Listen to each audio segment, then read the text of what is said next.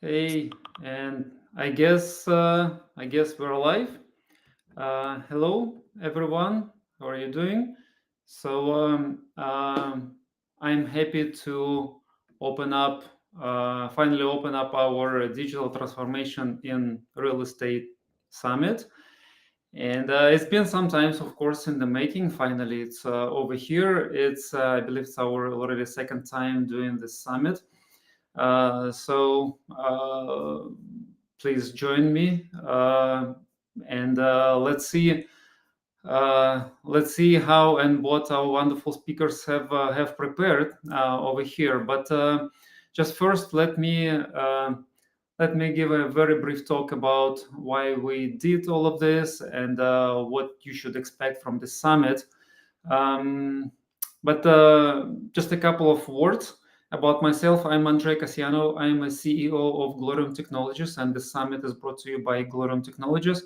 And at Glorium, we help real estate tech startups and real estate companies to create their digital products, and not only just create the products, but to create the products that their users really love and that market really accepts. And not only we help to develop those products, but we also help with product management, compliance, certification, and business consulting, and many other things, guidance for the real estate tech startups to bring them to the next level. And naturally, we hold many conversations with founders and product owners in this area.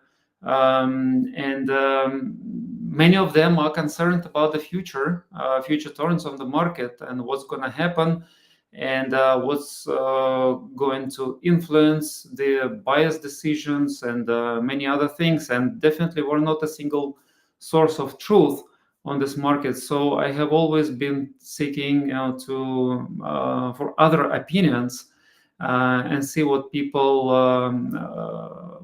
have to say about the current market trends, and especially about the tech trends. And so that's the reason actually we have decided to organize those virtual summits. This way we can bring in additional experience and additional opinions from the market leaders, and present them over to you, to our audience, in order for you to understand the shape and the trends of the market and what is best to do in your current state. Now, you'll say there are many other conferences on the topic of digital real estate products, and you would be absolutely right. And actually, I enjoy visiting all of those events and participating and hearing what people say. But the point is that we are trying to focus mostly on startups that are creating something new and something disruptive in the industry. And second, we are organizing the summit in such a way that we attract actual people involved in real estate tech business on day-to-day basis. so that they can deliver their view and share their opinion and experience and knowledge straight from the trenches. So we're not talking about theoretical conversations about somebody who is observing it from aside, but we're talking about hoping to get kind of a real actionable advice from those who have already done it and who have already been there and done that. Okay, so also kind of getting back to real estate tech market, let me share with you kind of a couple of thoughts on where we are now and where are we heading. So just to set the stage for our speakers. And so first of all, since we're talking about the tech industry and startups, let's not forget that it's not the best time right now. So we all know there was a peak funding for the startups back in 2022. It has dropped by now, and the drop is actually significant, more than double. And we're also observing the layoffs across the entire tech industry. And real estate tech is actually part of this whole trend, right? So in general, if we take a look at the market from this perspective, from the funding, from the job market, it's a little bit of a gloomy picture, and real estate basically, it's part of this picture. But from another point of view, it's quite a resilient industry, right? And but it's only a one-sided view. If you take a look at the other side, so at the same time, the market predictions paint an absolutely different picture. And the report, if you take a look at all different reports, they're all different, but they all have a positive trend in common. And so one of the reports that I picked, it says that the global IT market in real estate industry is expected to grow from $10.5 billion in 2024 to $17.2 billion by 2029. So it gives a rate of 10.32% during this period, which is quite significant. It's quite a big growth. And of course, North America accounts for the largest share of this market. And so everyone is free kind of to make their own conclusions about those two sides. But in my opinion, the real estate tech market is very resilient. We clearly see it growing, and the setback in funding and in job market is temporary. I think that the big guys are going to be back soon for their share in this big pie. It's only a matter of time when we see the rebound in the funding and in the job market in real estate tech, right? So let me share also just a couple of also opportunities in this market. I think they are very looking at where the real estate tech is. I think there are plenty of opportunities for the new products and for the existing products to drive the growth and further expansion. And the latest technology trends that drive innovation, they're going to be vast, and they're quite broad. And our speakers, they're all going to focus on all of this.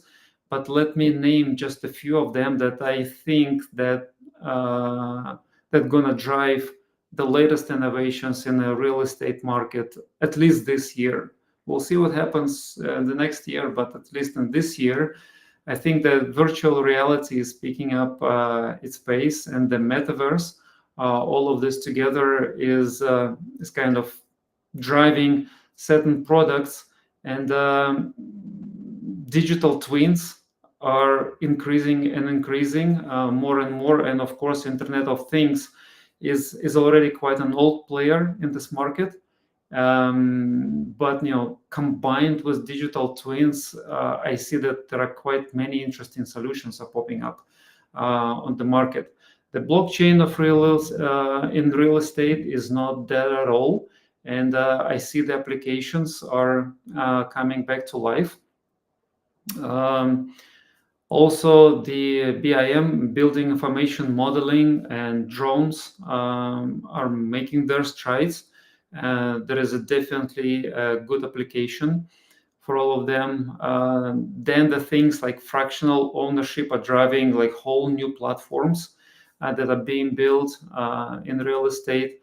And of course, data analysis assisted by artificial intelligence, and artificial intelligence in general, as you know, is quite a big recent hype and is driving quite many things, including the chatbots and virtual assistants here in our real estate market. And to continue, the property aggregation platforms, it's already quite an old thing, I would say traditional thing, but they continue raising it, they continue building up on the new features and showing up, kind of continue showing up that they have a big part of their market. Predictive analytics together with price prediction and valuation forecasting, all of this together forms, I would say, a very significant part, especially for the investors, real estate investors. And let's not forget, last but not the least, the cybersecurity. It's one of the biggest drivers, not only in real estate, but in many other industries.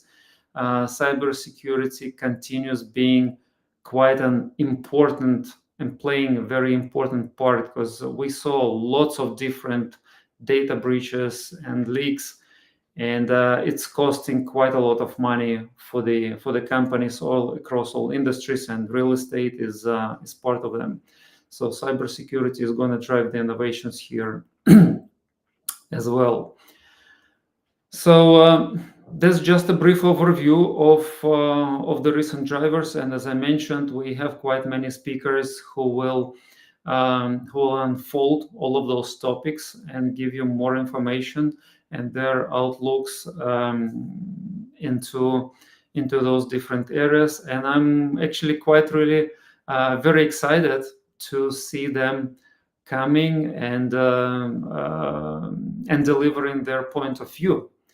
All right, so let's see what they have prepared for us. And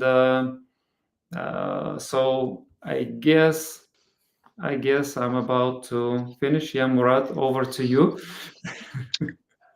Hi, everyone. Hi, Andre. Thank you very much for the quick going to the real estate market from technology perspective.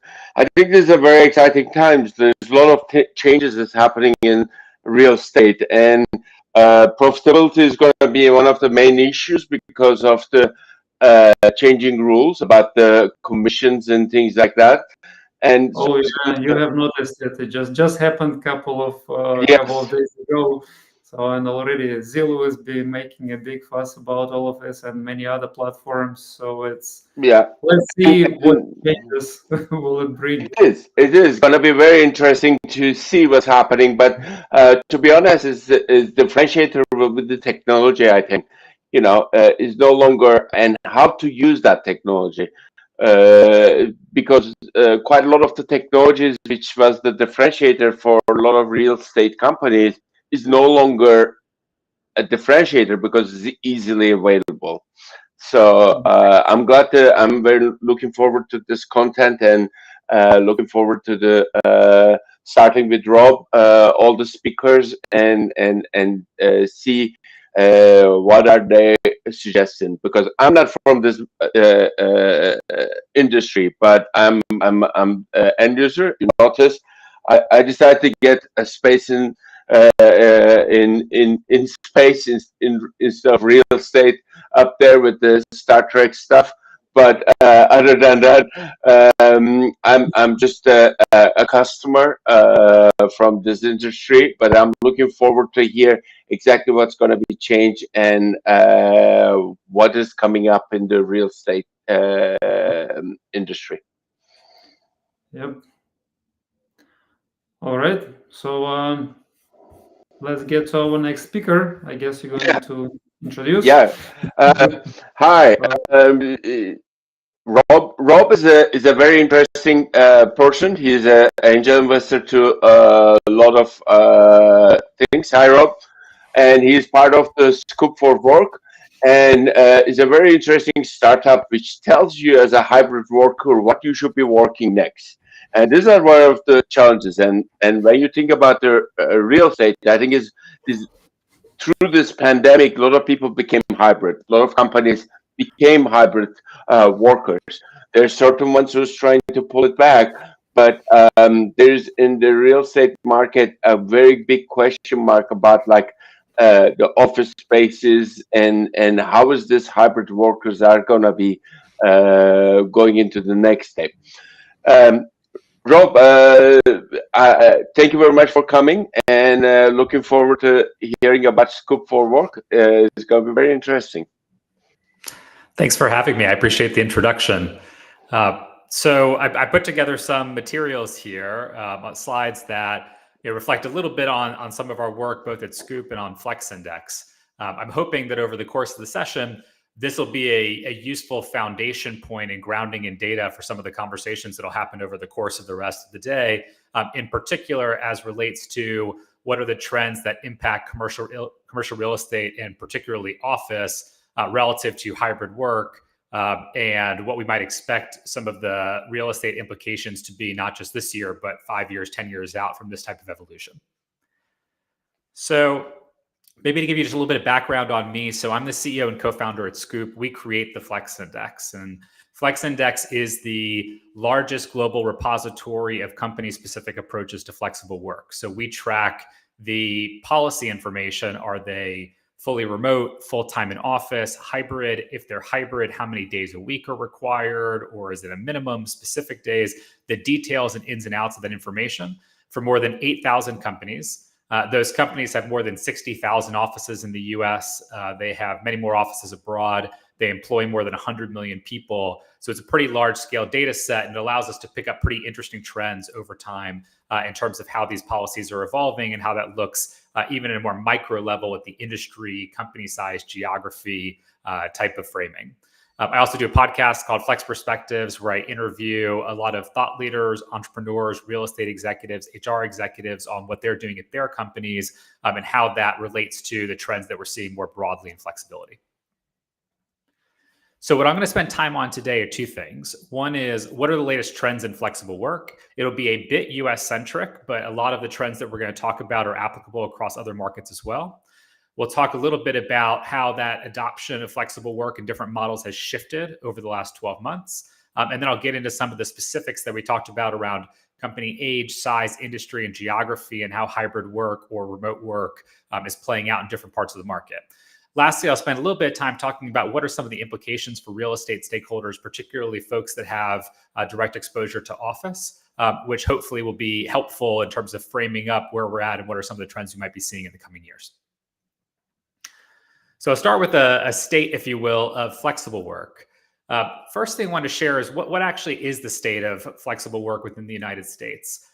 Today, we see 65% of US headquartered companies offer work location flexibility. When I say offer work location flexibility, think of that as they are not full-time in office. They may be hybrid. They may be fully remote. Could be 1 day a week required in the office, 4 days a week, but they have specifically identified a policy and communicated it that they are not requiring full-time in office work. 35% of companies in the US on an industry-weighted basis are full-time in office. So think about it as about 2/3 offering some level of flexibility, 1/3 requiring full-time in office. In practice, when you break that down, and we started tracking this data in early 2023, we've looked at it quarter over quarter to understand trends. One of the things I think is most interesting and maybe surprising to some folks is in Q1 of 2023, so about a year ago, it was about 50-50 split. So 51% of companies in the US offered some level of flexibility, 49% offered full-time in office. We've seen that diverge actually quarter by quarter, and it's continued to widen all the way to the 65-35 numbers I shared on the previous slide. So while sometimes in the headlines, we see a lot of discussion of a particular company returning to full-time in office, when you look at scale across thousands and thousands of companies, we're actually seeing more of a shift toward offering flexibility than requiring full-time in office from a policy perspective. This next page gives a little bit more granular detail on the different types of flexible policies and how they shake out across the US. In broad strokes, you can think about it as there are three buckets of policy types. On the one hand, there's fully flexible. When I say fully flexible, it means that employees at that company, and I'm talking about corporate employees specifically, but employees at that company are not required any minimum amount of time to go into the office, or maybe the company doesn't have offices at all. The second big group is what we describe as structured hybrid. So structured hybrid means that there is some expectation to go into the office. It's not full-time in office, but some portion of the week or some percentage of the time, employees are supposed to be there, and the company or a department might stipulate exactly what that looks like. And then the last group, of course, is full-time in office. If you look across these three groups, it's really split about a third, where a third of companies are fully flexible. We'll talk about where that exists most prominently, but in particularly in certain industries and in smaller companies. A third of companies are structured hybrid, and about a third of companies are full-time in office.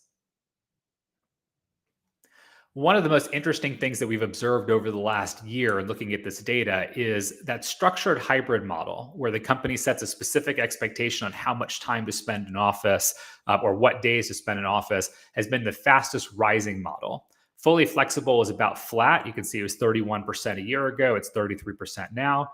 Full-time in office has declined from 49%, as we talked about, to 35% now. But structured hybrid is the biggest beneficiary of that shift in full-time in office, where 20% of companies were structured hybrid a year ago. Now that's increased all the way up to 32%.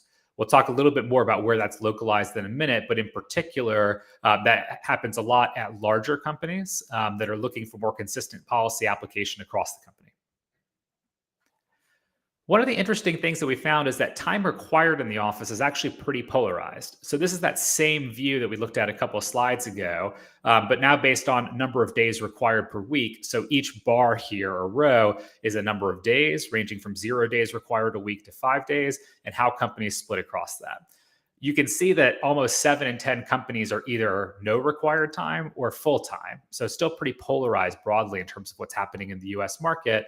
For hybrid, 2 and 3 days is much more common as a requirement than 1 day or 4 days. And we'll take a little bit more of a look at that in a second in terms of how that breaks down and the exact average of time that most companies are requiring if they're that structured hybrid model. Within structured hybrid, there are different types of policies. And I would describe it as there are 4 major policy types. This is not 100% exhaustive of all companies. And there are obviously individual idiosyncrasies that can happen with any model in terms of how a company applies it. But in broad strokes, these are the 4 models to understand. One is minimum days a week, which means the company sets an expectation that everybody comes in 3 days a week, for example. The second is specific days a week, where the company might set an expectation and say everyone should come in Tuesday and Wednesday. Minimum and specific days is a bit of a combination, where a company might say, we want everyone in the office 3 days a week, and one of those days has to be Wednesday.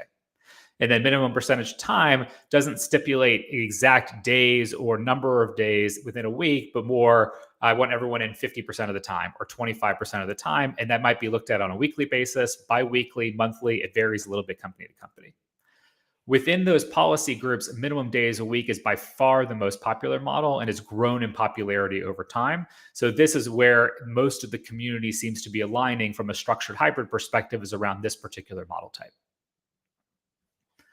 If you look at structured hybrid and think about the chart I showed a couple pages ago on days required in office, within the companies that require minimum days a week, 88% of them require 2 days or 3 days a week. On an average basis, if you weight average the expectation of all companies with this model type, the average is 2.57 days. So think about that as about 50% time expectation in office, 50% of the time working remote. That may vary a little bit by company size and by industry, but it's pretty consistent across the board for US companies to be somewhere in the 2 to 3 day range from a policy perspective. So I know it's a lot of information. That's kind of a good big picture understanding of what's happening in trends. What I'm going to do now is dig a little bit more into a segment level view, and we'll explain a little bit more about what's happening by industry, by company size, by geography, so you can see some of the different flavors in application of the way that hybrid work or remote work is playing out, and understand where you might have more exposure or less exposure, some of the different components to this in practice. So there's a pretty significant divide between small firms and large firms.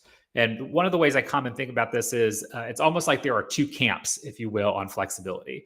There's the less than 500 employee camp, and that's that first bar here that skews really heavily toward fully flexible models where the employee can choose whether or not they're going to come into the office or the company doesn't have offices at all. You can see almost 3/4 of the companies with less than 500 employees are that model type, with a small group structured hybrid, another small group that's full-time in office. On the flip side, at the large employers, so 25,000 plus employees, fully flexible drops all the way down to 15%. Here, structured hybrid, where the company sets an expectation, is much more common. So about 2/3 of those companies in that size group are structured hybrid, with a small amount full-time in office and a small amount that are fully flexible. So one kind of like rule of thumb to generally assume is as companies get larger, it is more and more likely that they're going to be structured hybrid based on the data that we looked at. What's interesting also, though, is while different groups, as we showed, have different concentrations within fully flexible or structured hybrid or full-time in office, all size groups are moving a little bit in this direction. It's more pronounced at the 25,000 plus employee group in the 5 to 25,000. What you're looking at here is quarter over quarter change on a percentage basis in terms of the percentage of firms in that size group that either are fully flexible, structured hybrid, or full-time in office. So you can see the 5,000 to 25,000 group was a 5% move in the structured hybrid direction, 25,000 plus with a 5% move in that direction. And even some of the smaller firms are moving that way a little bit. So that seems to be the trend. It jives pretty closely with what we've seen over the last year broadly, and it's happening a little bit in each size segment, although certainly more concentrated in the bigger companies. There are very significant policy variations by industry. So if you look at these two charts, the top is what are the top 5 most flexible industries on a percentage basis by the percentage of companies that offer some level of work location flexibility, meaning they're either hybrid or fully remote. The bottom chart is the top 5 least flexible industries, at least as defined by what percentage of the firms require full-time in office within that industry. The folks that are the industries that tend to head to the top are more tech finance heavy. So tech, almost every company, 97% of companies offer at least hybrid or remote work. It's pretty rare within tech to see full-time in office. Despite headlines and things you might see from big bank CEOs, for example, financial services and insurance are also top 5. Most of those companies have come out with a structured hybrid model of some sort. Some are fully flexible. And then media and entertainment also is one of the most flexible industries. 93% of companies offer work location flexibility in that industry. The industries that tend to have lower levels of flexibility or require more on-site work, even for corporate employees, are the ones that are most foot traffic reliant. So the corporate employees in restaurants and food services, hospitality, retail and apparel, those companies tend to be on-site more often. I think a big reason for that might be proximity to customer. It's different in tech. It's not so easy to kind of feel your customer by going into a place. That's not how software works, for example, for the most part, versus if I have a department store or I have a hotel, by being on site, I can interact and kind of like understand customer flow. There's just a different relationship physically with customers in some of those industries. And I think that bleeds into some of the decisions that get made on return to office and the amount of time that's expected in the office. There's also a pretty significant skew here or variation by region. And this is within the US. And we'll talk about this specifically, but also there are interesting skews globally by continent and by region in terms of where flexibility happens. If you look at the top chart, again, this is top 10 now most flexible states. And the bottom chart is the top 10 least flexible states. A couple of things, and hopefully it's not too small for folks looking, but the states that tend to offer the most flexibility, at least the companies that are based there or have offices there that do, are mostly in the Northeast and West part of the US. I think some of that is because of industry concentration. Some of it is because of major cities and large cities with big traffic and things like that have tended to adopt flexible work at higher levels. Some of it may be politics driven too, and perspective locally on these topics. On the bottom side, the states that require the most on-site work are typically in the South. So for example, the number one is Mississippi, and then West Virginia, Arkansas. So that also may be driven by the same factors we were talking about before, different industry mix, different traffic patterns, kind of like different local politics. I think there's some pretty interesting variations there in terms of what's happening across different parts of the US and kind of how that adoption might play out differently. So I want to pull up now and talk a little bit about we spent a lot of time talking about the specifics on trends and what's happening in flexible work. We talked a lot about more detail on how this breaks out by different segments like industry, company size, geography. But I want to bring it back to the theme of this conversation, which is around what are some of the implications for real estate and in particular office, given some of these trends and where things are likely to be headed going into the future. So one thing that's important to understand, because it won't really impact the data today very much, but will become very impactful over the next 5 years or 10 years, is there is a very significant skew in what percentage of companies offer work location flexibility based on the age the company was founded. And this is not just tech companies, this is all companies based on the age they were founded. So in this chart, if you look from left to right, each segment, so to speak, or kind of like dots, are based on the year the company was founded. And the y-axis is the percentage offering work location flexibility. You can see there actually was a big shift from companies started pre-2000 to post-2000, and then another big shift that came post-2010 all the way up to now. A couple of reasons for that. If you think about the companies that were founded in these different environments, they're very different technology infrastructure and kind of like operating capabilities in the market broadly at that time. So the companies that grew up in the 2000s grew up, for example, with much better internet connectivity and software to support that and what it means to work remotely. The companies that grew up over the last decade or decade and a half grew up in the era of Slack and Teams and video conference and a bunch of other capabilities that made it easier to connect and collaborate when people weren't in the same place. That bleeds into their policy today, even if that policy was different at the time that they were founded, because it was very different pre-pandemic in terms of how a lot of companies approach flexible work. The important takeaway here, if you're a real estate executive or you think about exposure to real estate, is these companies that were started in the last 10 years, a lot of them are small today. But in 10 years' time, 20 years' time, those companies are going to be the bigger companies. And as the overall company base becomes more and more concentrated into post-2000 companies, that will broadly kind of shift the mix overall in the US in terms of the percentage of companies that offer work location flexibility. It will effectively make it become more and more common just as that company mix and age starts to evolve over time. A couple other things that we've looked at, and a lot of the data I'm about to show we did in partnership with Boston Consulting Group. We looked at 554 public companies that we had data for and looked at a couple of things. One was their revenue growth on an industry adjusted basis from 2020 through 2022.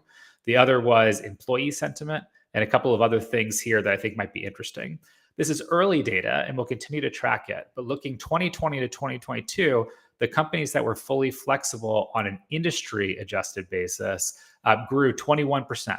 So that means it's not a tech skew, it is tech adjusted based on the average performance within tech. And that grew 21% compared to 5% for companies that were not fully flexible, meaning they were either structured hybrid or full-time in office. And if you were to break down that not fully flexible group further, actually the structured hybrid significantly outperformed the full-time in office group. And so the takeaway to me from this slide is that at a minimum, there is no harm being caused, at least in revenue performance charted to date, from offering more flexibility. And it looks like, in fact, there may be some early data that some of those companies are outperforming. This is an important thing to watch, right? Because it will change sentiment if employers think that they can offer more flexibility to attract talent, but also perform in line or better from a revenue perspective.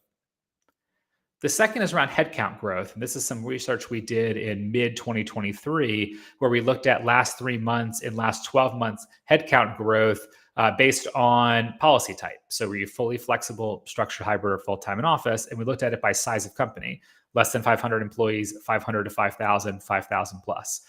What's interesting is that the fully flexible and structured hybrid groups outperform the full-time in office groups on headcount growth across all size segments.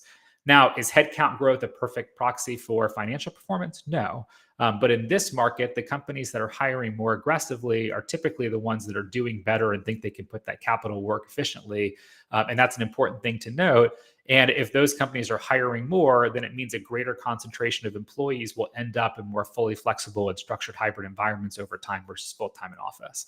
So this is another important thing to understand as we think about dynamics for office and how that might play out over time.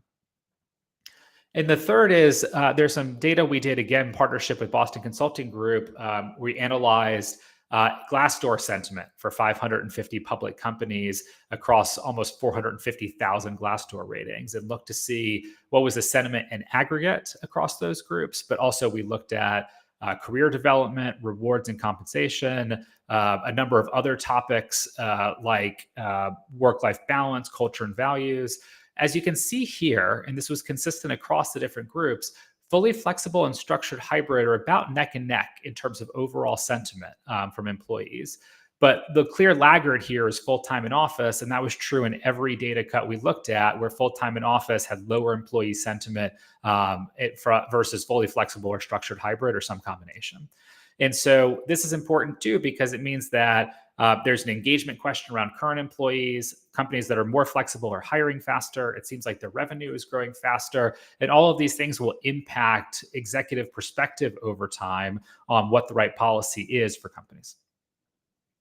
And then the last is, and this is probably something that this group is well familiar with, that leases are long. In the US, on average, are 7 to 10 years. For really large space, it can be 10 plus years. And so as a result, if you just think about where we're at in the cycle, we're 4 years post-pandemic, from at least the launch of the pandemic, if you will, which means that there's a whole bunch of space that's still going to turn over in 25, 26, 27, even into 2030.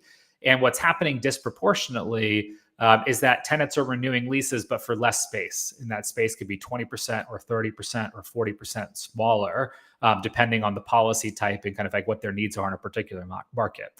So this isn't just an impact today. This will continue to be an overhang on office for the coming years, at least in terms of total demand. It is going to cause some serious rethink, both on the occupier side and any stakeholder when it comes to investment, brokerage, et cetera, in terms of thinking about where we're headed in office dynamics. So for me to pull up and look at this big picture for a second, based on all the data that we look at, which is pretty extensive, I think flexibility is likely to stay, and it seems to be trending that direction with a continued overhang on office demand. And I don't think that's going to bottom out in 2024. I think it'll be a few years still as that settles, given lease lengths and some of the other elements that we talked about. Average lease size is down. I don't expect that to pick back up. I think it's going to stay depressed. And so if you're a broker, the average space that you close with a client is probably going to be a little bit smaller. As companies think about that space, it might be more different spaces in smaller places. So the number of actual leases might go up, but on average, they're going to be a smaller ticket size, so to speak. I think there's going to be continued downward pressure on lease length as companies are trying to figure out how to react to trends here. Their own policies are evolving. And if their policy moves from 2 days to 3 days or 3 days to 2 days or 2 days to fully flexible, it massively changes the real estate needs for the company and the way they operate. And so companies are going to push hard for more flexibility. So I think the era of leases being on average 7 to 10 years in length is probably going to come to an end. And there's going to be a pretty meaningful push towards shorter leases that give occupiers a little bit more flexibility. Fourth, I think in line with that, flexible space, while a small piece of the footprint, I think is likely to grow. When I think about flexible space, I mean co-working spaces, kind of like more spaces that you can move in and out of easily, spec spaces. I think some of that stuff is going to evolve a little bit and continue to take a slightly larger, if you will, portion of the overall footprint for occupiers as they try to figure out how to give themselves a little bit more flexibility to move up or down with demand based on policy and what they're trying to do. And perhaps one of the most important things broadly to understand is this is massively changing, at least on the occupier side, what the real estate executive skill set is going to be. And if you think about what a real estate executive is asked to do today versus what they were asked to do 5 years ago, it's a very different question with a much more complicated calculus around the math of how much space and how are we using that space and where should it be. And so real estate executives broadly, I think, are being asked to have a much stronger orientation around data and metrics. That's both internal data and understanding use of their own space, and external benchmarking to understand how your usage of space compares to others that are like for like in industry or company size or policy. So that's going to be, I think, a big and growing piece of the picture here is how to enable occupiers and real estate executives with better data so they can make smarter decisions given the how much more this is changing versus making a decision every 5 or 10 years. Maybe the best way to encapsulate this as I start to wrap up here is the people strategy and workplace strategy picture is now much more intertwined. And for folks that are very familiar with how real estate on the occupier side operated 5 years ago or even 3 years ago versus how HR operated, there used to be some overlap, but these were pretty separate thought processes. And real estate was largely a function of some point of view on square feet or square meters per desk. What's our current headcount? How is our headcount going to evolve over the next year, 2 years, or 3 years? And that spit out a somewhat simple math problem for how much space we think we have or need going into the future. HR would have, or people would have some influence on that, but fairly separate. And people leaders were largely thinking about what's happening in terms of recruitment and retention and comp and benefits and learning and development and the different things that people traditionally think about. That's really very different today. And the way I often think about this, and maybe is a helpful framework for folks that are exposed or investing here, is it's now become more of a triangle where on one leg, if you look at the left here, there's your flexible work policy, which is how many days a week or what's your expectation on usage of the office. On the second leg at the bottom, you've got your office and real estate metrics, which are heavily impacted, obviously, by your policy in terms of what to expect, in terms of how often people go in and how they use the space. And on the third, you have your employee experience and engagement metrics, which are things like employee NPS and turnover rate, which are going to be heavily impacted by both policy and the experience you create in the office. And so if you move the piece on any part of this triangle, it's going to impact all the other pieces. And as a result, people leaders and workplace leaders are thinking much more closely together. In some companies, real estate is actually getting shifted to report into HR as there's an orientation toward people strategy driving workplace strategy around this topic. And so for anybody that sells into this industry or is thinking about kind of the evolving dynamics, it's pretty important to understand that this has gotten a lot more complicated. And as a result, there's a very different relationship here in terms of decision making. So hopefully that's a helpful summary in terms of what's going on that also will frame some of the conversations to have the rest of the day. I want to point out a couple other quick things for folks that maybe are interested in this topic or would like to learn more. One is we produce a lot of content around this. If you go to our website, which is flex.scoopforwork.com, I think you can see it next to my name here in the presenter piece as well. We do a few things. One is we publish flex reports. So every month we'll publish a deep dive on a particular market, particular industry, how certain trends are evolving. It's a pretty good place to get our latest research and insights on what's happening. So you can see them all there. The second is the podcast that I talked about, Flex Perspectives, where I talk to folks about emerging trends and especially operators and what they're doing at their companies. And the third is we put out Flexpert content, which means that we have guest writers put content up on our blog all the time who are experts in different topics like the evolution of co-working, or how to enable hybrid teams, or the thought process around real estate, and try and build a compendium of best practices as best as we can. All of these things are available on our site, but are good ways to be able to kind of track what's happening in trend data that might be helpful to you. The second is we have a product called Flex Benchmarks, which we really think of as trying to empower data-driven real estate executives. So we hear lots of questions around things like, for a Fortune 500 real estate leader, how does my office utilization compare to other companies that also require 3 days a week in office? Or how should I be allocating my space between individual workstations and communal space compared to other hybrid companies? And is there some optimal mix that drives better attendance or leads to a better employee experience? And so we put together a benchmark data set that companies can subscribe to be able to make better decisions at the intersection of flexible work policy, real estate, and engagement. You can learn more about that on our site as well, flex.scoopforwork.com, and get started with it. And then lastly, as I mentioned, we have stuff on our site. If you want to talk with me directly, or I could be helpful to you, please feel free to reach out. My email is rob@scoopforwork.com. I also put out a lot of our content and research on LinkedIn. And so feel free to follow me there as well, or message me there. I'd be happy to get in touch.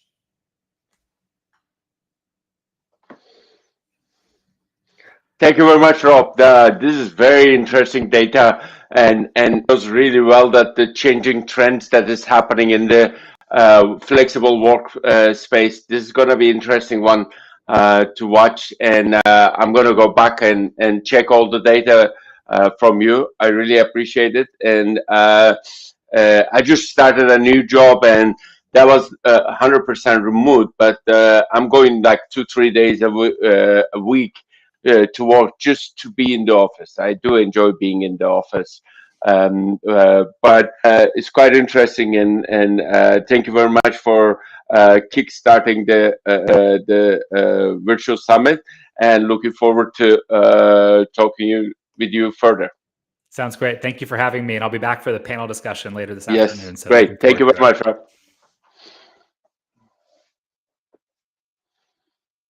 Hey, thank you, Rob, again, and Paul Doherty is going to be our next speaker, and it's very exciting. He's one of the big known names, and you can see from all the certificates and awards that he received. He's coming from the architecture background, but he's a known name for smart cities, and he is part of the Digit at the moment. And he co-founded a lot of different companies beforehand, but my favorite title is AEC Hackathon Pirate, which he founded. He's the co-founders of it, and anybody who has a pirate as a title sounds very good to me. Hi, Paul. How are you? Murad, it's a pleasure to be able to present here, and it's good to see you again. I do have one thing to say, though, about going back to work into the office. Yeah. After 3 years, my wife is throwing me out of the house, so I have to. That's true as well. And quite a lot of times, my wife tells me that living in the same house for 3 years is proven to be that our marriage will last forever. Well said. Well said. All right. Thank you very much, Paul, and looking forward to your presentation. Thank you, Mara, and thank you for everyone that is streaming into this particular session. I've been looking forward to this one because of its context into the real estate world and this idea of digital transformation. So allow me to share my screen over here. Just give me a second. I love when the technology works. So thank you, Glorium, for being able to get this in place, and let me then be able to share my presentation. So I'm going to be taking a bunch of different concepts, almost like a puzzle, and try to put it together in a way that can be contextual to how the world of real estate works. Because there's a lot of talk that, all of a sudden we have experts up online, especially on LinkedIn, that, 3 years ago they were the blockchain experts, and now they're all about AI. Yeah, well, good luck with that. There are people that have been doing this a long time. So a lot of these concepts have been around for a while, and they've either hit a technological limit and or the market just wasn't ready yet. But because of the things that we've been learning so far today, especially about this idea of flexible space, the idea of the commercial sector of real estate, we're also starting to see a lot of the effects of the past few years, especially with lockdown, with other types of facilities. Everything from education to healthcare to these different archetypes that we as an organization, as real estate developers, have to be keenly aware of what is the need of that amount of square footage or square meters, right? So a lot of the things that you're going to hear today are from a background. And I think what I want to do today is provide you maybe 5 to 10 minutes of the background of where we have been so that we can actually see if there is a pathway forward for you. And I do mean you as an individual, because there is no silver bullet on any of this. So we will be talking about digital twins and what does that mean, right? Because it is a big bucket. And a lot of people like to throw geometry, any type of 3D geometry, and call it a digital twin. That's not quite accurate. The same thing with AI. AI has been around a long time. This idea of the generative AI and chatbots, that's only one flavor of what AI is. We have agents. We have these different methodologies that can help you as an individual provide an augmented way of working. And then finally, we'll take a look at this idea of virtual worlds and how they can string together almost like websites with hyperlinks that create what is being called the metaverse. So let's just get down to it. My name is Paul. I am a registered architect, licensed architect, also a builder. But what I've done over the past, I'd say 15 to 16 years now, has gone into the world of being an owner on the side of partners like different leadership in different countries, specifically in China, Saudi Arabia, UAE. So I've had the luxury and actually the privilege of being able to work in these environments that had a need. And what we've done is taken a lot of this technology and make it human-centric, and I'll show you what that means. But we've received a very, very good run so far of mass media, taking a look at what we've done, visiting what we've done, and actually gotten some very good accolades. So we've been fortunate, because sometimes when you get in the news, sometimes it's a double-edged sword, but we've been pretty fortunate with that. But this is where I came from. This is the world of hand drawings, right? I had a T-square, still do, and angles and all sorts of ways of trying to communicate a medium so that the design intent becomes recognizable, becomes understood, and communicated successfully to constructors, to builders, to subtrades. That's the goal. And I think if we stop thinking about what the tools can do and start to understand that we're creating new mediums in order to communicate design intent for the capital asset side of things, I think we will quickly then understand that this is a life cycle. So things that happen during the design and construction phase are not isolated. They're not siloed. There's a continuum.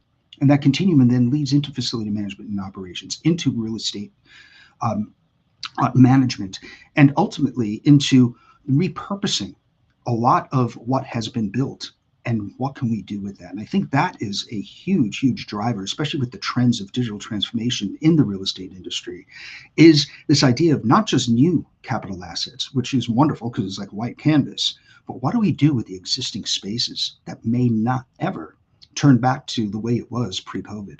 Right. So coming from this world of what's called butts and elbows, right? Everyone's all busy, on different 2D representations of design intent. So the medium was the pencil to paper, right? I was really intrigued back in the early 90s to a technology that was looking at taking CAD, which was really an electronic pencil, right? It was still a 2D representation of design intent, which can be interpreted. That's why we have lawyers. But now all of a sudden, I got introduced to this technology that came out of England originally and then wound up in Parametric Technologies. And then we had some refugees come out with that kernel because PT did not know what to do with this thing. And so, a group led by Leonid and Erwin started this group called Charles River Software.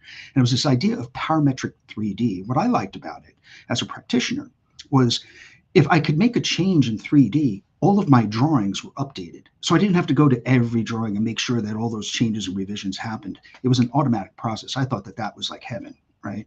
Well, we renamed what we were doing from 3D parametric CAD to building information modeling. We renamed ourselves Revit, and Autodesk bought us. So you can blame me, but I was part of that team, the founding team. But what's been interesting is watching how this tool was not meant for the architects of that age, right? But we were brought into Autodesk, and that was their market. This was really meant for a different type of design professional, and it was meant to create this new medium, right, of communicating design intent, which is now known as virtual design and construction professionals. So, 20 years later, it's finally now meeting market demand. And there's experts in it that are much better than I am on how to use Revit, although, I do have the 1.0, but man, the way that this thing has gone. But that's a limitation to the capital asset side of things of real estate. What I'm really excited about now is how do we take BIM and enable it to be not just for design intent, but make it more like a router. Why? Because the I in BIM is what's most important, that data. The structured data with inside of this design intent communication vehicle needs to be, well, emancipated. So some of the background here about how that led up to Revit and where we're going to take off from that one statement, meaning what does BIM want to be as it moves into the future, really came about from this. This is a book that I wrote in 1997 called Cyberplaces. It was called The Internet Guide for Architects, Engineers, Contractors, and Facility Managers. The reason why I wanted to show this is that in 1996, I was working in 3D and helping advise a group called Planet 9 out of San Francisco that had a contract with the San Francisco Giants baseball team.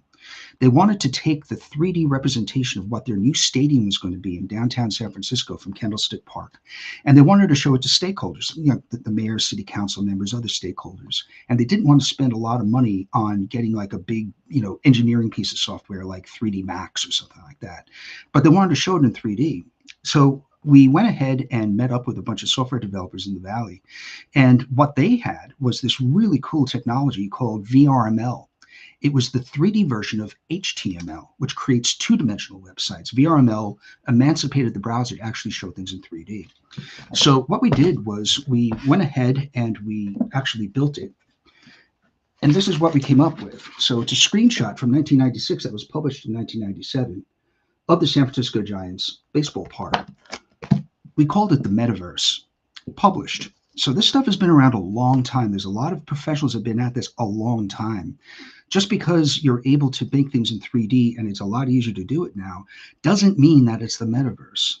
So what I want to do is showcase the nomenclature and the taxonomy of how we can communicate better and start making accurate decisions when we start hearing these terms. So in this case, here's a conceptual idea of a 3D digital twin of a downtown area, right? What we like to do is take a level of detail approach to this, because you can have one model with a lot of data inside of it. So the geometry can be one model, but the amount of level of detail is going to be dependent on the medium communicating to the design and construction professionals in a meaningful ways. Meaning, sometimes you just need a schematic. A riser diagram for a plumber or an electrician. They only need the schematic. They don't need a photorealistic 3D, digital twin. So understanding that there's different ways of looking at all this, I'm going to show an example then of a photorealistic 3D. This is a model that we did of the entire area of the Expo 2020 in Dubai. And I wanted to show this, not because of its bad feedback right here, apologize for that, but to showcase and scale how we can start to communicate better. And in the world of virtual worlds, which is really what this is, how we use gaming engines to tell stories. Because up until now, we needed to take the 3D, and let's say for marketing, and I could do a fly through the building or around the building to showcase the best of the architecture, the details, all those things. But that's me as a producer and a director showing you what I want you to see. The idea of emancipating BIM means that you could put it onto a gaming engine, things like the Unreal Engine from Epic Games or Unity or any of these types of tools that allow the end user to move through this digital asset space. And again, the space is more like a grand illusion, meaning that it's still bits and bytes. It's the design intent now becomes a new medium. And that's the promise to commercial real estate and the world of real estate in general, of new digital assets that can communicate better. So when we start to take a look at how we can start to provide that nomenclature, right, and that taxonomy, categorization, for lack of a better word, we like to take a look at a progression. meaning that digital twins are like a mirror of what is in place, hopefully. But the idea is that that digital twin then becomes a functional tool to help with analytics, reporting, all of these different things that can be color coded potentially. Again, the design intent to the constructor in the capital asset phase, moving into facility management that can showcase things like maintenance, repairs, operations. That visual metaphor then, when you put it onto a gaming engine, creates a virtual world, meaning that you're allowing the end user to move through space and create their own story. Sometimes you don't want them to go into certain places. Well, guess what? Inside a virtual world, you could limit based on roles where people move in this digital realm, right? Now, the big promise here is this idea of spatial computing. And in Davos at the beginning of this year, what was announced was a publicly available protocol based upon HTTP, if that rings a bell, Hypertext Transfer Protocol, right? HTTP is how the idea of links and hyperlinks work in the two-dimensional phase of the web, right? So you can go from one site to another or within a site from page to page. That's what HTTP brought. We now have a spatial computing way of taking 3D and linking it to reality, meaning that we can actually use HSTP or Hyperspace Transfer Protocol. Now the hyperspatial transfer protocol. Now that means that I can take things like my, how about my Nest thermometer, right, and link that to maybe Ring on the outside of my door for surveillance and also for notifying me that there's someone at the door. These are primitive examples, but when you put those into a 3D world, especially in the world of the digital world, we're finally getting to something that is like this huge light bulb that went off a few years ago with me because of my son. My son's 13 now. He went through the progression of working in Minecraft, graduating into Roblox, and now he's like the king of Fortnite. That seems to be the pecking order, right? And what I noticed is that him and his friends, I thought, by going into gaming and because of lockdown and everything, that his social skills would be, well, maybe not up to the standard that I would think, right? Boy, was I wrong.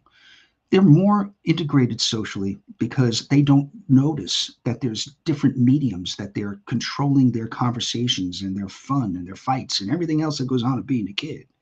They don't see the difference between the digital world and the physical world, this cyber-physical relationship. And that's where real estate is going to grow. Because the younger generations, this is their domain. They're the natives. We're now the immigrants. So us trying to feel comfortable and start to push down on this thing and calling everything the metaverse, that's not quite true. But what is true is that through spatial computing, along with this idea of virtual worlds, and the idea that we can link things digitally that will affect the physical world, that is exciting. We have a white canvas right now. And that's the idea of moving from the level of detail of what you see in the geometry on your screen into this idea of levels of engagement and levels of experience.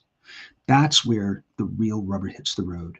So your job, if you are on the design side, is that we now have a new medium and you do not interface with it with a mouse or a stylus, or even your hands.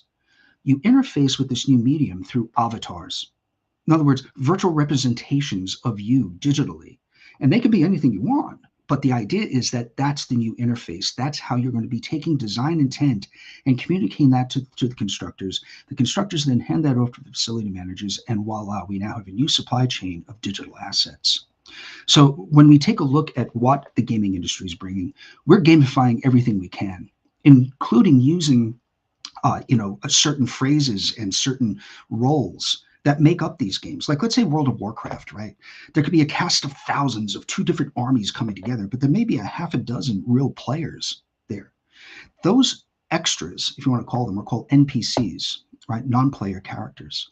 Now, this becomes a very important piece because as we gamify our job sites, as we gamify our buildings, now all of a sudden we have to start thinking, could we have subject matter experts that are learning over time expertise in building type, in building function, building workflows? And could we then have an avatar as an NPC become part of our team? It's the same way that, like with McKinsey or PwC or Accenture or Boston Consulting Works, they find subject matter experts, put together a team, and they solve the problem. We're looking right now at the beginning steps of watching people that could be a sole practitioner in Cleveland, Ohio, and suddenly they want to go for an RFP that they want to build a new library, but I've never built a library in my life. Well, let's go up online, let's pull down the library NPC, and suddenly I have an assistant that is the world's expert in pre-design, design, construction, and facility management for libraries. Now I can compete with the big boys. The democratization of what gaming brings is just starting to scratch the surface. And this is where I get excited about this subject matter expert type of way of working in a gaming environment. Another way of working with that, which I'll show you quickly here, is the idea of that we have a job site. And a job site, in my mind, works just like a game, where the game never ends. When you go up into Fortnite, let's say, right, you as an individual or you and your team enter Fortnite Island. You fly in, don't you? But that game is ongoing. Your participation in it is at that moment in time. And then, once your game's over, the game continues, but you're just not participating. Imagine a job site on a capital asset project that never ends. We as the humans, again, the cyber-physical relationship, we as humans leave, but I may have trained my avatar so well that that avatar, that is the virtual me, continues working. For what? Well, overnight, things like reconciliation, making sure that the materials or the laborers coming to work the next day, that they have their workman's comp, that they have all these things in place that normally I would do first thing in the morning getting onto the job trailer. Well, that's already taken care of, so that I'm hitting my stride right from the get-go as I then physically enter that realm, that physical job site again.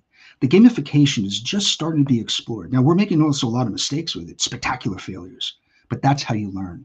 You quickly move in, see if this works, and then move on.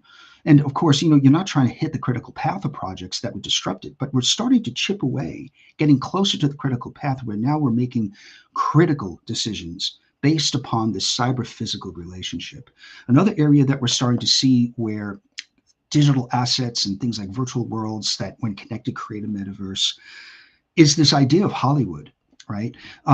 It was spectacular to me to watch during COVID the entire Disney Plus series of things like The Mandalorian and other types of TV shows that looked like feature films, right? I mean, the special effects were unbelievable on these things, and they were quick. They came out every few months with the next season. How did they do it? Well, there's this new way of shooting film and TV and metaverse and all sorts of things based upon microscopic, tiny LED lights that when put together, they can create a 270-degree concave screen along with a ceiling that also projects light and images. So imagine now taking your building information model that could be on a gaming engine and then leasing that to Disney. Why? Because you may have a photorealistic, amazing scaled version of Times Square. And instead of Disney going out and spending all the money and sending people on site, they actually project it into this new type of facility called the volume that all of a sudden takes into account lowering your CGI or your post-production costs by 35%. Why? Because you're not shooting onto a green screen and then using special effects on top of it.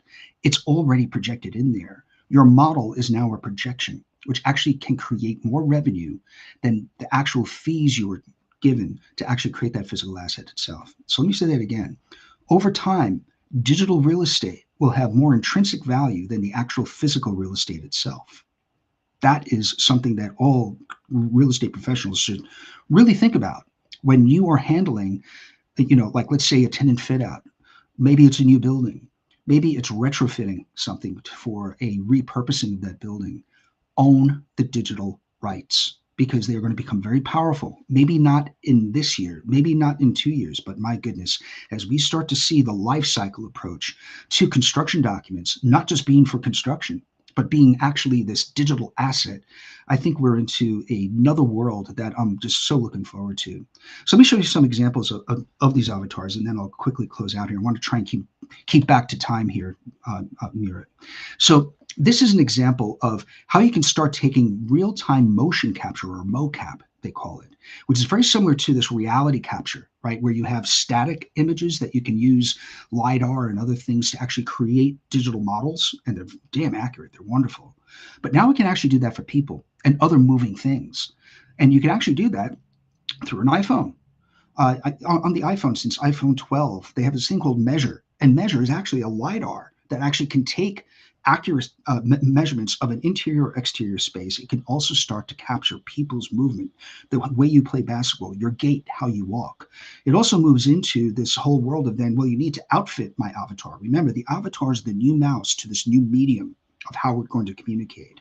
And this means that when I take a look at Epic Games and how they have this thing called V-Bucks, which is their digital currency, and you can buy it like your local Target or Walmart or anything. It's usually hung up as a card next to, like, Buffalo Wild Wings and TGI Fridays discount cards, right?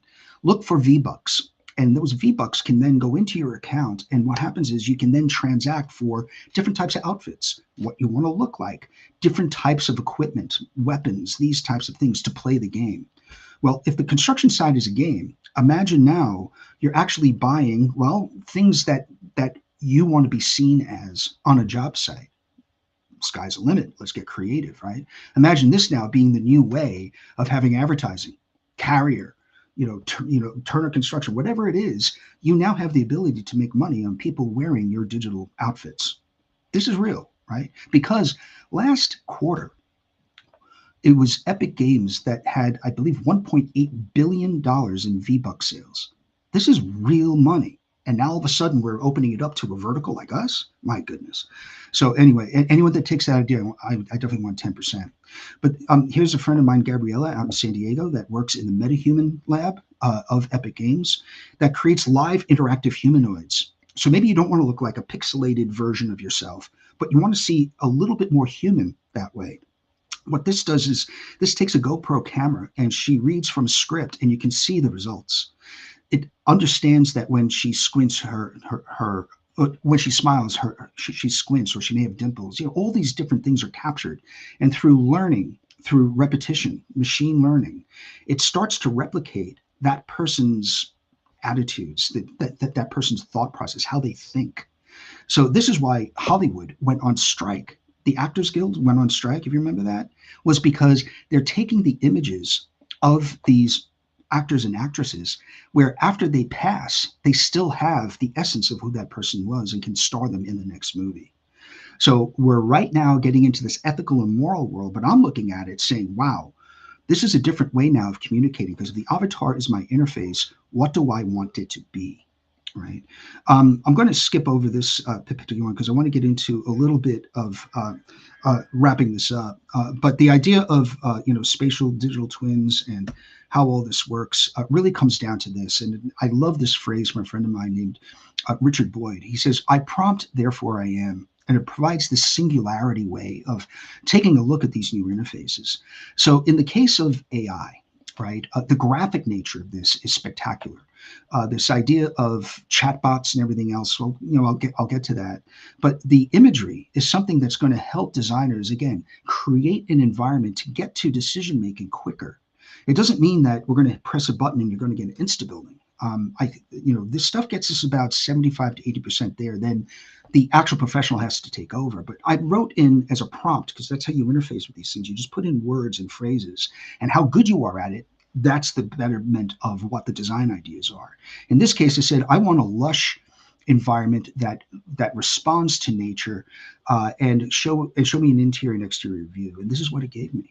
Right. So there's a lot of ethics and morals associated with this, because it's actually taking images from scraping the internet. So, there's copyright issues, yada, yada, yada. But right now we're still learning. Midjourney is one of my favorites. It's on the Discord platform. And again, this is an idea of a prompt. So how you prompt is, in this case, you go /imagine, and then you put in words. There's a prompt architecture. It gives you 4 different views of what you were looking for. On the bottom, you can see I wanted the interior of a virtual reality theater. And that's what it gave me. But I really started off saying, I want to see me as Batman. And this is what it gave me. Sometimes I just don't like AI. But and then finally, just some projects here just to show you the how this is actually being put into practice. This is a project in Riyadh. It's called the Cube, or the Mukaba. The and this is a 400-meter squared building that can fit 20 Empire State Buildings inside of it. It's meant to be this gateway to a new world. Again, this cyber-physical relationship where you as an individual or you as a family or you as a group can come into this facility and start to see the fantastical nature of a new way of doing retail, a new way of staying in hospitality, a new way of interfacing with other humans that takes technology to another level. Again, it does take into account this idea of holograms, of being able to have different experiences. Again, that idea of the level of experience. And this whole new way of adapting and adopting to the kids, because we're not designing this for a lot of us on this call, right? We're doing it for the kids that may not even be born yet, because they are going to be wired differently, because that's just the way that things work. So I'm pretty excited about how this can be put into practice. This has to be finished by 2030. If I had hair, it'd be falling out right now, but we're going to give it a shot. So we also have done a virtual reality theme park in Qingdao, China. Very interesting about place and space, and what does that mean when you're in VR, and how do you then separate inside of an amusement park the people that are fully immersed inside of like let's say a Vision Pro or a Quest 2, as opposed to people that are using an augmented experience through like a tablet or a smartphone. So we've had some challenges design-wise to actually figure this out, and we feel like, well, it's coming up out of the ground, as you see here, that we have a good enough understanding to actually now start to release this out. This is a project in South Korea that we designed and have master planned.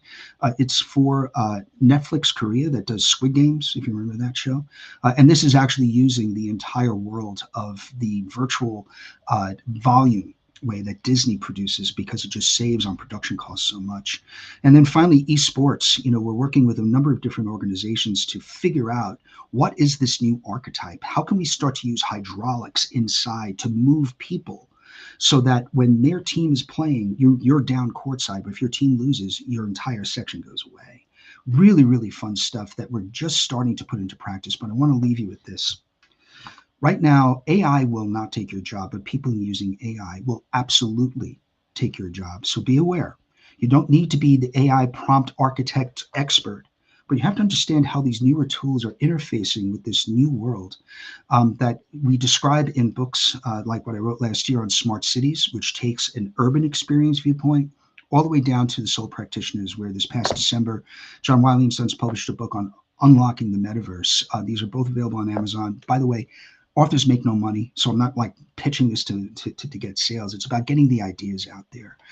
By the way, I was really proud of this one. This actually was released as a #1 new release on Amazon. So there was a lot of pent up knowledge that needs to be spread out there. And finally, just like Rob previously, he has a podcast, I do too, with my partner, Marbu Dennis. We are doing some very interesting talks with various celebrities and different folks from inside of our industry, outside of our industry, in order to elevate discussion. Because quite frankly, I'm sick and tired of just talking about technology, because it does come down to people. And when you see the projects I work on, I'm going to be affecting a lot of people. So that means that I need to have a different type of compassion, not just empathy, but compassion for what are we developing this for, and who are we doing this for? It just can't be for people that have a lot of money that can travel to go to these far out places and experience these things. So I think, as we move through the rest of today, I want to thank Glorium Technologies for having me on here. Let's start thinking about the word love and stop associating it with me too. Because I think the love of self, the love of colleagues, and the love and passion for our industry is something that is not talked about often enough in business. So with that, much love. Thank you, Paul. Really appreciate it. This was very exciting. I mean, I'm one of those people that I never been a gamer, but I love the gaming technologies, and I closely watch it and I follow. And I'm glad to see that everybody is in every industry start thinking that way, and leveraging the technologies that comes with it. Because as you were saying it, I have a 17-year-old. They're growing in this era, and their demands and their requests are going to be very different than before. Thank you, Paul, for a great thing. Looking forward to read your book. Thank you. Paul, I was very intrigued. I'm the next speaker. Nice to meet you, Paul. I'm very intrigued about what you're doing. In fact, I'm so intrigued that we're taking the. I'm involved in an organization that's actually creating not a large language model, but a large diagram model. The ability Perfect. to actually go into the blueprints and actually be able to semantically be able to extract those relevant information. So you're what I loved about your talk is you talked to that layer of the gaming, of the architecture and things like that. We're doing a bottom up approach Love of it. actually understanding and potentially being to ability to create these things conceptually and also technically bottom up. So I think at some point what you talked about and what we're working on will meet, and I think that's the world we're talking about, Paul. I love that, and much That's success on your presentation. Thank you, Marat. thank you. Thank you, Paul. Haytham, welcome, and looking forward to hearing from you as well. Haytham is the Chief Technology Officer at Siberian AI, and he used to be in RealT.co as a CTO. But one of the important things that he was lately contributed is decentralized finance. I think that was one of the big projects that he was involved. When you think about it, decentralization is becoming even more challenging when Paul and everybody's going to talk about. There's a layer of a different world that's coming up there. So how are we going to do finance in the virtual worlds? And it's going to be another interesting one. I mean, we used to talk 10, 15 years ago, world is flat. Not only flat, but it has a layers of virtual worlds on top of it. And it's going to be very interesting to see. I mean, we see things like, virtual reality stuff, but it's becoming much more part of our lives.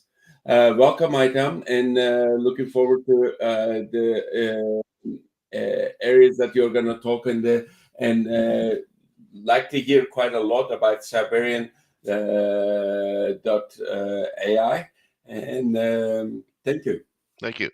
Thank you, Murad. I appreciate you having me here. Let me see if I can just share my screen and get this thing started. Let's see here. All right. Let me see if I can put this in presentation mode. Is that coming out clear? Yeah, it's working great. Thank you. Okay, great. Thank you. Again, thank you, Glorium Technologies, for having this virtual summit. I think this is very beneficial. I've enjoyed hearing the speakers, and it's been, I think that real estate is going through a transformation today. So what I want to talk about today is, first of all, oops, sorry. Looks like I've got my timer on here. Sorry about that. There we go. What I want to talk about today is like actually a couple of things in real estate, and one of them is how ownership works in this world that we see today called fractional ownership. And then I'm going to kind of what I mentioned to Paul bounce off and talk about how AI is transforming and potentially being a force in changing how real estate operates. And this is going to be more on the not the gaming or the architecture side and some of the conceptual augmented reality stuff that Paul talked about, which was wonderful. But this is more on the ground up and moving up from that scale. So let's go ahead and get started. My name is Haytham Allos, and I've been involved in blockchain and artificial intelligence for quite a long time, for about 12 years now.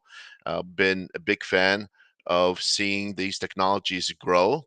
I was the ex-CTO of RealT.co. For some of you that may not have heard of it, it was one of the first companies to offer decentralized ownership, fractional ownership of real estate, and was started in 2019. It's still going strong today. In fact, it's the leader in providing true decentralization. And also recently, the last couple of years, I started a company, Siberian.ai, that specializes in creating what are called artificial intelligence experts. And I'll kind of talk about that towards the end of my presentation here. Have a couple slides in AI, but a couple of topics we'll approach today. Sorry about the confusion of blockchain and AI, but hopefully we can put this together.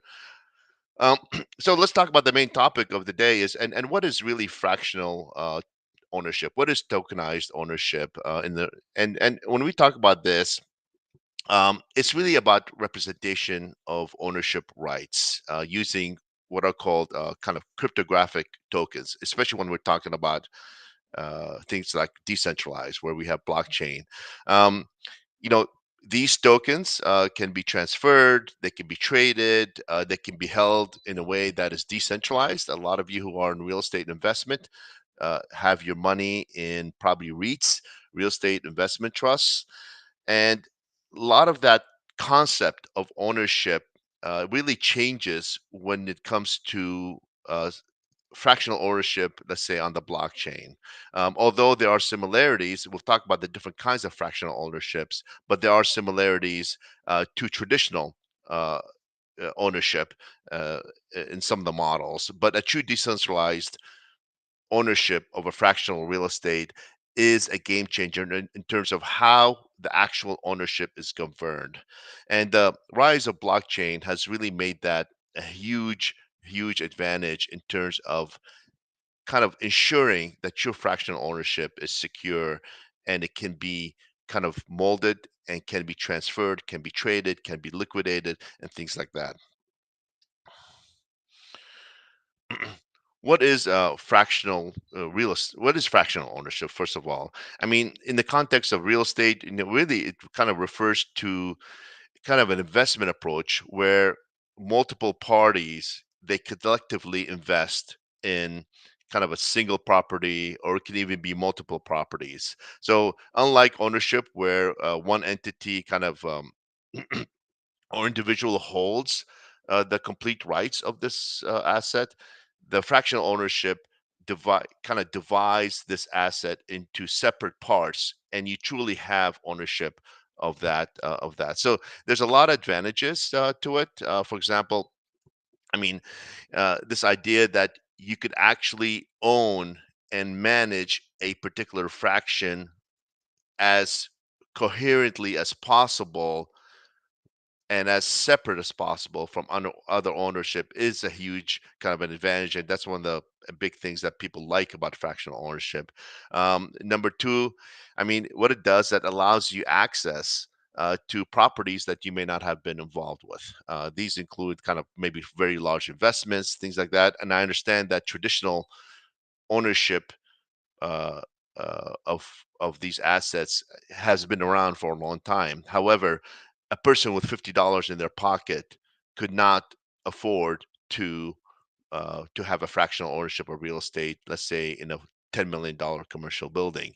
And but fractional ownership through these different methods that I will discuss actually allows you to do that. I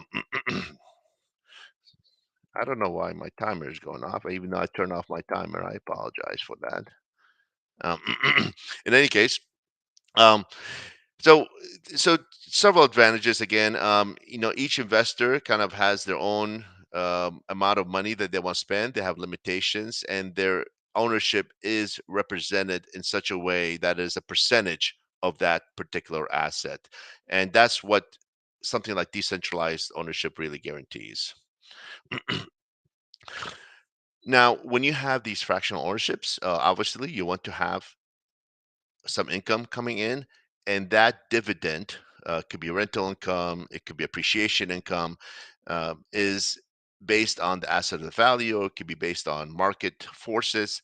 Hence, those are distributed to you in different ways. For example, for decentralized, you have the blockchain where you will receive potentially your income through stablecoin or something like of that nature. Um, so there's a different ways of actually how you uh, end up with your dividend. And then one of the other things that is great about fractional ownership is that you have diversification of your portfolio. You can have $500 and you can choose, for example, to put those, each token is $50, which is a fractional ownership of, let's say, an asset. Then you could go ahead and buy 10 properties, fractional ownership of 10 properties. So a lot of flexibility in terms of having accessible investment options. There are three types. Uh, I mean, I'm categorizing three types of ownership, fractional ownership. You have, I mean, what I'm calling kind of a traditional fractional ownership. These are ownerships where they're under strict regulation from the SEC, and we'll talk about an example of that. I'll have an example of each one. And where your fractional ownership is more like it's kind of managed by a brokerage. It is SEC regulated. It is more of the risk is managed very well, and also a lot of decisions that you would make. Let's say in a decentralized world where you're actually have the ability to make those decisions are actually managed by the organization. So that's more of a traditional ownership. You have more of what is called a kind of a decentralized fractional ownership, and this is the progressive ownership of fractional real estate. And I'll provide an example. For example, RealT.co. And what that model says is that you actually possess this particular ownership, and it is encoded and is represented on the blockchain. And once that happens, then this particular token which represents your ownership, can then go ahead and can be managed, could be traded, could be liquidated, could be you can also use it to offer people to lend money on, or you can borrow against it, all in a kind of a free flowing kind of an environment. So that's more of that fractional decentralized ownership. And then you have kind of the mix of the two. And the reason you have the mix of the two is because right now the regulatory environment is very uncertain about how the this fractional ownership really is going to work in the future. And the SEC has been back and forth on this for a while. And so now you have kind of this hybrid fractional ownership where you have some regulatory considerations, but you still have some flexibility and adaptability. So I'm going to kind of maybe talk about just one aspect of the different types, and that is kind of the blockchain tokenization, this idea of decentralization, and what are really the benefits that are associated with something like this. Again, just to kind of recap, the idea is that to represent your ownership in the fractional ownership of the asset, we represent that as a token on the blockchain, and this is called the true decentralized ownership, fractional ownership. What that allows you to do, as I mentioned, is that it has really amazing advantages in terms of allowing people that would never have been able to be in real estate investment to be in it. For example, when RealT.co, you were able to buy a token for $50 sitting in your couch, and you became an owner, and the property management and things like that would be taken care of. Your dividend would come in weekly. You were able to lend or borrow against this particular token. So one of the great advantages is lower capital requirement, and what that means is that traditionally in the past you would need anywhere from $10,000 to $100,000 to get into a REIT, for example. And then that kind of dropped where the barrier was about 4,000. But if you think about half the people in this country, they're living paycheck to paycheck, and they want to have an opportunity to invest in real estate. And with fractional ownership, you have as low as $50 um, a kind of an ownership. So people have never been able to invest, now they can invest. Again, you could, in a true decentralized blockchain driven fractional ownership, you can liquidate at any time. The property management is managed outside of you, so you don't have to do anything like that. And then in terms of risk, because you have this diversification, the risk by is managed by because of your diversification in the different properties, and you're allowed to buy these different fractional ownerships.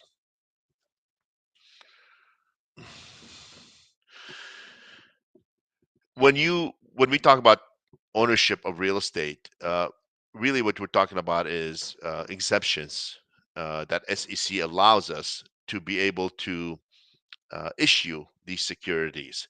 And there are three main exemptions that SEC allows for. And these are in order, right? It's Reg A, or sometimes called Reg A plus. There's Reg D, and there's Reg S.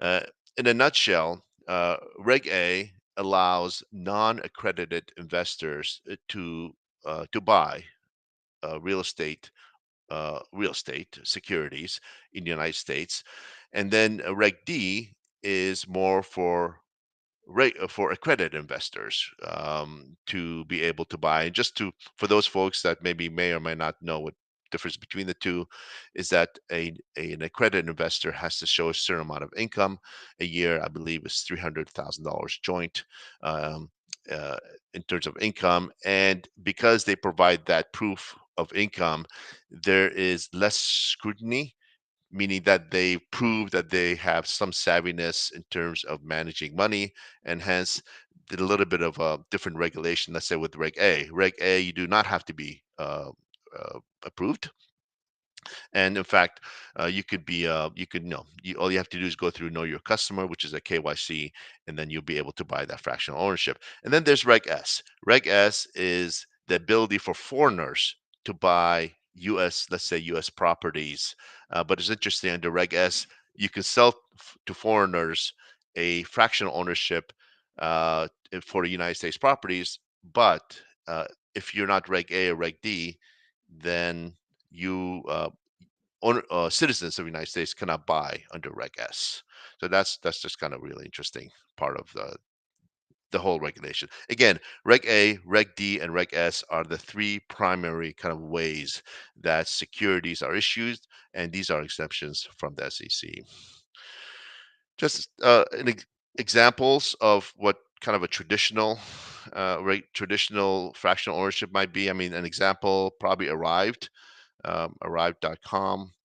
and it's one of those. And I think there's maybe Amazon is invested in this company. I don't work for this company. I don't work for any of these companies, but this is an example. And under Reg A, meaning you do not have to be an accredited investors, you can actually go and see their assets and their portfolios in real estate, and you can buy fractional ownership, and it's I believe it's very low, maybe $50 to $100 last time I checked, and you can actually own the property, and you will receive dividends from those, and they're distributed to you in your brokerage or in your account that's there. So it's a cash to cash kind of a transaction, and it's managed pretty well, and it's got some good ratings.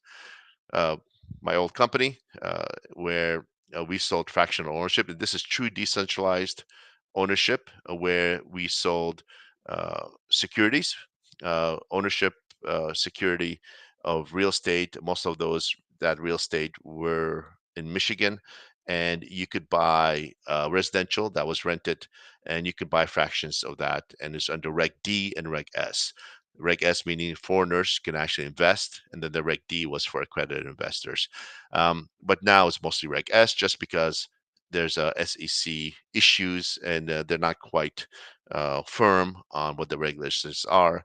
But again, this is true decentralization, and there's a lending platform, there's a borrowing platform, and you can do many things with your fractional ownership. Lofty I consider it more of a hybrid environment, where the fractional ownership is represented on the blockchain. However, they're under Reg A, and they manage the fractional ownership in a kind of a hybrid regulatory manner. So I would consider those more fractional ownership. So what are the advantages and disadvantages of having fractional ownership? I mean, like I said, there are many different advantages, all the way from having a level of ownership, feeling that pride that you're invested in some real estate. There's transparency, especially when you're in a decentralized world. The blockchain is known for, that's what it's good for. It's known for its transparency, and also its security. There's potential income generation through this, meaning that you could actually have pretty good cap rates as you invest in a lot of these things. And but however, there are some disadvantages with this fractional ownership. Depending on the model that you choose to invest your money in, there's a lot of regulatory challenges. As I said, SEC is not quite firm on its regulations about how this fractional ownership should be represented. Traditionally, it needs to be a brokerage. It needs to be very tight. The actual token is held in a much more regulated way. However, this is not the case for blockchain, and hence there are these challenges. There are sometimes limited exit options. If you want to get out, there might not be enough liquidity in the market for you to get out if you have that fractional ownership on the blockchain. And you don't really, it's possible that you don't have that much control over that asset. And this is kind of the potential risk for all this. And so I want to go back to kind of this progressive way of how we represent ownership, and that is in a decentralized way. And I mentioned the company RealT. Now, why, really, what, in a nutshell, what is it about that makes it so compelling? Well, the whole idea is that you're breaking down the mediums, the barriers to all those kind of layers that manage your ownership, which really means cost. You actually now have a peer-to-peer between you and the asset. You have a representation of your ownership without all those mediums. And so that's a huge advantage. And when you represent those in a token, that's a huge advantage. Another thing is that there's a lot of transparency. There's a lot of kind of a verifiable proof on the blockchain, because the blockchain is, you can scan it, you can retrieve all that information. So there's a lot of, there's a lot of advantage to that as well. Also, the integrity. I mean, what goes on the blockchain is immutable, meaning that it cannot change, and hence, it's a real advantage to have that comfort that was being, actually, the transaction that's there hasn't been altered by anyone, or it hasn't been deceived.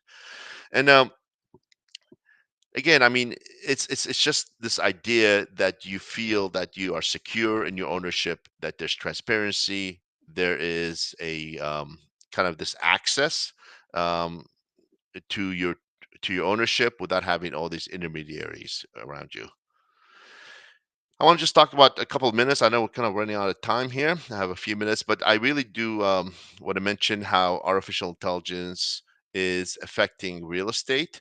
And again, Paul, I think, did a great job in kind of showing how at a visual level and things like that, how that world is changing. I want to talk more like uh, more maybe tactical, more kind of bottom up. Sorry, let me just not quite sure why it's doing that. Okay. In company Cyberbian.ai, we're building kind of the next level of AI in terms of how we can create true AI intelligence experts. Right now, it's a lot of it is knowledge based. This is where we are today. But in my line of work that I'm involved with the company, is that we really are trying to build true AI experts. Experts not only have knowledge, but they can have skills. They can have ability to really execute. And this is what Paul was talking about. These assistants that are true experts. For example, a true architect, a true maybe Wall Street analyst, things like that can really do that meaningful work. So I'm involved in that area, but just want to mention how AI is reshaping the real estate industry, and it's across the gamut. And again, a lot of this depends on how much data we can source. It doesn't mean that they're in this order in any way, but the more data we can source, the more of this is a reality. So, for example, think about automated valuation models. Those are dependent on many factors, right? All the way from the area, from the market. There's trends. There's all kinds of factors. So, if we have data on all that, even a lot of unstructured data, then we're going to be able to assess these appraisals or do these automated valuation models much better. There's going to be predictive analytics, and that is the ability for us to forecast based on many different factors. Again, if we have that data, right, it's going to be all dependent on that. And how good is that data? But once we have that data, there's nothing stopping artificial intelligence from creating these predictions about the market. We see it right now today. Customer service. Customer service is, I mean, uh, an AI real estate agent. It's not a dream anymore, right? Now you can have conversations with these agents. And in fact, I think I was on LinkedIn. Someone sent me a link to one of their AI agents, and I thought it was great. I mean, it was amazing. And they don't sleep. These agents, they don't need coffee breaks. They don't need healthcare. They're on 24 hours a day, and they can provide you with the assistance you need. I mean, AI is going to go as far as even property management.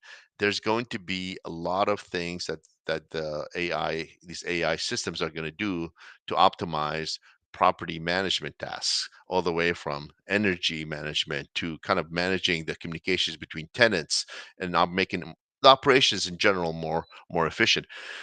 And then there's going to be that ability for you to that AI assistants to be able to personalize the recommendations for you based on your own liking and things like that. So those are all coming down the pipe.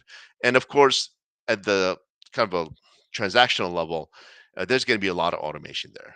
There's going to be, the whole the paperwork that you're doing right now, explaining maybe the gotchas in the contracts, being able to understand leases, and it's just the whole ability for a medium to walk you through the process. There's going to be a lot of that going on in AI as we kind of approach this new world. And not to say this is going to replace traditional real estate experts, but it is going to enhance that workflow. But you're still going to need these experts, obviously, because transactions are very complicated. Well, that is it for now. I appreciate everybody, tuning in and listening to this presentation. Hi, Haytham. Thank you very much, Haytham. Really appreciate it. This was quite interesting, and it was a great overview of how AI is going to change significant stuff from real estate management and facilities perspective. I think it was a great talk. Your fractional ownership information really triggered me to think about over 10 years ago. I was living in Singapore, and Singapore seems to be really futuristic about real estate, and because of the limited land that they have. And they were seriously thinking about do they own the virtual rights to the Singapore land? So if a game and etc. is using the land, should they be charging it using the in their games? So that was quite interesting that they can sell multiple layers of real estate to there. So thank you very much for the talk. Looking forward to talking with you further. Thank you, Murad. It was great. I Thank really you. appreciate it. Thank you. Bye-bye. Next is David. David is joining us from Algemetric. Algemetric is a company, and David is playing a significant CTO role in there to securing the data analytics and real estate information. And this is one of the biggest challenges with a lot of startups and companies are using analytics, is how to make sure that the data is real and consistent and updated, and also how to secure it, making sure that it can be securely accessed. Hi, David. How are you? Hello, I'm doing good. How are you? Good. Thank you very much. And looking forward to your information about the security and all the different challenges that we have with data analytics on real estate industry. All right. Thank you very much, Murad. Thank you, everyone at Glorium Technologies and everyone that is watching right now. I appreciate it. I am very passionate about what I'm going to talk today. Is typically a hard subject for some people, and I like to talk this in very simple terms. I come from computer science. I specialize in security and privacy. But what I notice is that when you bring these subjects to a more business view of it, it gets way more interesting. And when we talk about use cases, applications, then it gets super exciting, as opposed to just stick to deep down in the technology terms. So I don't want to sound like I'm throwing like buzzwords all around. So I really want to speak in terms of how this is applicable in the real world. So I appreciate all the speakers that came after me. Very interesting talks. I'm super excited about the content of the summit. And today I want to talk about how privacy enhancing technology and privacy focused analytics can enable smarter decisions and can revolutionize the real estate industry by adding this strong component of security and privacy to the already amazing analytics world, right? So we are talking about a new season. We are entering a new world of privacy preserving data processing and visualization in the real estate data. And the challenges that the real estate industry faces are no different than many other industries. And what are those challenges? There is a big problem here.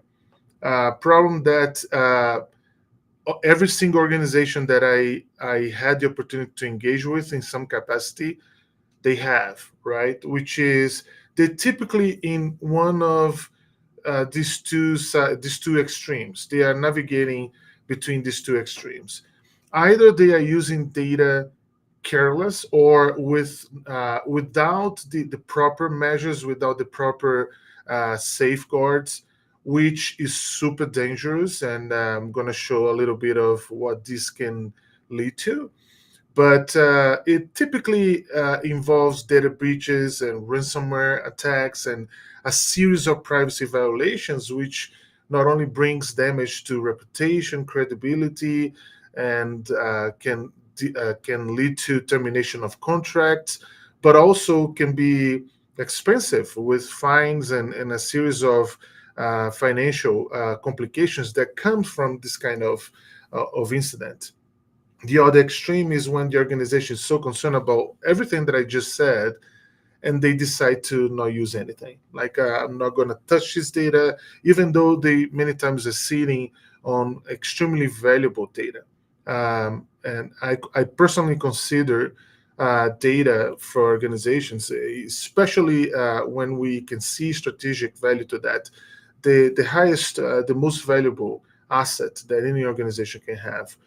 So not touching it, not working with it, not using it for improving operational efficiency is really not the way to go.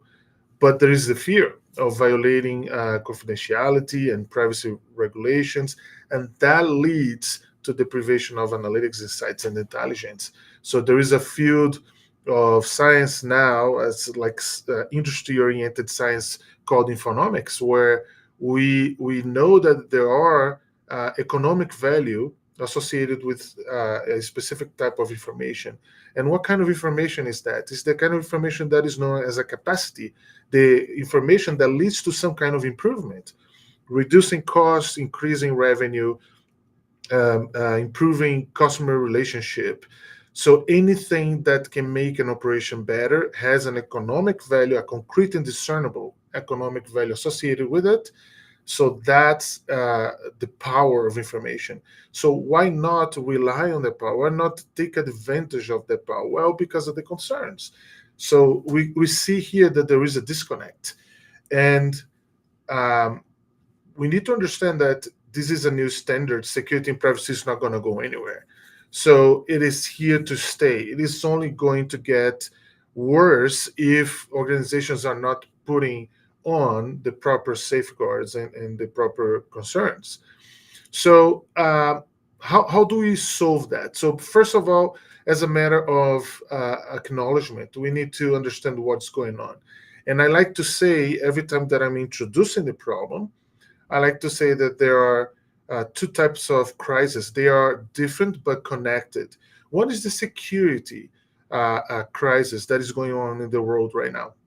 The other one is the privacy crisis. And I'm not going to go too deep right now into this, but typically the difference between security and privacy is that security deals with access, with the protection of who access what, right? When it comes to data security. Whereas privacy is a little bit more fine-tuned. It's like how information is used and what kind of information is used. It's not just having access to it, is for what purpose and for how long. So privacy regulations, they are very specific about the use of data. And if they even see that there is no concern about privacy in the design of an application, the organization might get fined.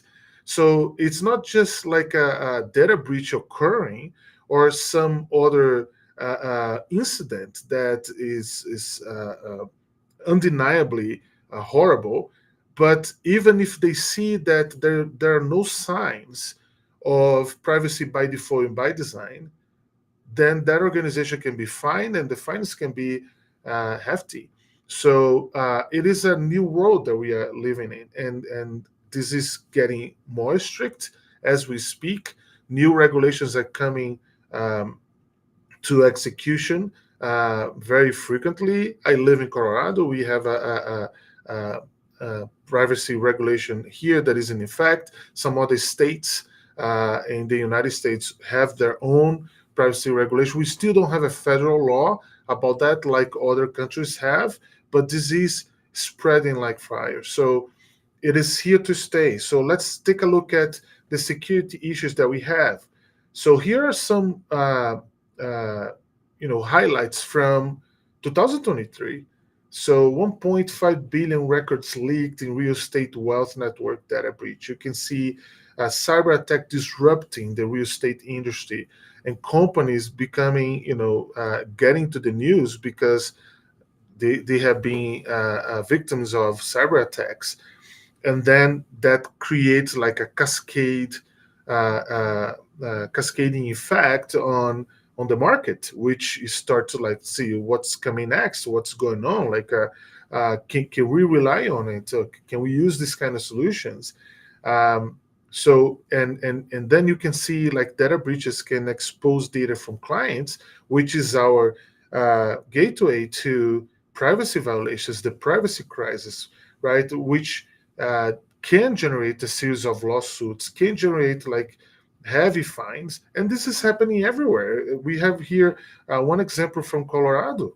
Colorado real estate brokers settles data breach class claims, right? So we have the 14.5 million fine in Germany applied by the GDPR. So those are just like this is just a small sample. We are talking about something that has been systematically occurring just now. And like I said, if you see the trends, there are several websites that they track both cybersecurity, both security threats and incidents as privacy violations. We can see the trend is growing, even though there are new service providers every day offering solutions to try to solve this problem. It is so gigantic. The amplitude of this is so tremendous that the trends are just growing and growing really quickly. So I will start with the bad news, right? So the bad news is that it is true. It is true. The more you use data, the greater the exposure to security and privacy incidents. That's a fact. If you need like to use data to make more informed decisions, then you will need more data points. And these data points needs to be meaningful. You need to have attributes that are relevant to the decisions that you need to take. So you are going to use information from organizations, but also from individuals, from people, and both things are problematic. Like I'm going to talk about what kind of protections exist and what we are trying to protect. But just as an overview, when it comes to an organization, there are a series of concerns in place.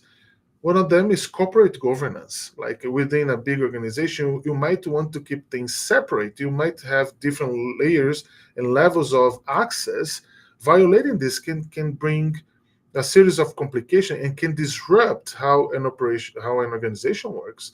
Talk about investigations, talk about ethics, talk about enforcing rules and normatives that are important for the company to be compliant with, either standards, regulations, or the own norms from that company. But we have competitive advantage that can be compromised. We have intellectual property that can be compromised.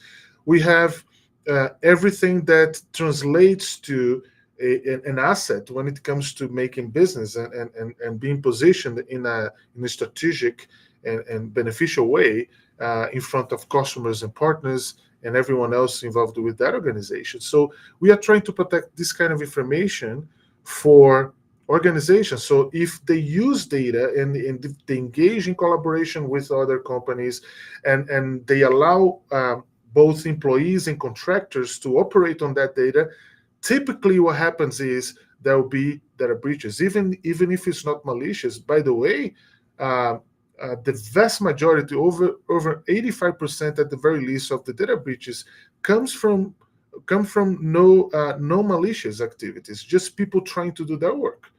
And it's mostly an inside job. Like they are trying to execute some task and to provide some result that is important for the company. Many people are doing research and then providing reports, and bad things happen. So that's one example, an illustration that's just a consequence of using data. You need more data points, you need more attributes, you need more relevance, but then you're going to get information that, if leaked and if accessed by a non-intended party, this is going to be problematic for the organization.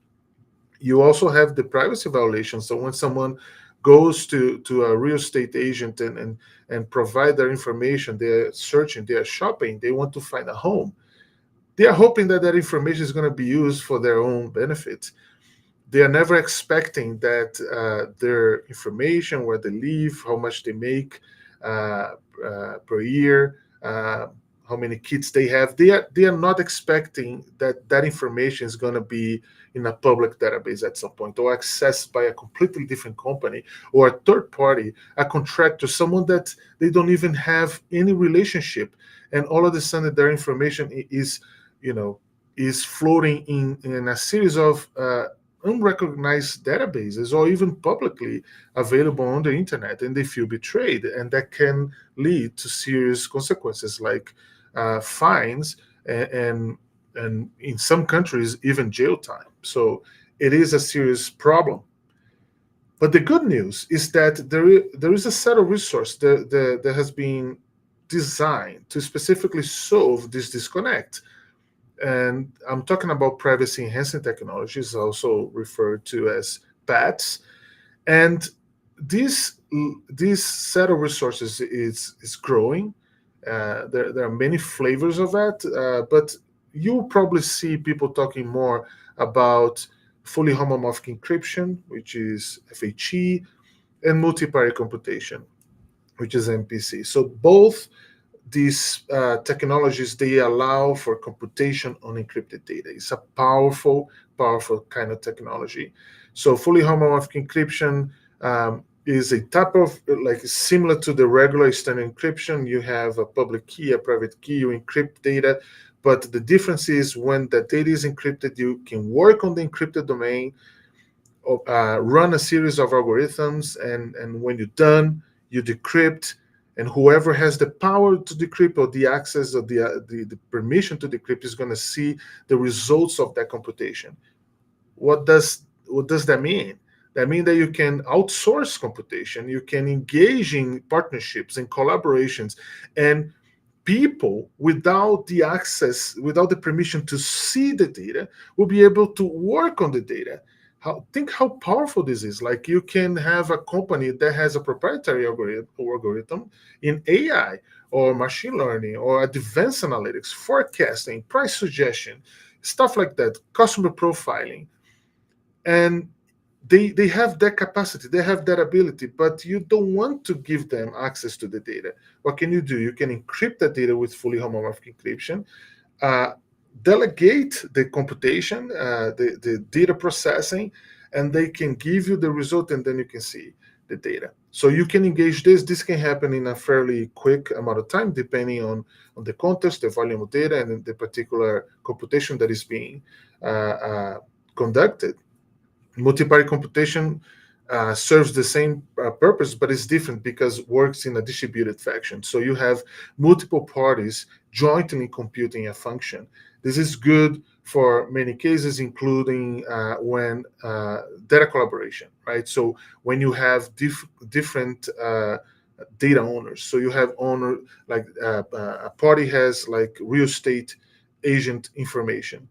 Another party has like a series of homes that are just new homes. Another party has information about used homes and so on and so forth. So vendors, constructors, and builders, and so you have, if you have multiple data owners and they want to extract insights and see intelligence being built from multiple data sources, but they don't want to compromise their information, they can engage in this kind of collaboration and without revealing whatever they define that is confidential, personal, or sensitive.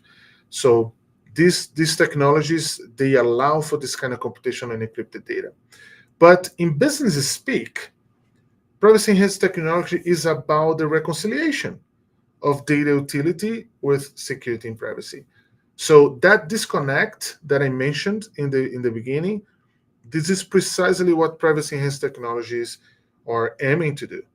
It's aiming to solve this problem, close this gap, and allow the people continue to rely on important information, continue to extract value from information from data, even if it is sensitive, even if it is confidential.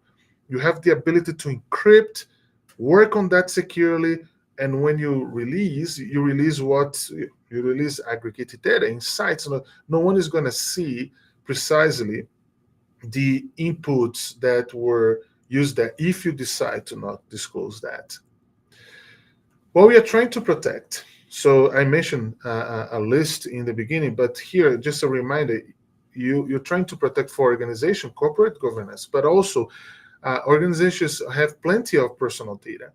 Confidential data, like the term to be confidential through contracts and agreements and between organizations. GDPR and other privacy regulations make a distinction of personal data and sensitive data. Some personal data is deemed to be sensitive due to the importance and the complications if that data is leaked. That includes sexual orientation, political affiliation, religion.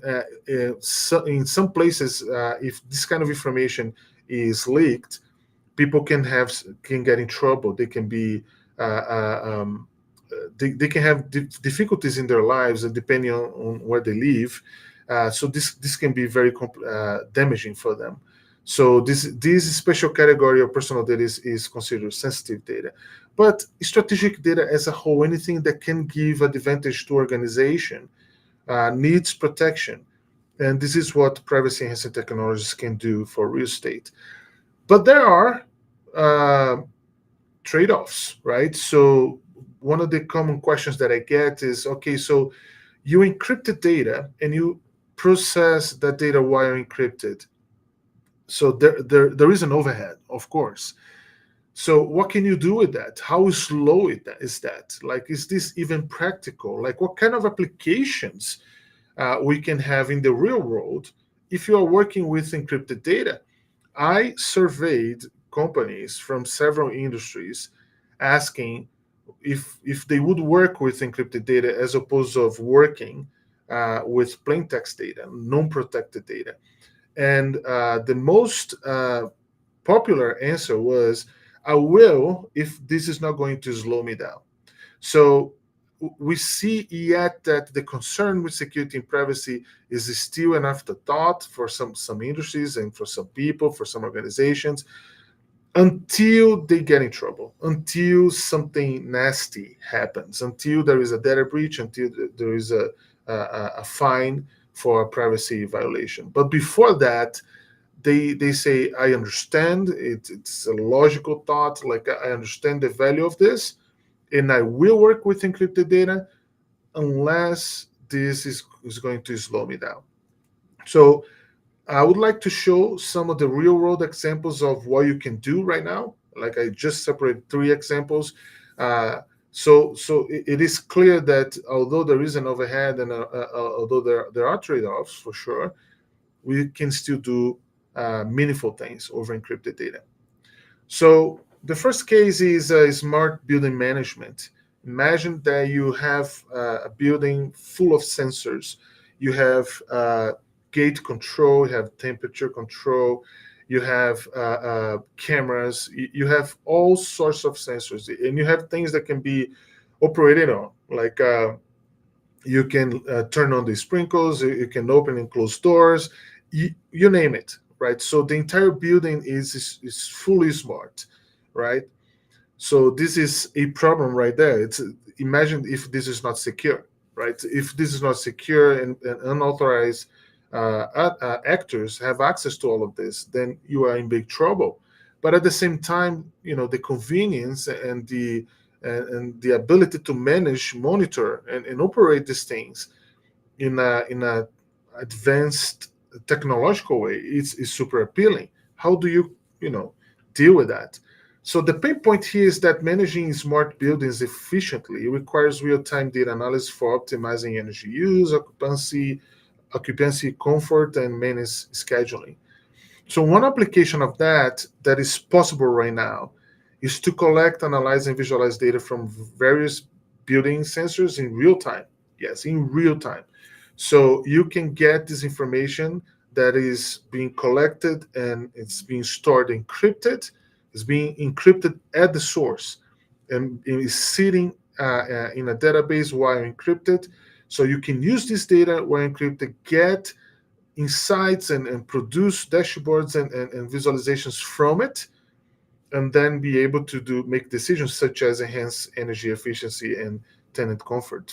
So one practical example is to use heating, ventilation, and air conditioning systems based on occupancy. So you can track how many people are in the building, and then you adjust your heating, ventilation, and air conditioning systems based on that in real time. So another example is to use the customer data that you're collecting. Remember, this is immediately personal, but it can be extremely sensitive as well. But you can use to personalize property recommendations. So a pain point here is that real estate agents struggle. I talked to several already, and they struggle to match properties because they work with data that is coming from multiple data sources, and sometimes just doing a search is a hurdle for them. It takes a long time, and sometimes they would love to have something that is instantaneous. So the application here is to use data analytics, advanced data analytic capabilities that can analyze client preferences and property features and generate personalized property recommendations. Data can be coming from multiple data sources, and these different data sources are not willing to show some of these things or to share some of these things, but everything encrypted, you can get the recommendation without compromising the information that has been deemed as confidential, personal, or sensitive. So an example here is that an agent can filter properties based on specific client criteria, such as location, preferences, budget, desired amenities, thereby speeding up the property matching process. One of these real estate agents said to me directly, I would love to get a call, and while I have the customer on the phone, I love to do this entire process with like dozens of data sources, and then get the recommendation and say, yes, I understand what you mean, I understand what you're looking for, please check your email, everything's in there. So this is possible today over encrypted data. So finally, improve data-driven investment decisions. So that's for investors. imagine that the pain point here is that it can be challenging to analyze vast amounts of marketing property data to make informed investment decisions in a timely manner. So emphasis on timely manner. So if real estate agents, they deal with multiple data sources, imagine investors. This is even more true. So the application here would be to aggregate and analyze data from multiple data sources. Again, these data sources might not want and probably won't want to share many of some aspects of their information. So the ability to do that in a secure and privacy-preserving way, providing investors with insights into market trends, property evaluations, and investment risks, this is where the value is.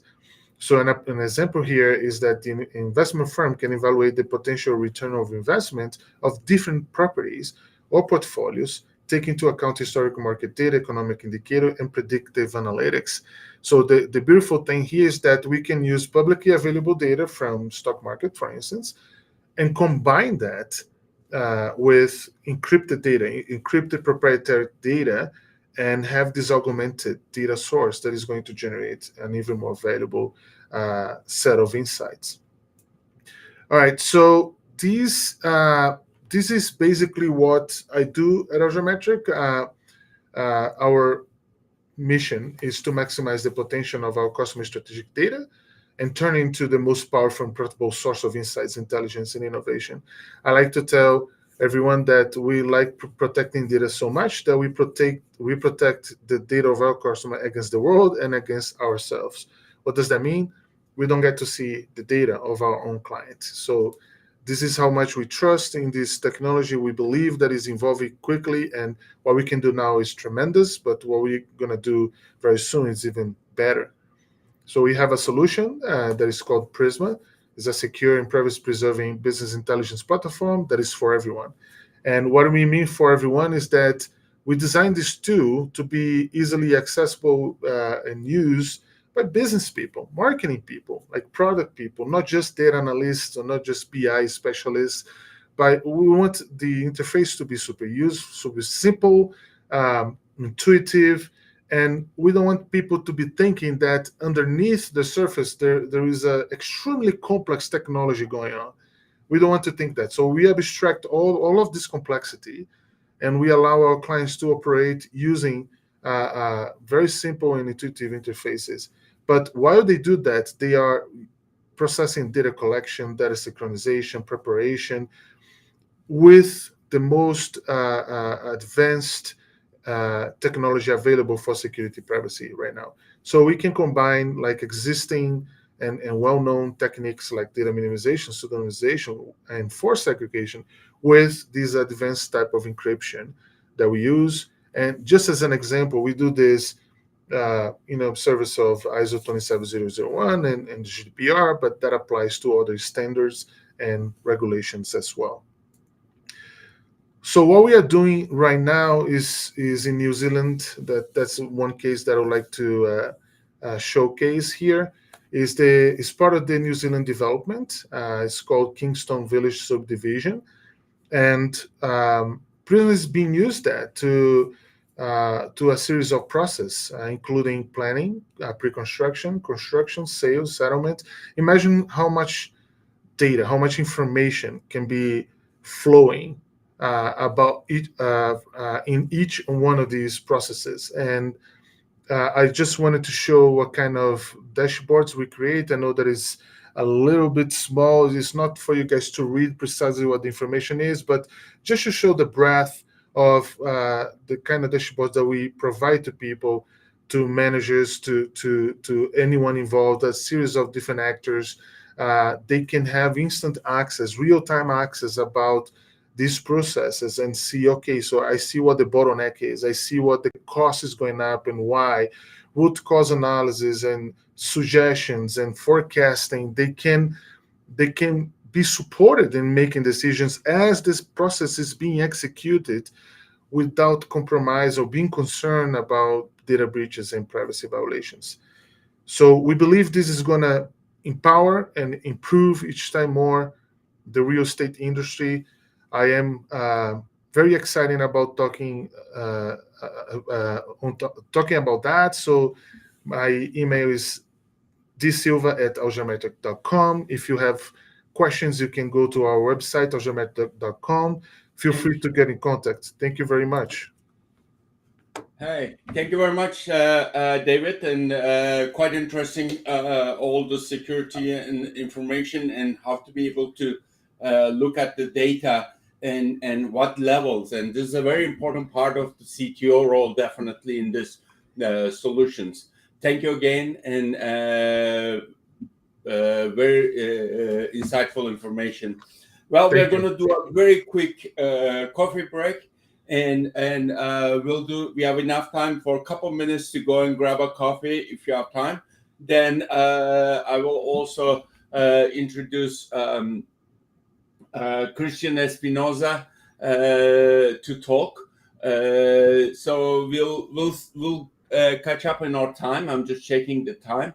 Thank you, David, again. And the break is going to be small. So let's talk with the couple more minutes. Then Christian Espinosa will be joining us. He is the Chief Executive Officer of Blue Goat Cyber, and I'm looking forward to his talk.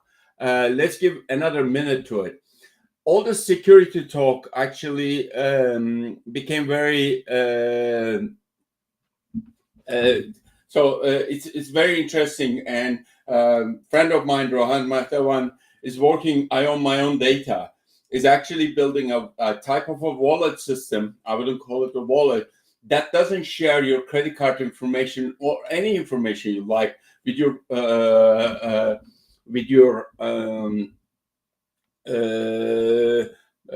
merchants, and that becomes quite interesting in the sense that how is that going to be possible? So it's a great startup, but the security and confidentiality and what's encrypted, what is not, became a very interesting information in there. With that, let's start with, we are back on the timing. We're not going to give a break, unfortunately, and Christian Espinosa will join.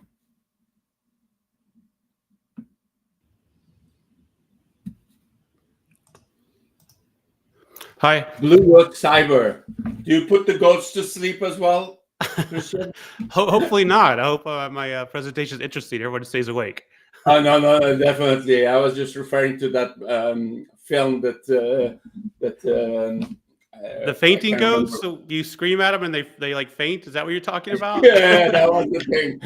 Yeah. So, thank you very much for joining in, and thank you for the presentation. Looking forward to it. All right, awesome. Well, thanks for having me.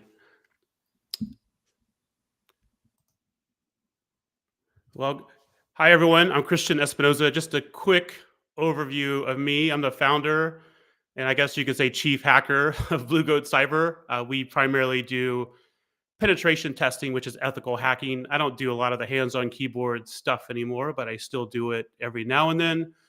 I've been in cybersecurity for about 30 years, and this is a good event for me because I'm also a real estate investor. I've got some short-term rentals, mid-term rentals, long-term rentals, single multifamily properties, and commercial properties. So I'm always interested in real estate and cybersecurity. My company is Blue Goat Cyber. We're a veteran-owned business. I'm a veteran. We do pretty much everything cybersecurity related. We don't sell products, but we do services. So one of the things like I mentioned earlier, we primarily do is penetration testing, which is also known as white hat hacking or ethical hacking.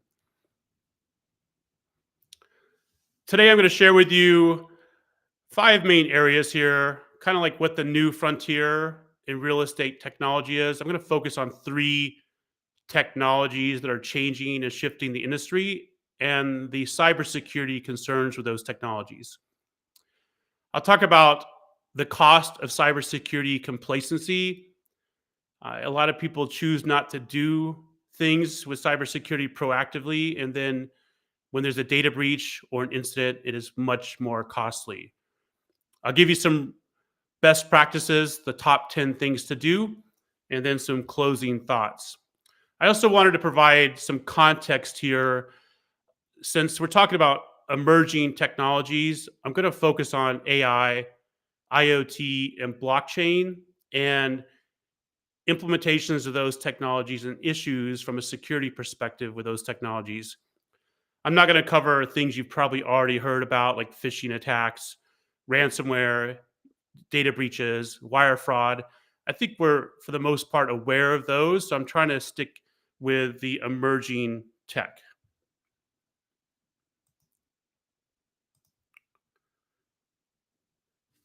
One of the emerging techs that I believe everyone should be learning AI this year. I think this is the year that AI is really going to make a difference. One of the ones is AI, obviously. And a couple of people have talked about AI to some degree.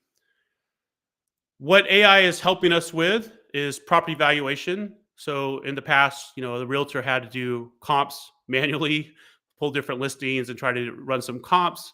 Now we have AI that can do that for us. And it can do it much quicker and much more efficiently and much more accurately.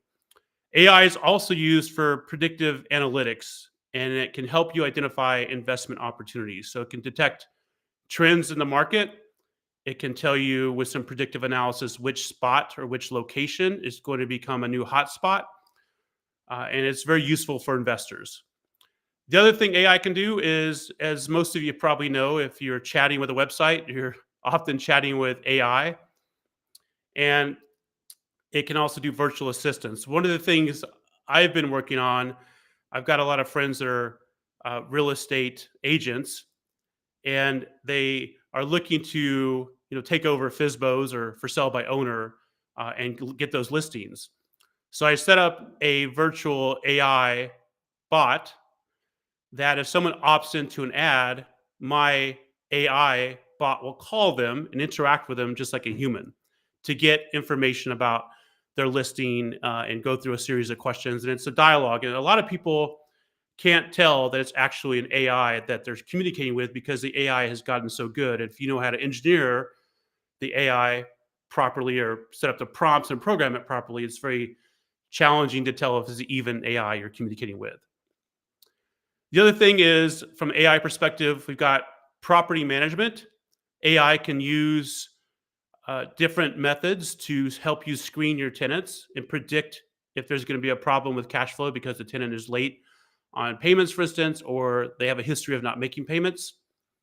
And the other thing, we don't have to stage a property anymore. We can do virtual staging using AI. So our pictures can be of an empty property, and the AI can add the virtual furniture to it, and it looks just like it's an actual couch or sofa or whatever the furniture is.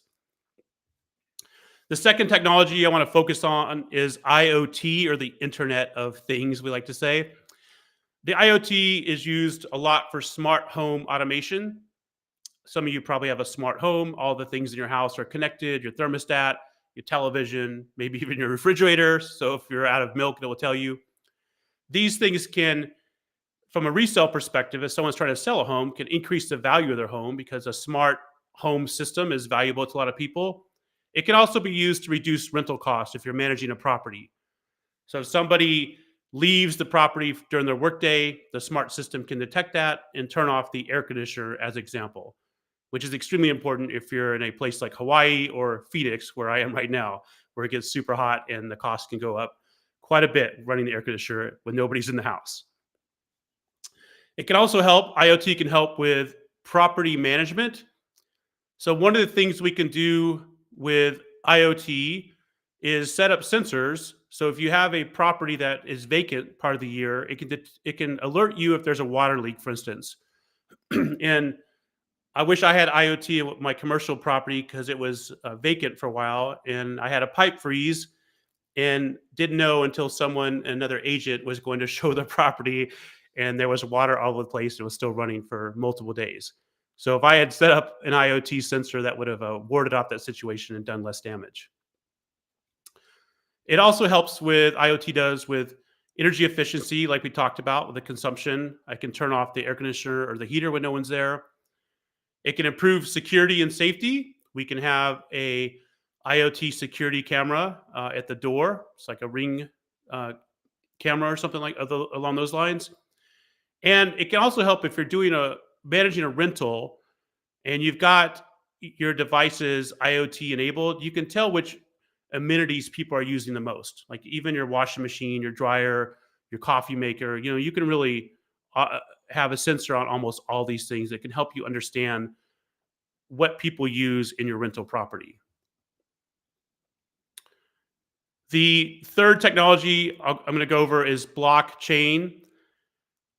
There's a lot of misconceptions of blockchain. One of the biggest advances in real estate, in my opinion, is this thing called tokenization. So with blockchain, we're able to take a real estate asset, let's say it's a commercial building, we can set up fractional ownership, and then you can trade that ownership on a secondary market. So you have a small percentage, and this is basically like taking an asset that we used to sell the whole thing, or maybe 3 people bought it, and we can tokenize it and have many, many people own the property, which is a unique way of doing real estate. It's kind of like a publicly traded company, but now we're talking about a publicly traded with multiple owners assets such as a commercial property. Blockchain also helps us with transactions. There are these things called smart contracts, which are automatically executed if the criteria is met. And there's some speculation that at some point we won't need title companies anymore because it'll all be done automatically through a smart contract that's on the blockchain, which has traceability. But from a legal perspective, there's still due diligence and things that the title company has to do. And we're pretty far from doing transactions where people just do it all automatically. There's still that value in that face-to-face interaction. The other thing blockchain does is this immutable ledger, we like to call it. Once something is put on this chain of blocks, there's always a history of it. So it becomes immutable. So you can always go back and look at who owned the property for the last 15 years, for instance, and all the transactions. And that provides that transparency and trust because it's immutable or not changeable. And that also helps, like I have listed here, with property and land registry. It does reduce title fraud because there is that immutable ledger that shows that, for instance, I owned a property and it's on the ledger. So if someone tries to have title fraud, you can simply look on that ledger in the blockchain that shows that that I own it, not the other person that's claiming they own it. It also facilitates some cross-border transactions. So if we're trying to buy a property in another country, blockchain can help with that as well. So I talked about the 3 technologies, and I want to talk about the cybersecurity implications.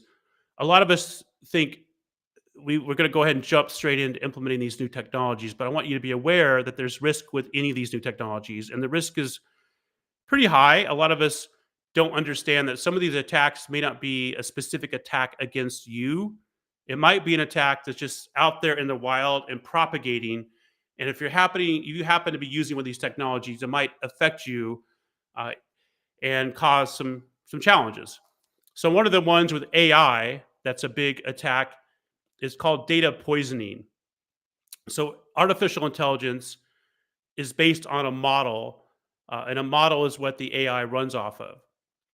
So with data poisoning, if you have a model that is used to value your properties or value the rent you're going to charge, and let's say it's a proprietary model, somebody can poison that model, and then your AI can list your property that you had previously listed for $1 million, maybe for $400,000, for instance. And it could do that for all of your properties if you have this all set up in an automated manner, which, as you can imagine, would be a challenge or an issue.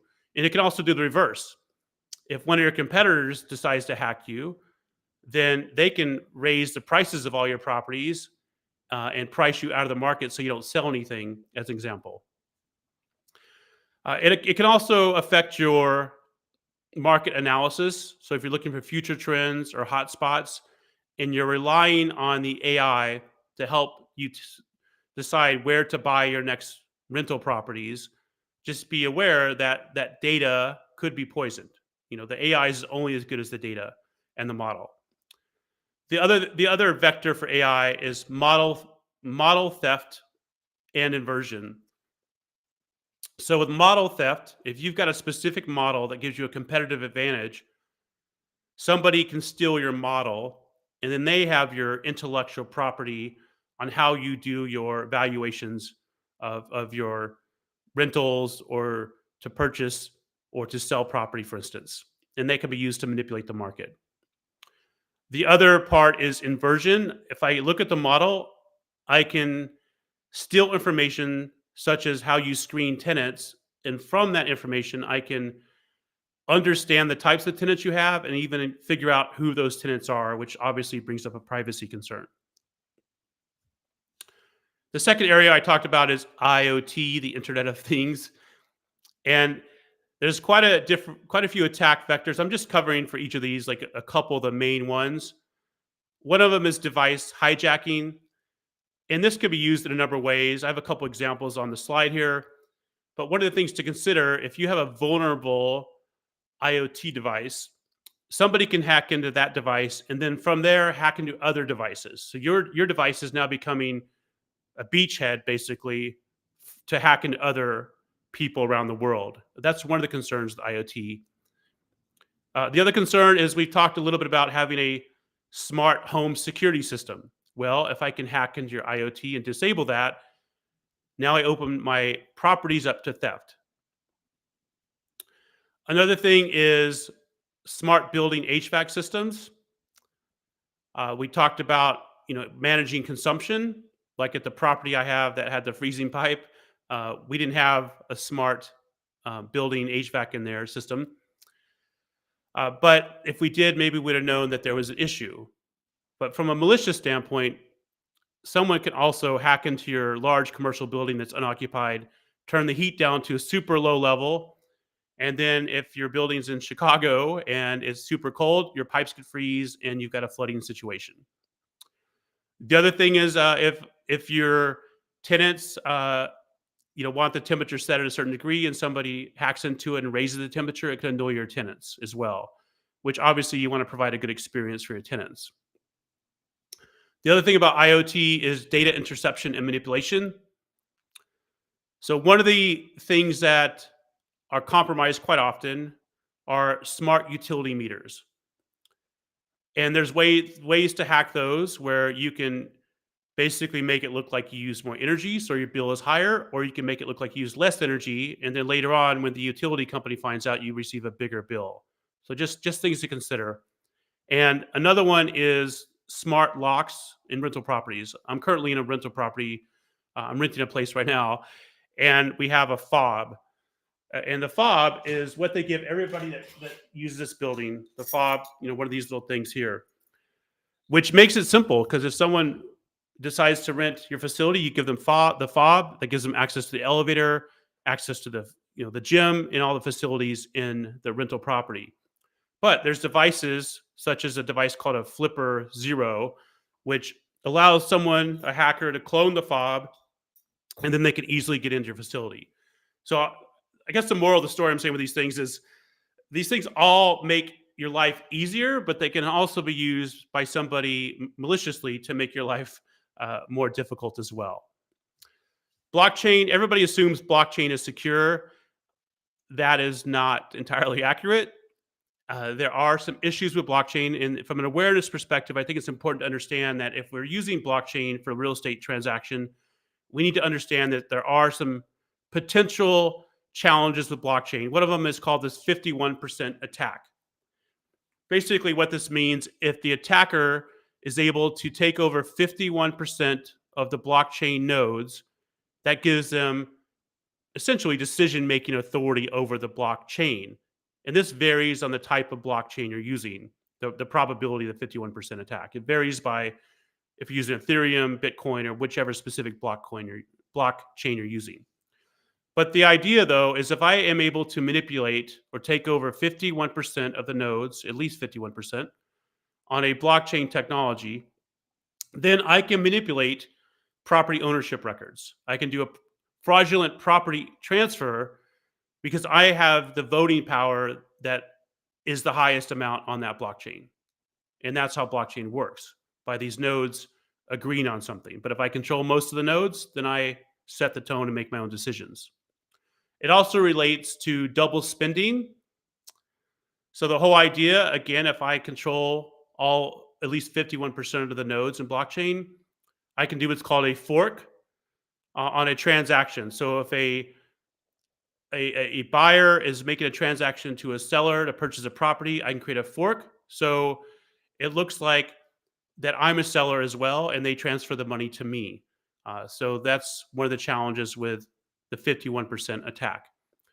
The other thing is smart contracts. A lot of us like to think smart contracts are super airtight, but there are challenges with smart contracts as well.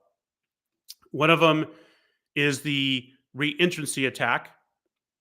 So with this attack, I can pose as a buyer. I can issue a withdraw function before the funds have been transferred to the seller and actually get money for not making any transaction. I just issued a refund, but I didn't actually transfer any money. And if I do this multiple times, I can actually get way more money than the transaction's even worth. It's just a hole in a smart contract. Same concept with overflowing and underflowing the smart contract to cause it to have a behavior that facilitates what the attacker is trying to accomplish. Some of the costs of complacency with these areas, and I'm talking about these areas mainly from an awareness perspective, so you have some awareness, is if one of these attacks become true, it's going to be very costly. The average cost of a data breach in 2020 was $3.86 million for one data breach, and it's typically higher for real estate because the transaction volumes are pretty high, especially if you're doing commercial real estate or high-end real estate. And the financial loss can be super high. You've got fraud, which we've all seen, wire fraud, for instance. You have theft. If I'm able to disable all of your alarm systems on all your properties and do a coordinated attack and steal all that stuff out of your properties, that's going to be pretty high. And physical damage, such as that freezing pipe scenario. There's also the cost of responding to and recovering from a data breach. Data breaches are very costly. The downtime, maybe your intellectual property theft on your valuation models, etc. And of course, legal fees. Lawyers like to charge a lot of money, so there's always legal fees. And sometimes, depending on your jurisdiction, there may be a compliance penalty as well. And something we often don't think about, but it's becoming more and more of a challenge, is cyber insurance. Cyber insurance providers are starting to really raise their premiums and starting to scrutinize an organization for making sure they are following best cybersecurity practices, and they haven't had a history of data breaches. So if you've had a data breach, you try to apply for cyber insurance, it's going to be much higher. And as we know, it can affect your reputational damage. And if someone, like I mentioned before with one of the scenarios, priced you out of the market, it could be a market position cost for you as well. So these are the top 10 best practices. We often think we're secure, but the best way to find out is have somebody do an audit or test your security. You don't want to have it tested by a cyber criminal for the first time. You want to have it tested by an ally, a cyber ally. We also should be doing data encryption. That way, if someone steals the data, they can't read it, especially if it's confidential data, such as transactional data or client data. We talked about the IoT devices. Smart homes are great. These IoT systems are great, but everything that is an IoT device has to be updated and maintained properly. And that's a lot of things to update, especially like today, a lot of people don't understand how many internet connected things they have at their house alone. But if you like turn on your phone and use a tool like Fing, F-I-N-G, and scan, you probably have a lot of things on your home network that you didn't realize. And over time, they've just grown and grown and grown. Like my cousin has on his network, I think he had 45 devices for his smart home. And each of those has to be updated. If you are developing something for AI or blockchain, you need to follow secure development practices to make sure security is built into the system that you're developing. not like baked on or added on, or not bolted on later. We want it built in, not bolted on later. Multi-factor authentication is your best friend. So if somebody steals your password, who cares? They have to have the second factor of authentication, which could be your Google app, your Google Authenticator app. It could be a text message or something like that. We've already talked a little bit about updating systems, but this is anything, not just IoT devices. We want to routinely update and patch your systems.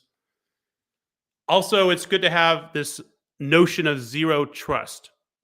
What this means with the smart home scenario, if I have 40 devices, I have to assume one of those devices is going to be compromised, and I set my infrastructure up in a way where if that device is compromised, it's not going to compromise all my other devices because I don't consider it trusted.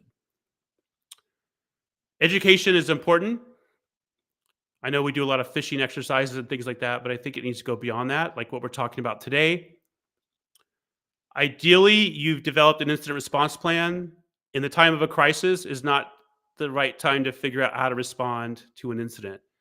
You've already got a plan, and people follow the plan. If you don't have a plan, in my experience, people wig out or freak out and make the situation much worse and more costly. Since we're all trying to improve our experiences, improve our businesses, collaboration and sharing information, especially about different types of attacks that we've experienced, can help our industry as a whole as well.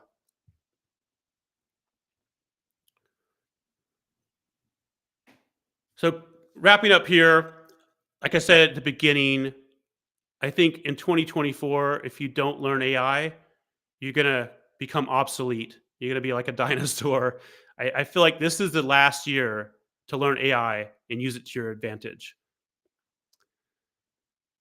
We talked about AI, IoT, and blockchain, and I'm a fan of all these technologies. You just have to embrace them with some awareness that there are some security concerns with them. So apply some caution. Just don't go full throttle without realizing maybe I should consider cybersecurity. I think it's also important to see the world through the lens of a hacker. We often see the world through our own lens.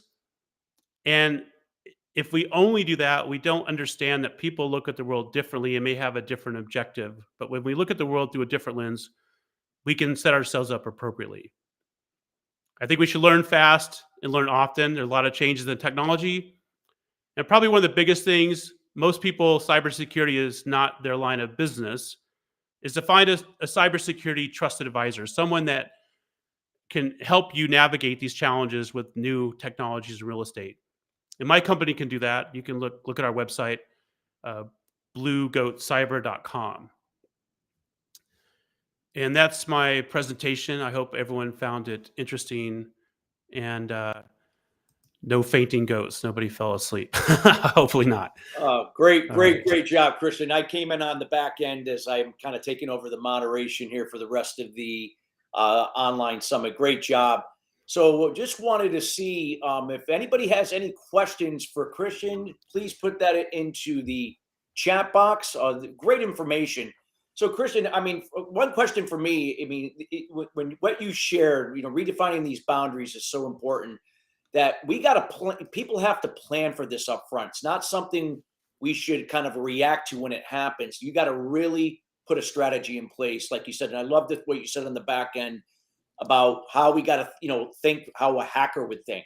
Mm-hmm. And I know personally, I have a client of mine that detects fraud in the financial industry and actually was on that side of it many years ago. So he obviously knows from experience, and he's learned and helps many. So can you answer the question how important that really is, so people can really understand that has to be part of their, their strategy, especially up front, that they're going to be more proactive rather than reactive?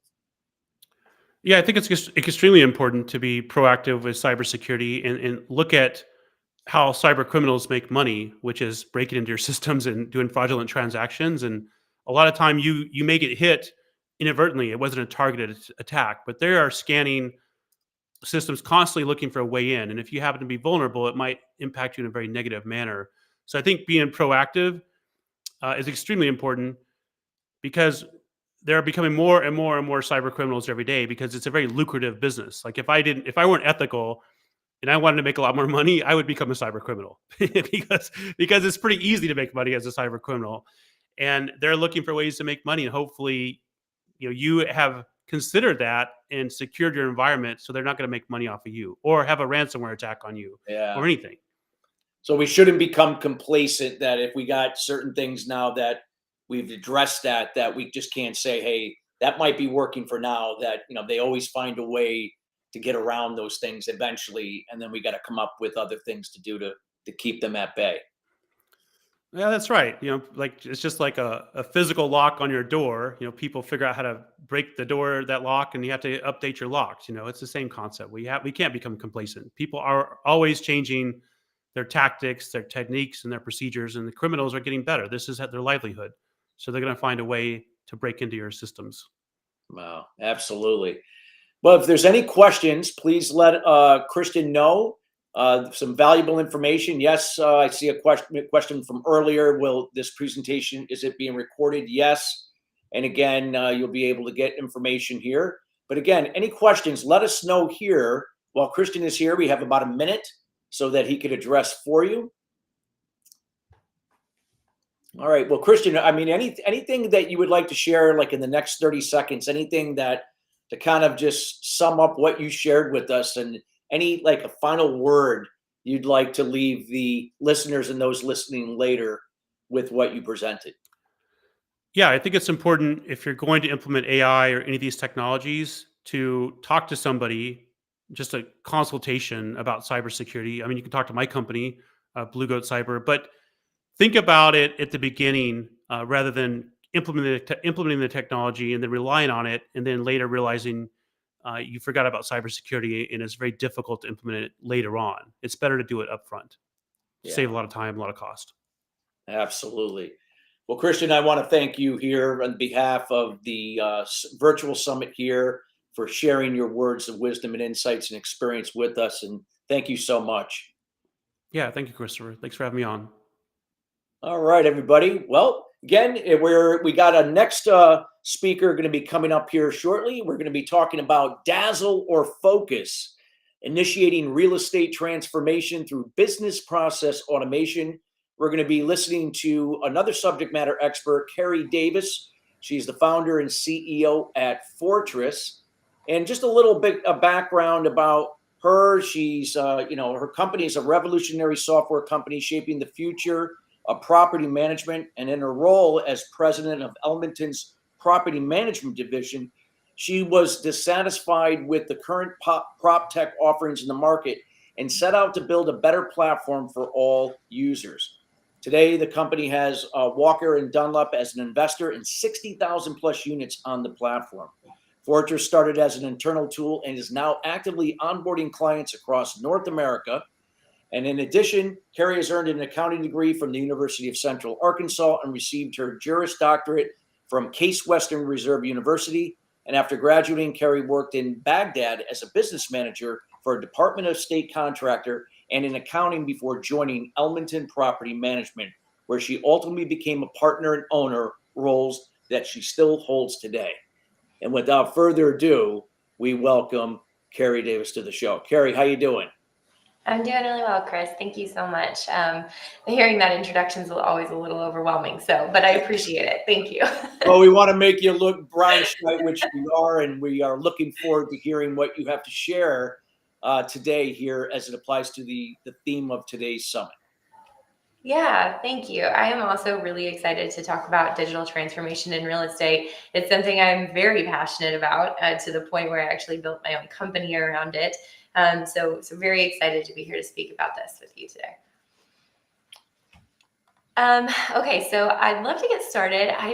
Oh, there we go. Perfect. Okay, so my slides are going to pop up here. Thank you for that.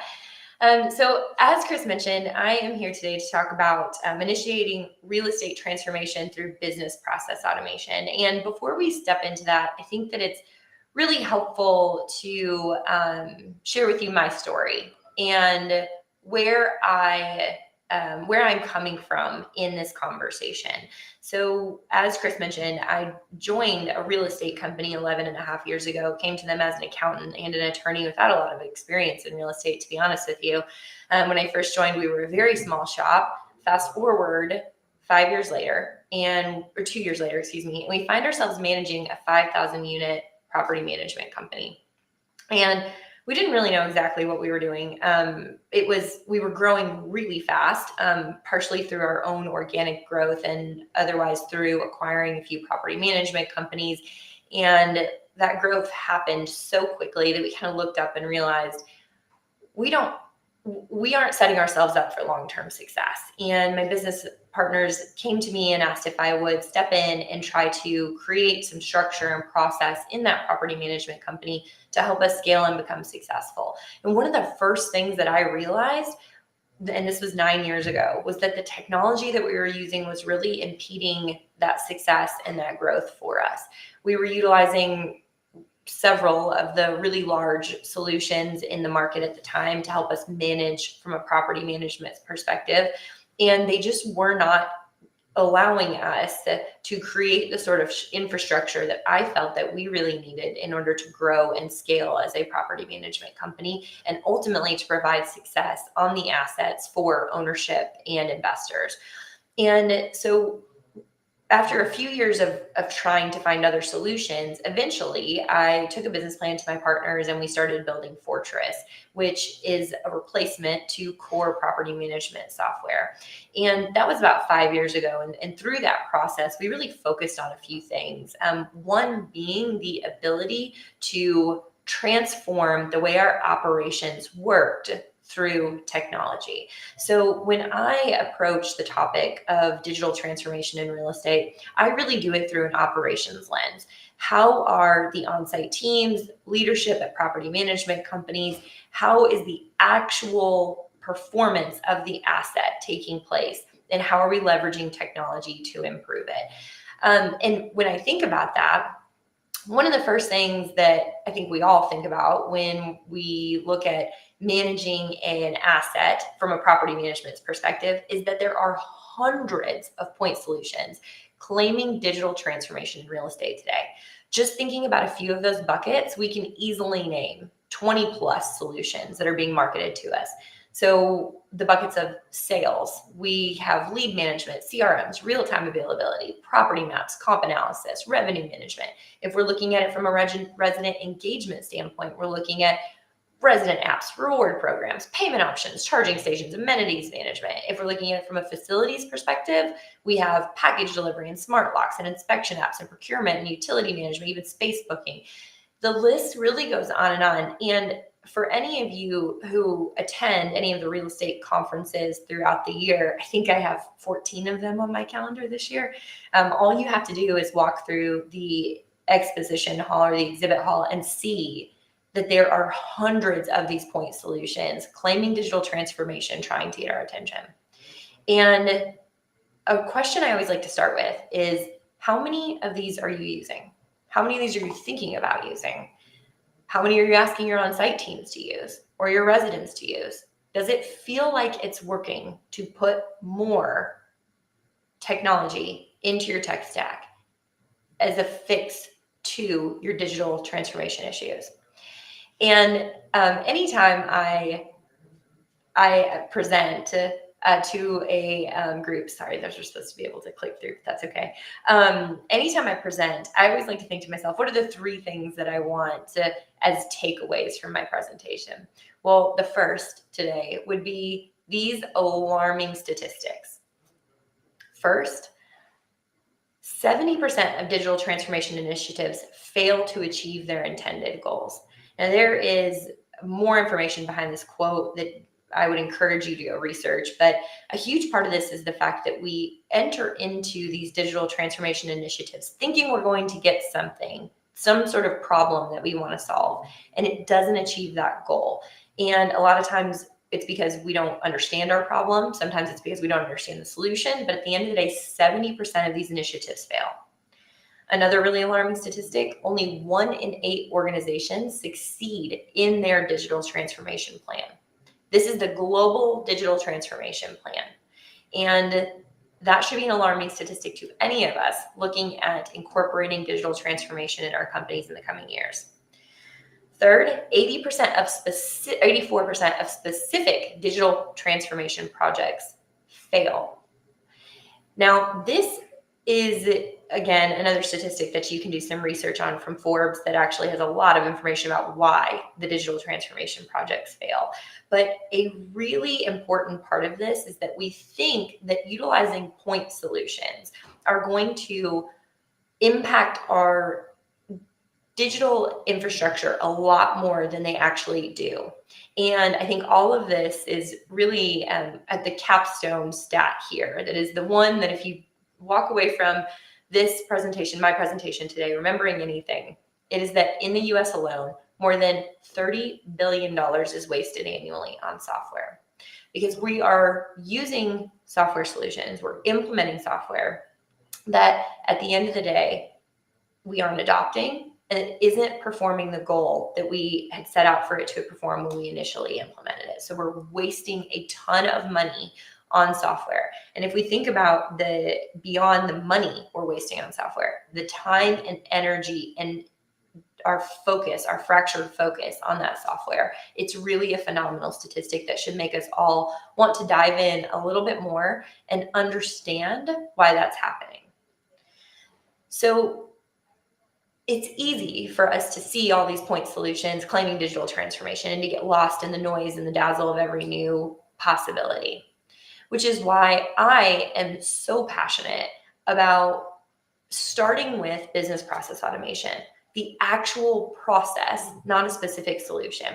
For me, it's time for us to focus, especially in real estate, where there has been so much noise and so much chaos around all these point solutions.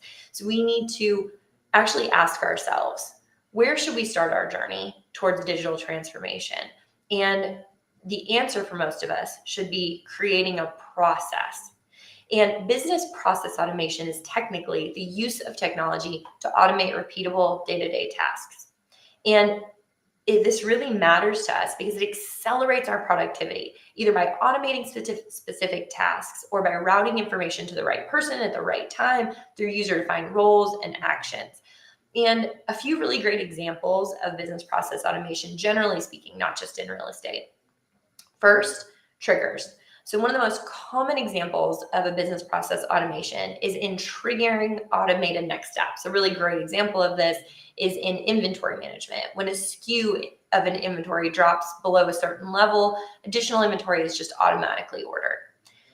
Approval workflows are really another common example, and it can apply to many different aspects of business, such as the automated order described that I mentioned before, where SKU drops below a certain level and inventory is automatically ordered.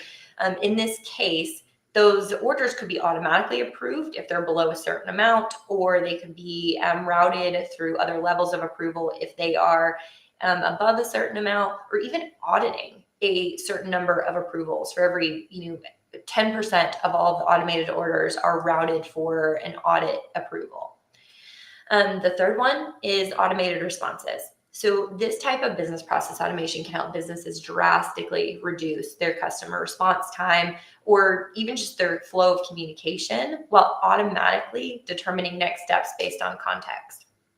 A great example would be a question from a customer about an order delivery timeline. If your system has all the data about that SKU, about that inventory, and they know that it won't be in for another 2 weeks, we can automate the response to that customer. And so, talking about business process automation, I'll be the first to acknowledge the fact that it's not super sexy. In fact, it's the opposite of all those awesome, sexy new point solutions that you can just pay for and tell your team to use. In fact, unfortunately, it's actually a lot of hard work. It's digging into the details and finding the specific problems you need to solve for your business, and then identifying ways to solve for them. Usually not through one of those fun, bespoke point solutions, but instead through global business process automation. Now, there are some pretty specific benefits to business process automation. First, cost reduction.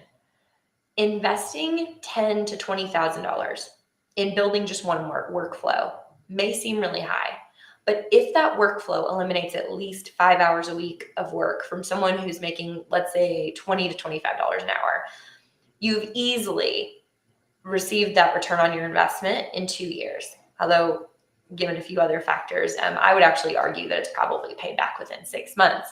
But thinking about implementing this sort of strategy, not just in one situation, but in dozens of situations across your company, it creates a massive cost reduction for you. Second, increase productivity. Okay, so I already told you, if there's one thing that I hope you take away today, it is the wasted money that we have in software today in the US. If there's a second thing I want you to take away today, it's that people are exponentially more efficient when they can focus on the things they enjoy and derive meaning from. If you remove the mindless workload from your team, from the people, they're exponentially more likely to enjoy what they're doing and increase their productivity. That person that you freed up 5 hours per week from on that one initiative, she is now motivated, focused, and excited about the time she has freed up to spend on that want-to-do list, that important but not urgent list that she's been so excited about. And as we can probably all agree, success is always about people. And then third, future growth. Stepping kind of back and up on this one, Stephen Covey's time management matrix is not just a useful tool. It's a reality of life for most of us. And if you've never seen it before, I highly recommend Googling it.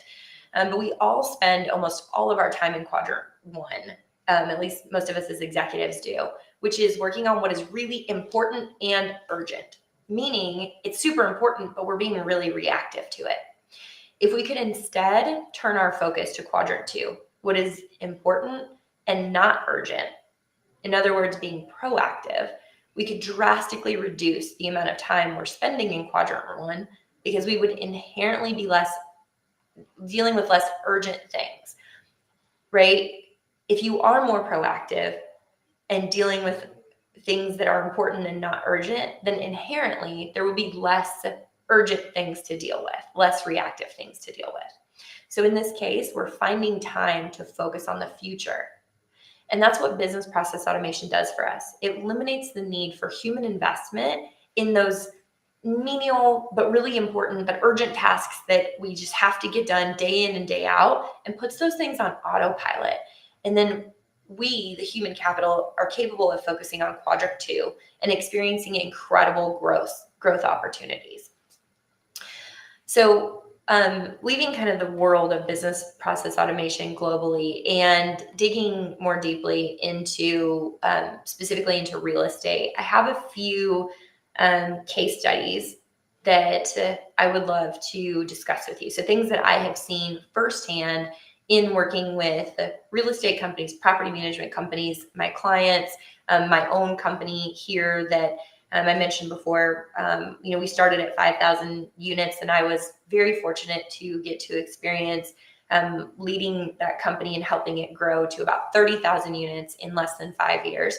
And just some of the things that I've seen specifically related to implementing business process automation in a real estate and property management focused company. So the first case study, utilizing automation and customized workflows in order to process applications and create streamlined processes from an initial lead to an actual move-in. So what was the problem here? And the way that we always work through these sort of situations with our clients. Let's talk about the problem, the solution, the cost, and the ultimate savings. So in this situation, the problem was a property management company wanted to leverage a very custom application process for their properties to really understand the holistic fit of the resident for a specific community, and to be able to generate and process through a massive wait list of applicants over a period of time. And they also really wanted a very custom and automated funnel workflow. So they wanted to have the ability to take those applications, put them into specific buckets through automation, and then move them on towards the goal of move-in with very automated triggers. And they were running into this problem where the bespoke industry solutions had a lot of limitations. They already had this idea of what an application should look like and how an application should flow, and they lacked the level of automation that they were looking for. So this group went out and did a ton of research, spent about 30 days researching, which I would include as a cost, and found a solution in automating their customized workflows through HubSpot. So HubSpot is not normally thought of as a potential CRM or lead management solution for the multifamily industry, right? When we think multifamily lead management and CRMs, we think funnel and knock and other solutions like that. But those solutions were really missing that level of customization and automated workflow that this group was looking for. And at the end of the day, they were actually able to invest 30 days of research and about 90 days to build out their customized workflows, because HubSpot comes to you very similar to Salesforce. Like, it is what it is out of the box. If you want it to work in the way that it's going to create very specific efficiencies for your company, you have to spend the time and energy and sometimes money to customize it. And they did that for about 90 days. And they also had to work with ensuring that it would integrate with other solutions where it needed to be able to work through those automations, including Fortress, our solution. But at the end of the day, the savings for them was a pretty massive savings in the cost of the product versus industry-specific solutions. But that wasn't why they did it, although that was an awesome benefit for them. It was more about the 5+ figures in salary that they would end up saving and creating efficiencies for those team members who were in the system through the automation. Another really great case study that we've worked on is automated package creation and delivery leveraging bots. So if you have been an asset manager, an owner, an investor, it is highly likely that you have received a financial or operating packet from your property management company. This is usually something that is distributed once a month after the end of the accounting month end, that includes sometimes over 100 pages with the financial reports and operating reports and detailed summaries from the on-site teams or from leadership about what's happening and why. And our company actually realized that it was taking us 10 days per month for multiple team members to create these packets.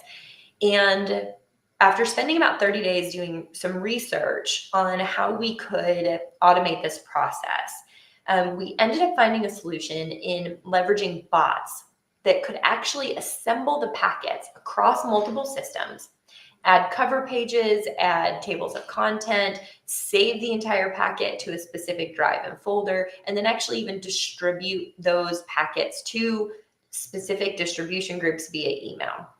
So the cost, a little over $15,000 and about 45 days worth of work after the 30 days of research from our team.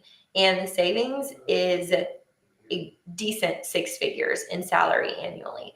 And we were able to reallocate those resources to those other projects that we've had that have been sitting around for forever, but weren't urgent, like the financial packets, and accomplish bigger and better goals for our team. And of course, those team members were very excited to not be assembling financial packets, that tedious work for days out of every month.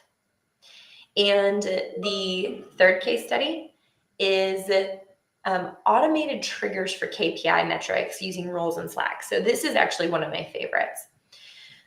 One of the biggest problems that we have in our industry in understanding the performance of an asset is real-time data, not waiting for that financial packet to come out and analyzing the performance of the asset then, which at that point you're lagging at least 30 days, if not closer to 45 or 60 on the actual performance of the asset in that day.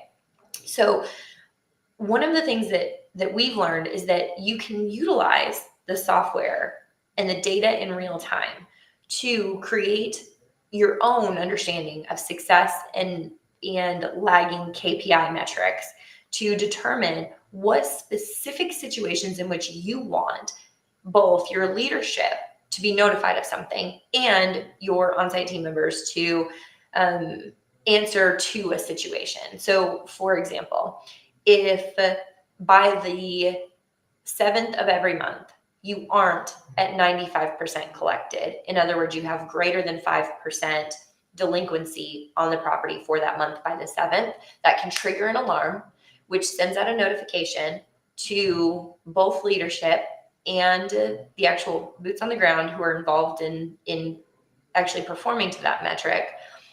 It can ask those team members questions, ask them, is there a specific issue here? Is it a global issue? Where can we help?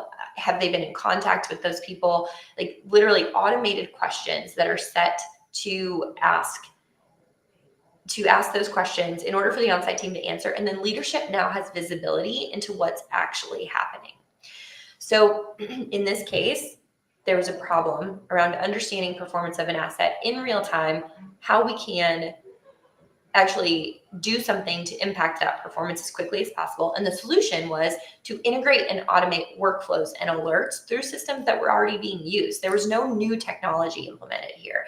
There were new automations and workflows implemented within the technology, integrations that had to be completed. So the cost here was about 2 weeks of the automation research, deployment, alert research, and deployment, and making sure that the systems could speak to each other well. That's about it. And in this case, and why it's one of my favorite examples, is that the savings here are pretty much untold. The ability to see real-time metrics falling, requested responses from the on-site teams to say why those metrics are falling, and leadership's visibility into those issues to mitigate them immediately. The benefits, the savings here are really untold, and they can't be quantified. So I really appreciate you guys being here today and listening to my presentation. And as I said in the beginning, I'm a huge fan of, if I spend time here with you and if you invest time here, I always want to make sure that I know what those top takeaways are that I'd love for you to walk away with. And so today, my top 3. First, remember, in the US alone, more than $30 billion is wasted on software annually. So this is software we are paying for, we've contracted for, and that it's either not performing its function or we're not adopting the software. Number 2, people create success. Successful people feel motivated, focused, and creative. They're not tied to manual processes or tedious work that really could be automated and done by technology. So investing time and money in business process automation to give that time and focus and motivation back to our people is really the greatest investment that we can make in our own success.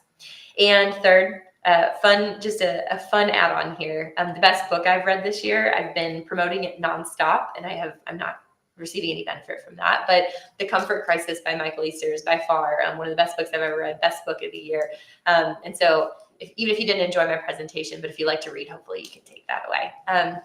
And of course, if anyone has any questions or would like to learn more or connect with me, our contact information for myself and Fortress is here.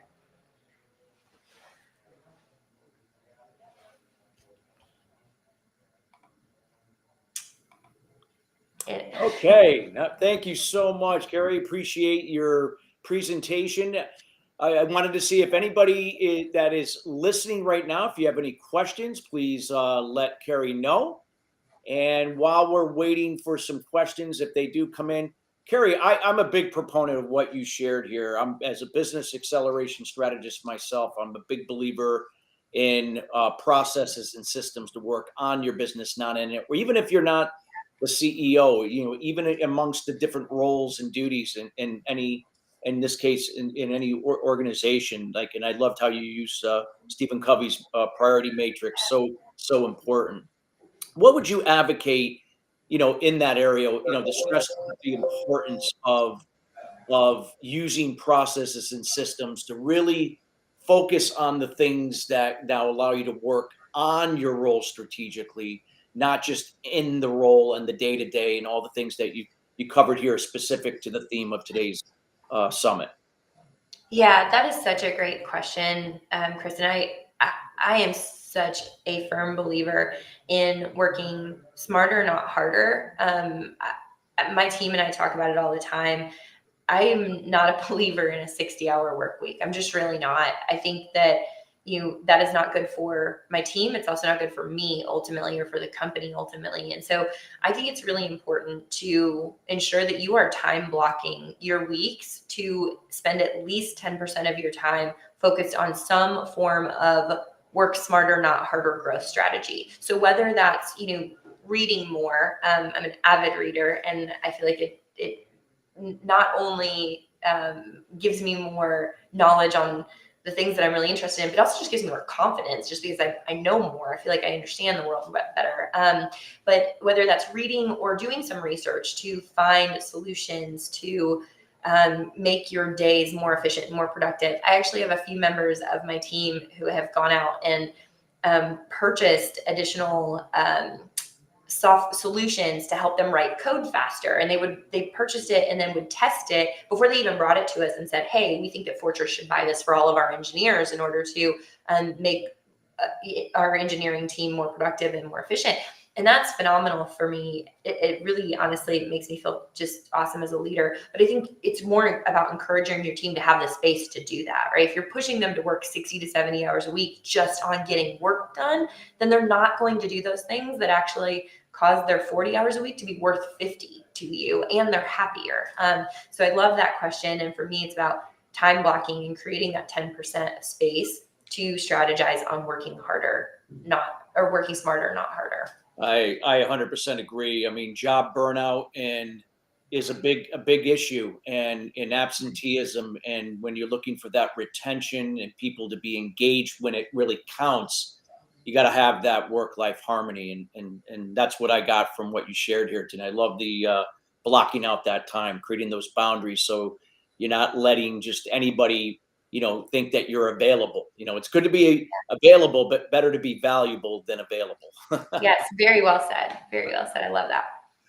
Well, thank you so much for being here and sharing with us. We highly encourage everyone, again, to listen to Kerri's presentation that was recorded. A lot of golden nuggets there. And if you have any questions after the fact, feel free to reach out to Kerri, or you can reach out to us and we can make sure that she gets those questions that to get back to you. Kerri, thank you so much for being here today to share with us. Yes, thank you too, Chris, and thank you to Glorium for presenting and hosting. It's been a really great session. Thank you. Well, everybody, we're going to move on to our next subject matter expert. We're going to be talking about generative AI, driving change and innovation in commercial real estate finance and beyond. We're going to be here with Blakey Janover, Chairman and CEO of Janover Inc. And we're going to, a little bit about Blake is that he is the founder and chairman and CEO of Janover Inc., a NASDAQ traded company recognized for its AI-enabled platform for commercial real estate transactions. With a career that spans over 15 years, Janover has led his company through a successful IPO, making a significant achievement in the fintech space, especially in commercial and SBA loan facilitation, while leading the build of industry-leading generative AI applications. A Harvard Business School alumnus, Janover's professional journey includes the founding of a mortgage banker that expanded into comprehensive lending and advisory services for multifamily and commercial real estate. His expertise is further validated by his roles on multiple boards for a Young Presidents Organization, that is YPO, and as an entrepreneur in residence at Florida Atlantic University, along with recognition from the Forbes Real Estate Council. His contributions to digital strategy, coupled with his leadership in managing diverse teams, highlight his operational excellence and strategic insight. His commitment to mentoring and continuous learning underscores his influence in the real estate and technology sectors, making him a respected figure among peers in the next generation of leaders. And without further ado, we welcome here Blake Janover to the summit. Blake, how you doing? I'm okay. That was that was lovely. Would you mind doing that again? Look, it's recorded. It's recorded for you, and I'd be happy to do one for you anytime. this Blake guy sounds fascinating. He really is. We can't wait for you to grace us with your knowledge, and even better so we can apply it. So the stage is virtual stage is all yours. Okay. Well, I thank you for the very generous introduction. I understand I've got 20 minutes. I will try to do this in less than that, and I think I can. I'll lead with a couple quick things. Thank you for mentioning the company. We're traded on the NASDAQ. The ticker symbol's JNVR, like Janover. It's not a lack of creativity. It's social accountability. I'm all in. Kerri was an amazing and well-organized speaker. She had a presentation. She was fantastic. I don't have any of those things. Perhaps I'll deliver. Let's see. But there's no PowerPoint here. I just kind of want to share some thoughts. And the one thing Kerri mentioned is that 60 hours is not a healthy work week. I took that note. I'm pretty sure I've been doing a lot more than that for a long time. I don't know if I'm proud or embarrassed. So I'm going to talk a little bit about generative AI and how we're using it in commercial real estate finance, practical applications, and what have you. By the way, Frank mentions that I'm super smart in the chat. So I'm just getting compliments left and right. I hope I don't let anybody down. So first, let's talk about what's commercial real estate. I think in the news, it gets a bit of a bad rap. Perhaps in some cases, rightfully so. In other cases, not at all. So commercial means office, multifamily. Multifamily means apartment buildings, industrial, storage, like self-storage, hospitality, even data centers. So commercial real estate is any real estate that's used for business purposes that you're not kind of living in yourself. So it's a very broad and somewhat complex industry. If we talk about commercial real estate that's exposed, it's probably like urban office, like B and C class urban office. There's lots of multifamily and commercial real estate that's doing just fine. It's very different from residential. So residential, both to finance and to invest in, and I'm going to be really brief here. I just want to kind of set the stage, and then I'll move into generative AI, I promise. But residential, look, we do a lot of financial services, tech-enabled, tech-first financial services. So that's how we like to think about things. So residential fits into like a really clean box. If you're financing it, it's what's your LTV, what's your income, what's your DTI, and then here's your loan. It's a 30-year fixed and fully amortizing loan that we're selling to Fannie Mae. In commercial, it's totally different. There's a million different inputs across an unfortunate amount of paperwork to analyze each property, and every property and deal is totally unique and different based on asset class, borrower, corporate structures, locations. So it's super complex, perhaps unnecessarily so. So I'm just going to set that stage, and I'm going to be talking about generative AI in the context of in the context of commercial. So we're a big believer that a platform or a marketplace is the best mechanism for financing multifamily or commercial real estate. For the lenders, the 5,000 banks, 5,000 credit unions, the thousands of other lenders, whether it's life companies, which are very active commercial real estate lenders, debt funds, REITs, real estate investment trusts, and also for borrowers. So we think these two sides of the market should be totally aggregated, and we're working on that. We think we're doing the best job at it, but that's for our borrowers and our lenders to decide. And over the last 18 months, we've been very, very active in deploying generative AI throughout our organization. So let's talk about some of the things that it does very well, some of the things that it doesn't do well, and maybe some of the places you could use it in your business. So some of the places that we're using generative AI, where we've built applications that are, I like to think of it as kind of like a wrapping paper around existing LLMs. I haven't seen too many fantastic use cases that are not super technical. There's great technical use cases for medical and other applications, maybe physics, but generally speaking, we should be able to work with the billions of dollars that are getting invested into OpenAI. I think Anthropic is a fantastic tool. My opinion is that Opus, which is their newest model that you pay for, is better than GPT-4, but I'm sure we're going to have GPT-5 soon. And let them invest the billions of dollars in the models, and we can use those and customize them into our business. So here's some of the things that generative AI is doing in our universe. It's doing outreach to existing customers. It's running through our CRM. It has a seat in our CRM, and it's looking at old conversations, and it's reaching out and it's saying, hey, Frank, we were talking a few weeks ago about financing your multifamily property. How's that going? Are you still interested? And then it can follow up with Frank for documents. It can connect Frank to the right people on the team. It can take notes in the CRM. It's not, there's two ways to look at it. Is it replacing people? Is it augmenting people? Yes. I think ultimately all this value gets driven to shareholders and customers, but that's a different story. So we have it doing outbound. We have it in chat on our website where, and every generative AI tool we build, it's almost like a workflow of very custom agents that are individually trained and then interact with each other. So we have it on our website.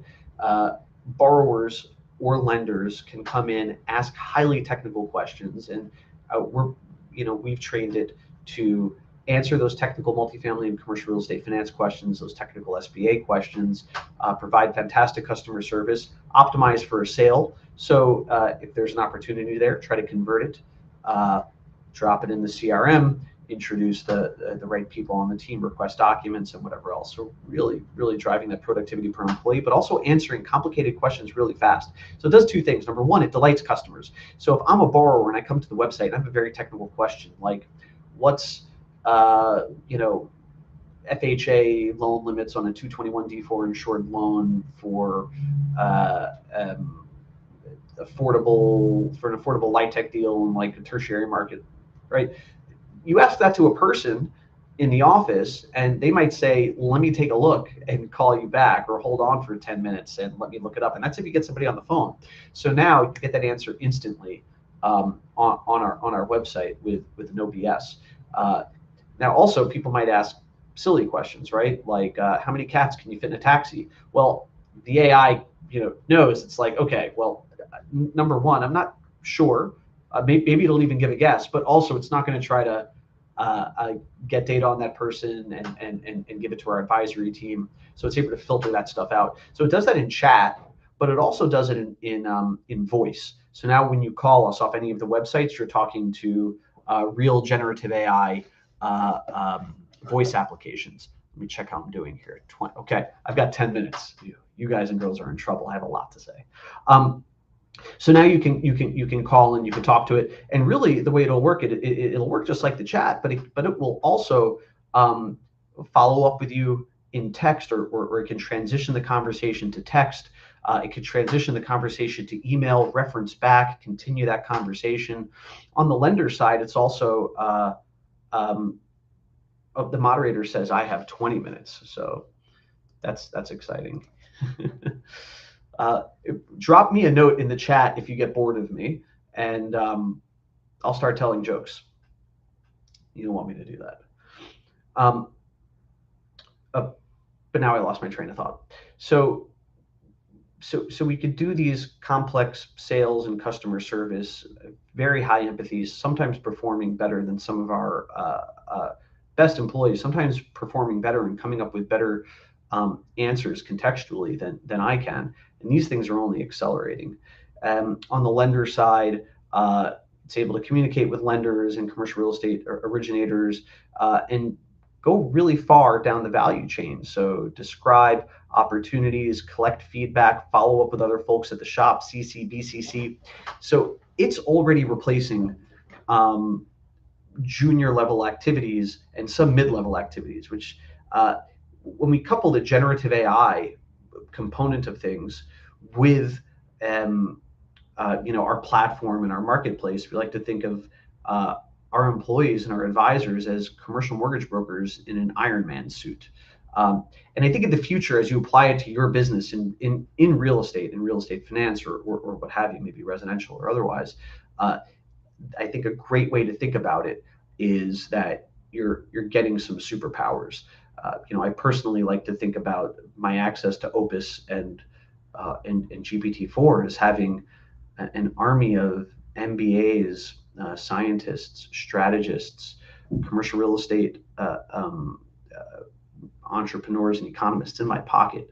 And I have to consciously train myself to use it the way we all kind of trained ourselves to use Google.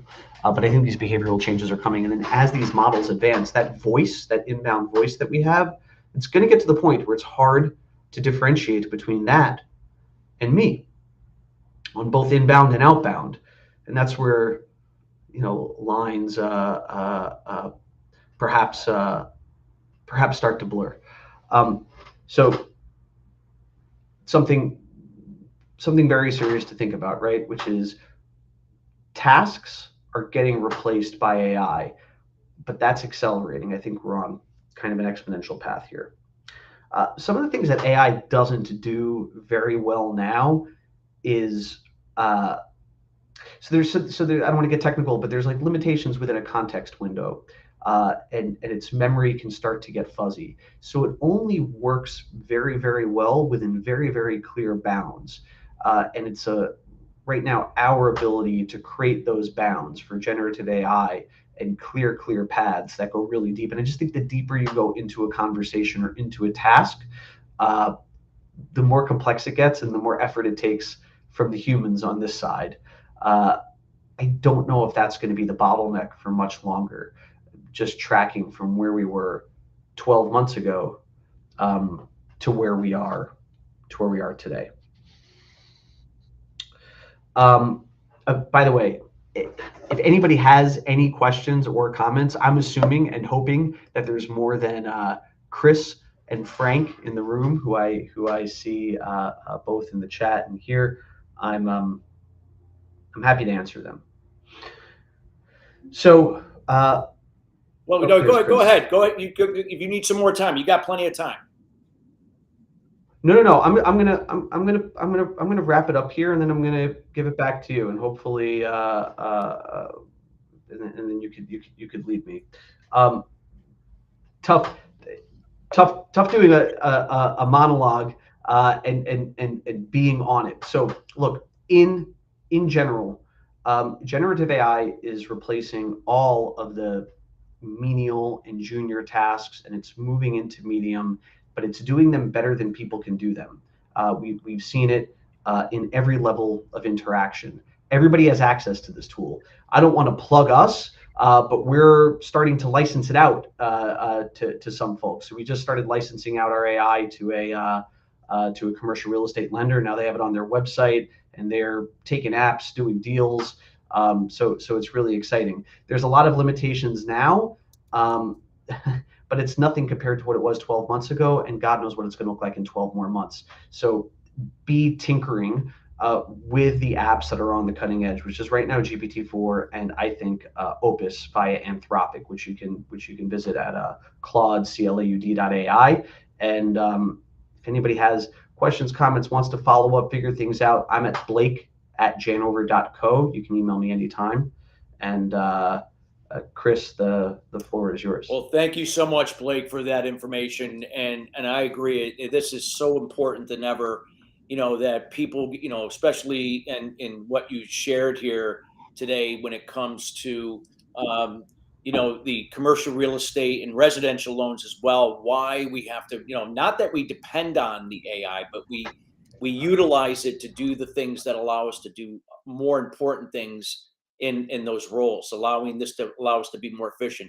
Can you really, address the importance again, why, there might be hesitation from certain people in the industry, say they've been doing it for a long time this way, and kind of like not, kind of resistant to, with the AI technology? What would you suggest how they can, kind of break into it slowly so they don't feel intimidated by it? Look, it's not. Yeah, it's a good framing. This is how industries have worked forever. There's the group at the top, the existing leaders that have the inertia that have always done it a certain way, and they get disrupted. And I don't want to be like disrespectful to anybody that's not using AI, and say that you're going to get disrupted, but you will. So if you want to know what's an easy entry point, just think of it the way you think about Google or research. But instead of opening Google first, open chat.openai.com or open Claude.ai. Pay the $20 for GPT-4 or for Opus, for the most advanced version. It's 10 times more advanced than the, I don't know if that's a real number, but it feels like an order of magnitude more advanced than the basic one. And you think of it as, I just hired a junior employee for $20 a month. It's the best hire you'll ever make. And just start that habit. At the end of the day, it's bananas that there's people on the phone and in email that are taking things like mortgage applications or that are managing Q&A, because all of that can be done by AI. Wow. Well, this is great information. I know it's kind of light today with the questions. It seemed like with everybody, but this was great. I like Frank. I've got Frank here. He's been very supportive. Away here, and I love the comments, and he really supports you. And I thought, you did a great job. I'm a professional. Would you tell me if I didn't? I would. Would you tell I'm me a if I didn't professional speaker. I've been doing it for 24 years. Oh yeah, but no, you did. I like. I've been doing it for 24 minutes. You don't need the slides. It's conversation. You kind of, even though there's not the interaction with the, where people are, you can see them, but yet you made it like where I felt engaged. So, and I got a lot from it. And even someone who's not in that particular segment, I am not an expert in that area that you're in. So, and yet I still could grasp what you were sharing. So it was really good.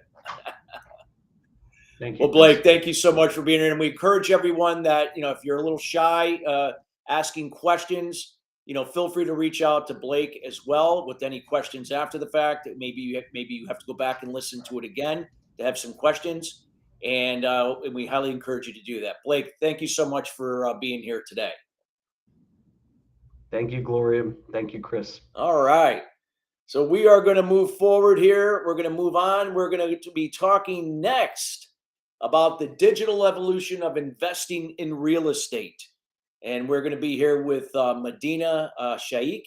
He is the CEO and founder of CompQsoft and Macon Investment Group. And a little bit about Medina. Medina's journey began over 2 decades ago when he arrived in Boston for a work opportunity that led him to service a U.S.-based client. With only $20 in his pocket, and his inaugural flight marked a turning point in his life, transitioning from a modest upbringing in a small Indian village reliant on agricultural earnings. This journey symbolized the rise of his career and establishment of CompQsoft, his IT company, and the subsequent founding of Macon Investment Group, specializing in multifamily properties. Driven by the stability and tax incentives of real estate, Medina initiated the venture, recognizing the advantages of depreciation, positive cash flow, and asset appreciation. His investment group has grown since into a $320 million AUM real estate company, reflecting his passion for real estate as means to provide clean, affordable housing options and transformative opportunities for the working class. His motivation stems from his desire to create a lasting impact on others' lives. And while he's leading CompQsoft and Macon, he enables him to expedite this impact, potentially offering clients early retirement, financial freedom, and renewed confidence in future investments. His investment company's focus is on funding real rental properties that offers investors substantial returns with the potential for 2 to 3x equity multiples at a low risk. Additionally, he envisions assisting international investors through EB-5 visa, drawing parallels to his own immigrant experience and the opportunities such investments unlock. Looking ahead, he envisions aggressive growth for both CompQsoft and Macon Investment Group, aiming to reach $250 million by the end of 2024 for CompuSoft and aspiring to transform Macon into a billion-dollar company. His confidence in achieving these ambitious goals reflects his commitment to scaling organizations rapidly, leaving a meaningful impact on a broader audience. And without further ado, we welcome in, if he's going to be coming in here, is Medina here? Let's see. All right, there he is. Hey, Medina, welcome. Hey, how are you? Great. Thank you for being here. We just gave you a warm introduction, and we are looking forward to what you have to share here with us today on the digital evolution of investing in real estate. And the stage is all yours. Okay, thank you, Chris. So where do I see the slides here? Okay. I think there you go.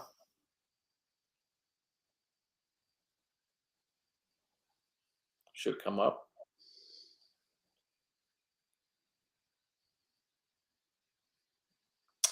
It says to change the the slides are blank. To change the background, please go to settings, virtual background. Settings, where is the settings? Oh, yeah. Here we go. Let's see. Hold on. Virtual background, hold on.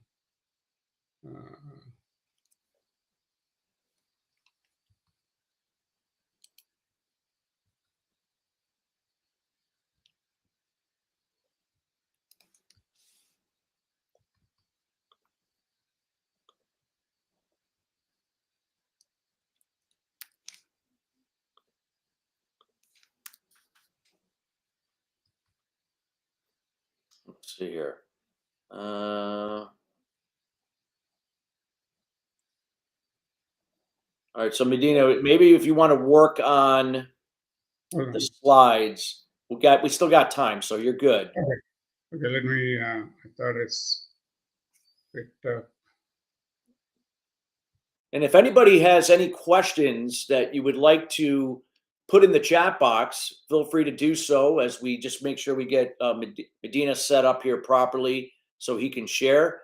Again, these presentations have been recorded, so you'll be more than, if you have registered, you will get a copy of all the presentations. We hope everybody is enjoying these presentations, because I know personally I've gotten a lot of value while being here.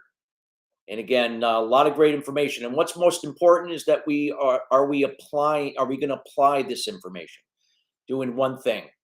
Let's see. Okay, let's see if we had any questions.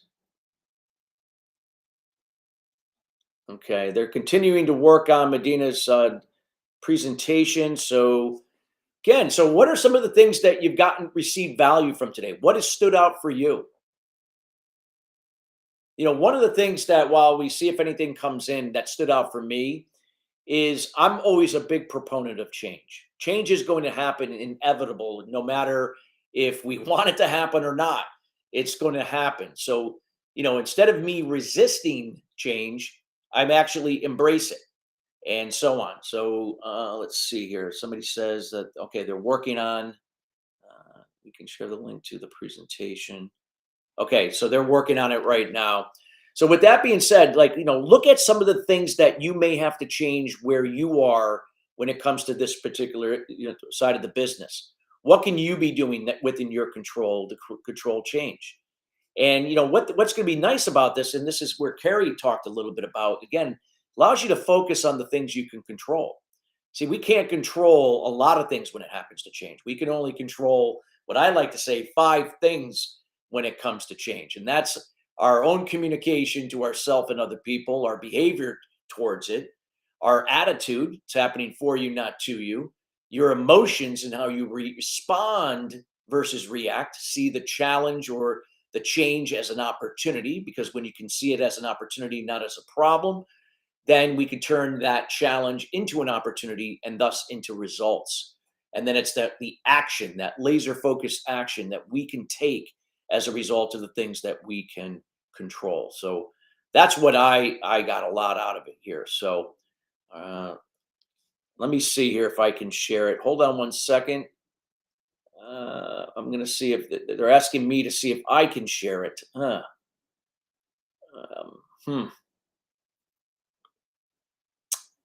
Well, I am not an expert in this particular area. It took me to another screen, so I don't know. I don't have Canva, so you would think I would, but I don't. I can see the slides, but let me see if I can download it here. Let's see if that's possible.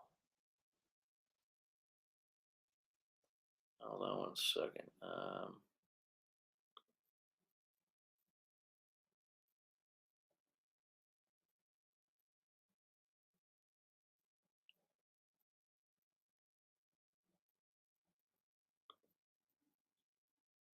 All right, let's see here.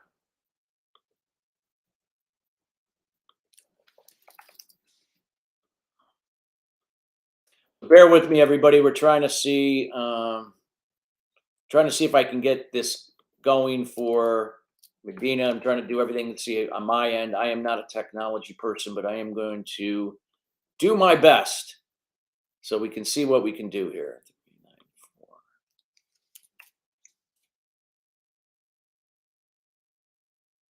348. Okay, just bear with us. Okay, let me just see if I can download this.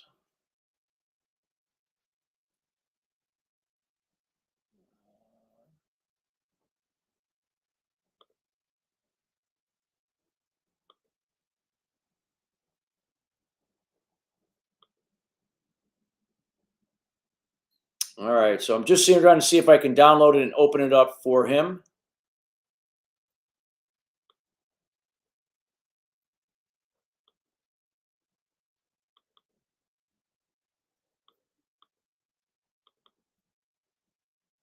All right, let's see what happened here. Hold on one second, everybody.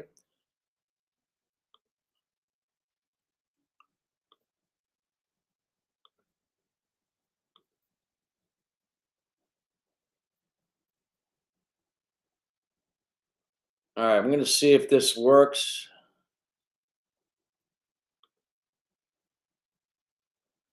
Okay. All right, just bear with me. I'm going to see if we can get this opened.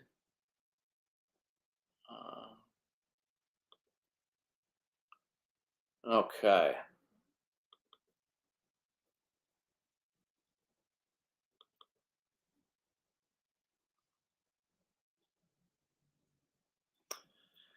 All right, everybody, thank you for being patient. I'm just trying to open up the screen and see if I can get this to work for him. Let me see if I can share.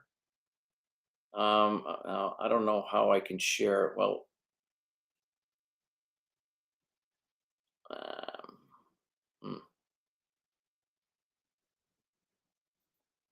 okay, you can see this now. Let me.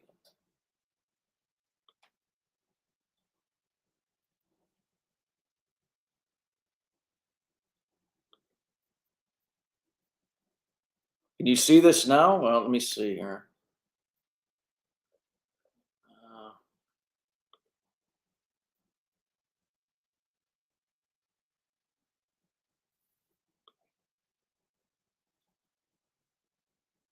Let me see if I can put this in the chat and see if this works. Yeah, Chris, I can see the slides. Okay, good, good. Okay, great. Thank you so much.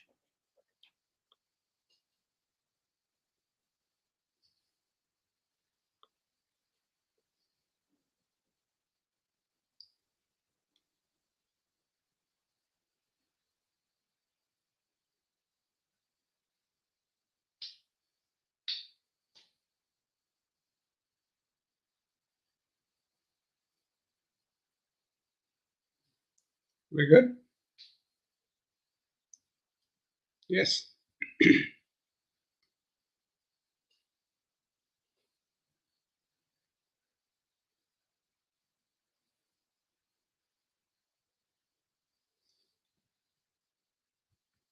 Hi, everyone. Hi, everyone. This is Medina Sheikh. I'm the CEO and founder of CompuSoft and the Macan Investment Group. Just give you a little bit of background on how I got started here, and then we'll go into the rest of the presentation. So I migrated from India in 90s as a programmer, came here, worked as a consultant, got my green card, and become a U.S. citizen. So I continue to work work for the U.S. Army and develop my IT company, which is fast forward now. I think it's around 500 people. And then I started my Macan Investment Group, which is a real estate, in 2019, and developed that into now with around 12 properties. We have like a $320 million assets under management. So that's next slide, please. Well, just in this, again, we are talking about digitalization in real estate investing. So in that one, I just want to go through the milestones, and then we'll go into detail on each one. Milestones, the first one, again, gaining the visibility in the virtual map, which is the in your cyber world and in your online. And the second one is kicking off digital transformation journey. And then third one is achieving full digitalization. And number four, I think we will go into that one. It's like unique experiences. I have like 4 or 5 of them we'll discuss. Next slide, please.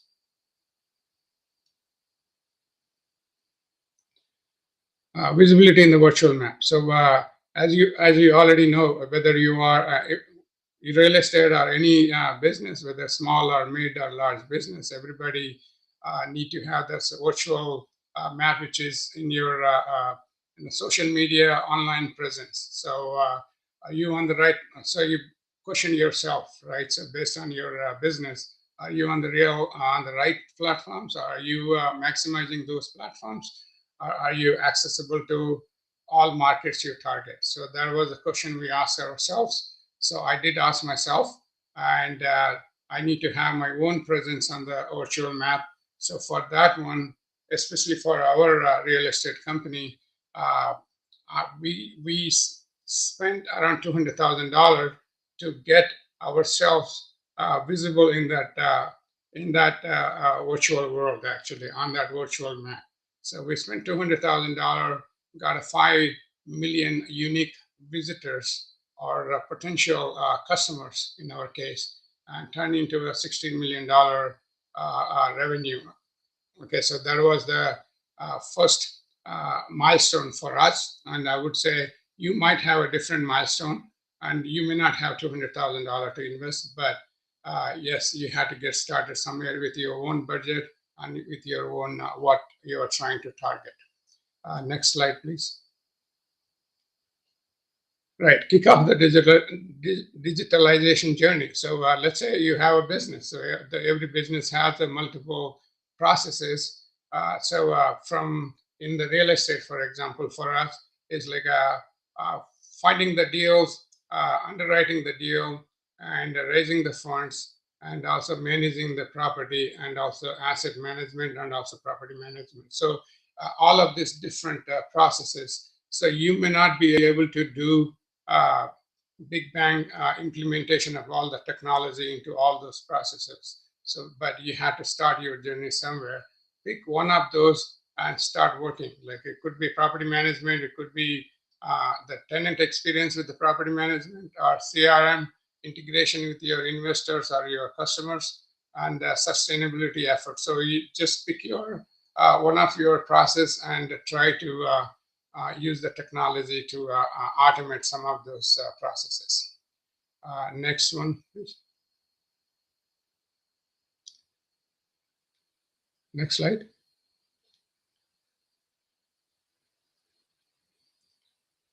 Okay, so we started the journey now, and you are achieving a full digitalization for your business. Are you running your core operations with the best use of tech possible, right?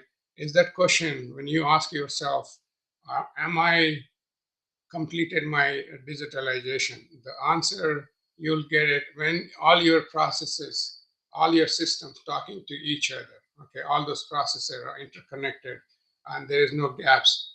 Then you know that you are pretty much done your full digitalization, at least on your business side, okay? So again, the checklist you have, move the property listings or your units availability online, invested in digital transaction management, just like your smart contracts, okay, and integrated data analytics. Can you use the data analytics to understand your business, your customer buying trends, right, or your way to invest your in real estate, which market? So you use that one using a customer relationship management, for example. Again, that is the very critical piece of the software. Every business need it. So that's a CRM, which is completely cover your customers touch points. Everything is getting recorded. So you are giving a 24-hour service to your customer using this CRM system. We'll go into detail in the next slides. Next one, please. So offering unique experiences, that's what the fourth milestone. Are you using a tech to provide value that no other industry player has? If not, are you ready for it? So again, we talked about implementing, doing a digital transformation of your business, but on top of it, are you giving any unique experiences to your, could be your customers, it could be your tenant if you are in a real estate, or it could be your vendors, or it could be your partners, or it could be even your lenders, for example, the financial institutions. Are you able to give them the unique experience? If not, there is still time to use technology to get that unique experience to your partners at large. Next slide, please. Okay, so and the unique experiences. So we're talking again like 4 or 5 of them, integrating AI into CRM. Okay, so fully digital experience of your investor, for example. For us, investor is the customer, and the crowdfunding. Okay, so then you have trends in the tokenization. Okay, are we implementing the tokenization in our business? Okay, so then number 5. Again, it's more like the drawing inspiration from my IT. So my background, how kind of enable my background into, and I can bring that into my real estate business. So we'll go each one of those unique experiences. Next slide, please. Unique experience number 1, create efficiency, work dynamics by integrating AI into your CRM. But if you look into the market, every CRM company has already keep adding some additional AI capabilities into their CRM systems. Okay, so that's kind of what it is doing, is that reducing the dependency on a human beings, right? So eliminating the errors. Okay, and so that's pretty much AI is doing. So it's like investor segmentation, for example. So the AI has a different algorithms, different way of dealing with the particular segmentation, right? Segment of your customer. In my case, it's just like investor. Somebody who is invest like $100,000 versus somebody who invests $1 million in our apartment complexes and all. So you segment your investors so that you train the AI how you deal with those your customer base. Okay, and then predictive analytics, for example. So again, the AI can learn with the data. So can predict what your customer is going to be needing actually. Before you and the customer, you are already one step ahead of your customer or consumer with that intelligence of learning from a previous data we have in the CRM system. and then natural language processing. The NLP, again, as you know, this is like your chatbot. So you develop that one, so around the clock you have a customer service you are providing. You don't need to have a live person. Most of the basic the requests from your customer, like throughout the globe, so and like 24 hours, so that can process their simple requests, like say, what is my balance? Okay, when is my financial reports will be available? When is my distribution is happening? Those kind of basic queries, the AI can pull the data from our backend system and provide that to our customer, which is the investor in this case. Next one, please. Again, to the unique experience number 2, creating a hassle-free, fully digital investor experience. So again, if you are in an investment business, obviously you have to have some platform to manage your investment, the business. So use the investment management system. Obviously, there are several options. Most of them are cloud-based, so very secure. So you host your real estate portfolio and create your deal room on the IMS, so that your potential investor can go and do their due diligence with all the data you provide in one location. And once you buy your property, track your KPIs for each property real time, pretty much, and offer secure online payment processing. So this is, again, avoiding all this wire transfer checks and stuff like that. So you have ACH capability, whether you are the investor investing in a particular deal, or you are returning any cash flows, right? So you're doing some distributions. It's all automated, okay, online. And share monthly financial data with the investors. Again, you have a one-stop shop pretty much on that system. Whatever the investor need is all in one location. Okay, so again, as I said, it is very secure, and also all your documents, the subscription documents and all your monthly statements, everything will be stored on the same place, unique to each investor. So when they log into their portal, into their dashboard, it shows all their investments and how each investment is doing, all the related documents for that particular investment. So that's the unique experience number 2, using the IMS system, which we implemented. Number 3, please. Right, unique experience number 3, practice crowdfunding to open up a large-scale investment opportunity. Again, I know you hear this a lot. So especially when you are buying a mid-sized to large business. So you, again, the benefits here with the crowdfunding, you are democratizing the investment opportunities to especially larger and more diverse pool of investors. Otherwise, they do not have access to that. And then you have investor expansion of their portfolios and asset classes. So that means you're giving them more opportunities to invest into, let's say somebody was just only investing in single family opportunities, or now you're opening them, giving them opportunity to invest in multifamily apartment complexes or in some commercial deals. Okay, so that's you are giving more investment opportunities using this crowdfunding. Okay, and also for you, you're raising the enough capital to go and buy and manage those properties. Number 4. Right.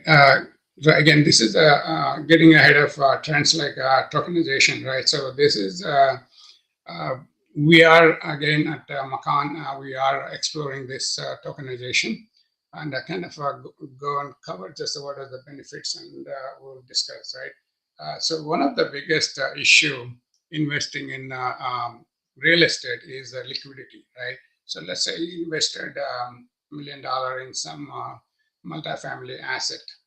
So now, until you sell that property, your $1 million is almost stuck there. So it's not a liquid, right? The real estate in general is illiquid.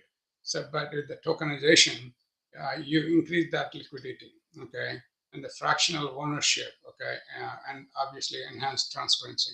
I'll tell you how the liquidity in a tokenization. I'm sure you might have heard this morning presentations. Again, so let's say I invested $1 million in one of the apartment complex, and now I need, let's say, half of that money to invest somewhere else or whatever, right? So this tokenization, you should be able to sell that to some other investors in the market, and you sell that half of your tokens to somebody and take your cash and go and invest somewhere else. That was not possible without a tokenization. Okay, so that's one of the best problem we are solving with the tokenization. Okay, it's a liquidity piece. So next one, please. So this is again unique experience number 5, drawing inspiration from IT and cross-applying best practices to real estate. So I kind of I'm applying to my personal journey by whatever I learned in the real estate on the IT side, how I am applying on the real estate, right? So again, when you are a consultant doing solutions in the IT, so you run into several business challenges at your customer sites. Okay, so you are solving those, right? So accounting, your supply chain management and inventory management, okay, the financial systems. So you fixing all those problems. So I see all those best business practices across different verticals. It could be Army Medical Command, or it could be a Fortune 500 company. Everyone has a problem. So I had that experience fixing some of those business problems using technology. So with that background, I came into the real estate. So pretty much for me, it's kind of come in and see there is a problem and say, okay, hey, I think we can, there is a solution we can implement with a simple system, actually. So that's pretty much what I did, right? So if you look at some of those points, adapting IT development from different industries, okay, allow us go for more creative in our approach to optimizing investor experience, which I think we went through that. Connect with our processes to other real world experiences more seamlessly, and overall match the progress of other advanced industries. So we are always, again, when you think that you are done with your total digital transformation, you are almost wrong, because the technology is changing every day, right? So you should be always looking for where can I improve my processes. So this is like a continuous improvement process. So you never say I'm done. So that's exactly what we are doing. And we recommend, again, to your business, look at it, always exploring, okay, we are doing this one, we are good today, but how can I get better? Okay, so that's the question we ask. And I recommend you look into the IT side and say, is there all the IT systems are not expensive. So there are a lot of cheaper options with the open source. So you should just do some research and bring in technology into your business and realize your time savings and cost savings. So again, next slide, please. So again, guys, I don't know how much time we have, but that's what I really wanted to cover. But my best thing is, like, I do really good in the Q&A. If anybody has any questions, I would love to talk whatever the time we have. We don't have enough time. You see my 2 emails there, so you can drop me a note. And I would like to have any discuss my experience in this journey, or if you need some free advice on your business, definitely I recommend you reach out to me. Okay, so I am on the LinkedIn. I'm kind of active on it, but you can drop me a note on these emails. But I will stay in if you guys have any questions. And I would like to really thank you all for your time.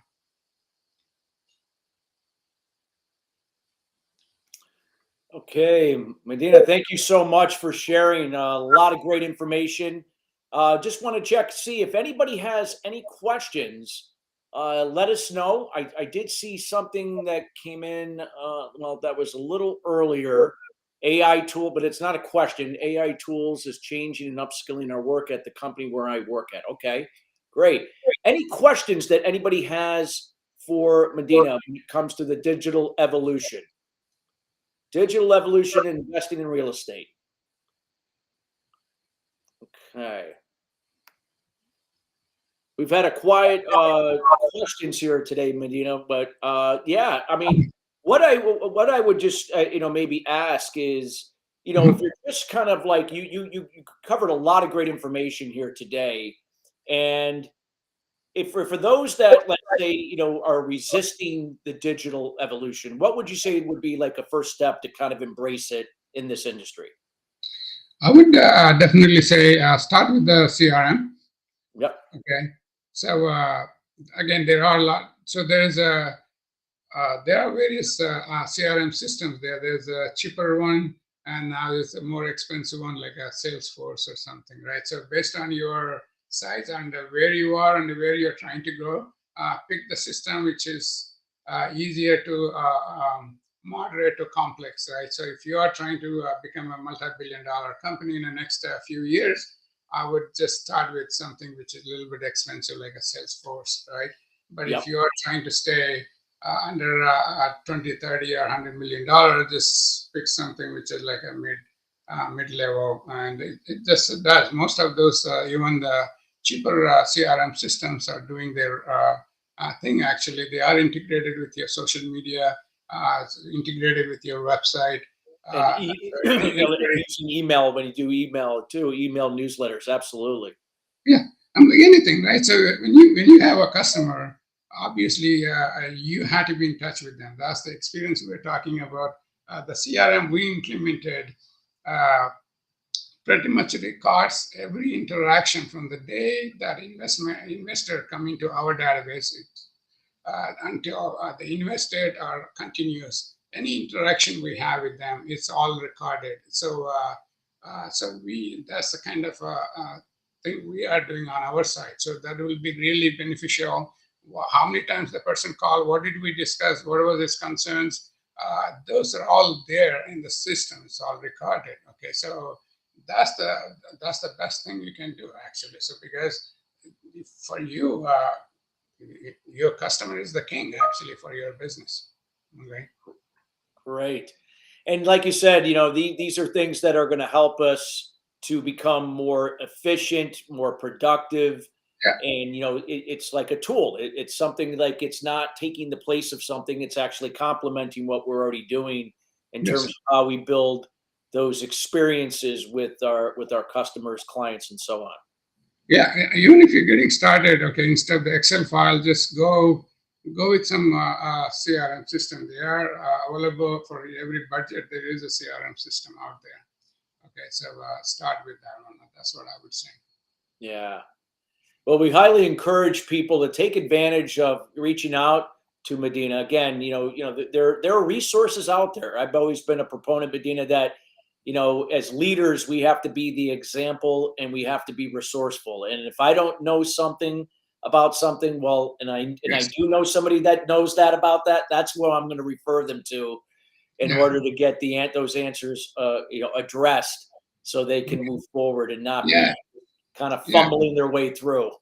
Yeah, you don't have to reinvent the wheel. Somebody already went through and they have lessons learned. I would tap into that. So that way you can save time and money, actually. So because somebody already done it, if you can get access to that person, I'm always up for that, actually. Yes.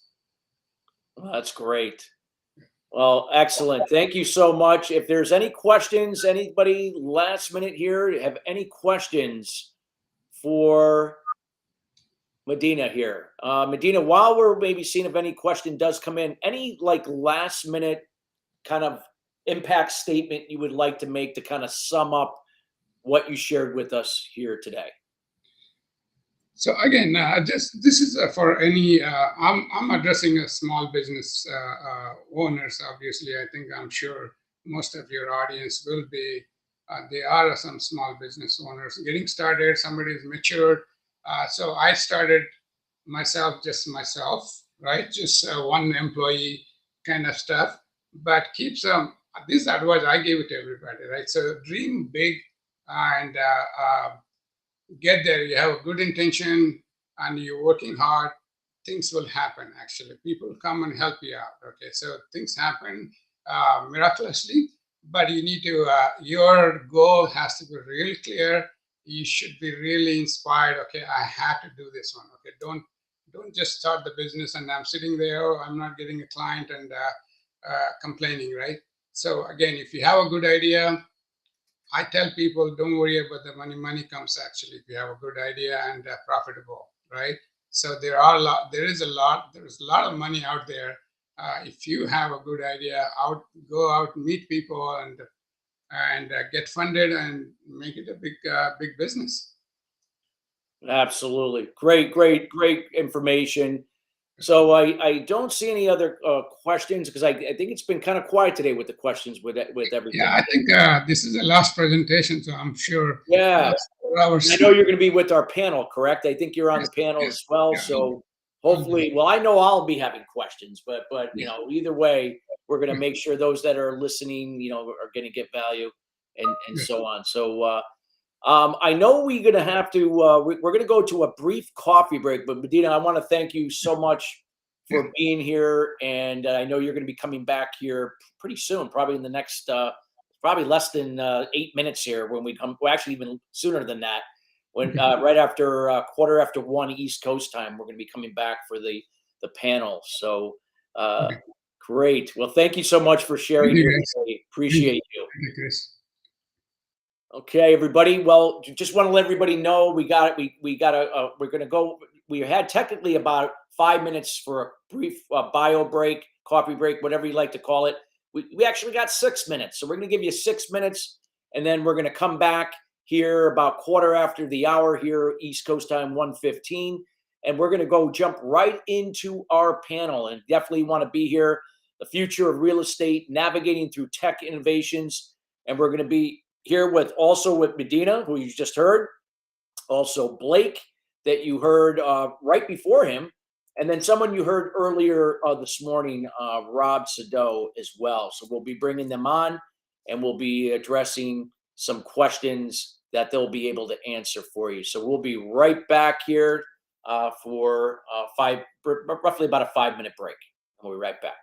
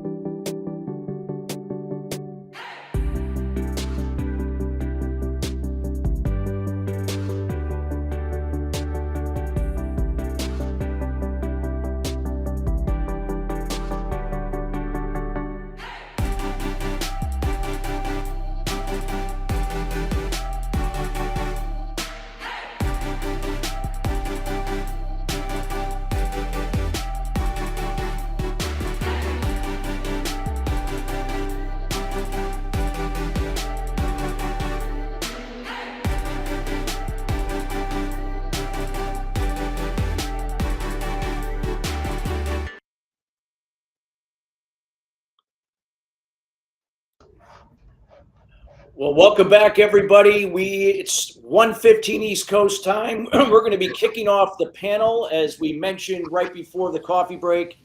We are going to be talking about the future of real estate, navigating through tech innovations, and we're going to be bringing back some of our three speakers that you heard today. We're going to be bringing back. We're going to be talking with Rob Sadow, co-founder and CEO at Scoop. We're also going to be bringing back Blake E. Janover, Chairman and CEO of Janover Inc., and then Medina Sheikh, CEO and founder of CompuSoft and Make an Investment Group. Welcome, gentlemen. Thank you for having me. Great. Thanks for having me. Great to have all three of you back here. Well, what we're going to be doing during this time is I'm going to be sharing some questions that are going to be kind of top level across different areas that were addressed overall throughout this virtual summit. And each of you are going to have about 2 to 3 minutes to answer the question. I'll start with from the top down. Rob was in first, and we'll go down to Medina, then Blake. You'll have 2 to 3 minutes each, and then after you've all individually shared on that question, then we'll share amongst all of us and how we can kind of further expand on that going forward here. So let's dive into are we all pretty good with that? Okay, great. So let's get going. Let's get into the first question. We're going to be talking about technology integration. So Rob, how are emerging technologies like AI, blockchain, the Internet of Things, redefining the value chain in real estate transactions? Thanks, Christopher, for the question. I think in some ways, I think we're still in pretty early days on some of those technologies, but the impact is coming pretty fast and furious. And when it comes to commercial real estate and not just office, where we spend the most energy, in our work around Scoop and Flex Index, but more broadly, I think AI has huge potential implications to impact everything from how you think about review of lease documentation and highlighting of important clauses, to better identifying risk within your portfolio in terms of who might renew or not renew, to a number of other elements of how do you think about the real estate value chain. In some ways, I think about it as that the technology application here is anything from concision and taking lots of documentation and being able to digest information and pull that really quickly, to speeding parts of legal review and other process, to a number of other things that will actually allow for value creation in the way that you manage your assets and think about deployment of your assets over time. So I think we're in the very earliest days on this topic, but the ramification, maybe in a short point, is huge. And I think real estate, interestingly enough, is not typically an industry that has been an early adopter of new technology traditionally. Like, I think that's not classically kind of like the profile of a lot of different real estate parties. But people are getting religion on this topic pretty quickly and recognizing that there's going to be a big impact on cost structure and revenue opportunity. And we see a lot of different organizations who are experimenting with that and trying to figure out the right guardrails and tests to run to apply it within their organizations. Wow, thank you so, Rob, for sharing. Medina, your take on the question, again, I'll repeat, how are emerging technologies like AI, blockchain, Internet of Things redefining the value chain in real estate transactions? So again, I think there is a lot of impact. I'll just take IoT, for example, right? So we combined with the AI. So on the real estate, especially if you are a property management company or investment company, so now you are pretty much monitoring a lot of those, like your appliances, your the climate control in your apartments. A lot of those stuff you can from central location, you can pretty much control it. Now integrated with the AI, a lot of those decisions will be making, the actions will be taking from the system.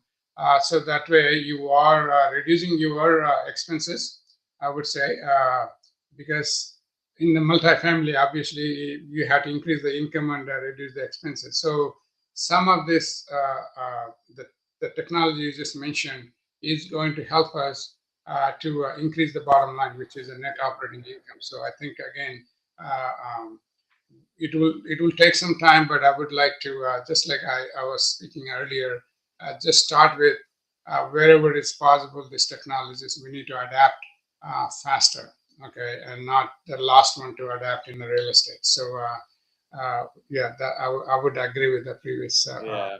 Well, you made that key word, Medina, adapt. Adapt is a big word these days that, and more important than ever, especially what you gentlemen are talking about. And I know we'll have a great discussion here right after we all of you have an opportunity to share from your perspective.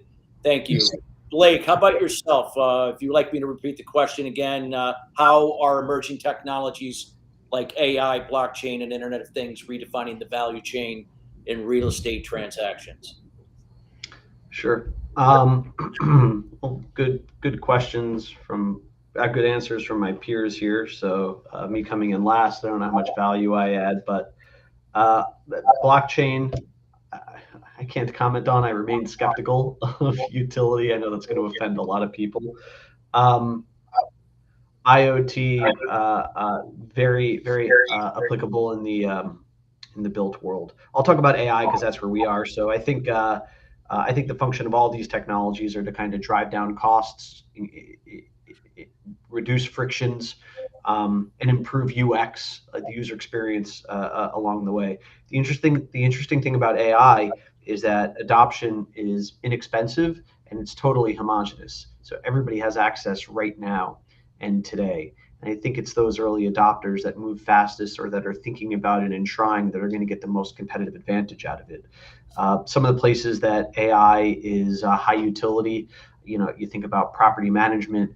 AI can totally do over the phone, over email, over chat and text, leasing, appointment setting. You think about legal. I have great attorneys, but a lot of basic stuff can be drafted and organized by AI, contract review, things like that, sales, customer service.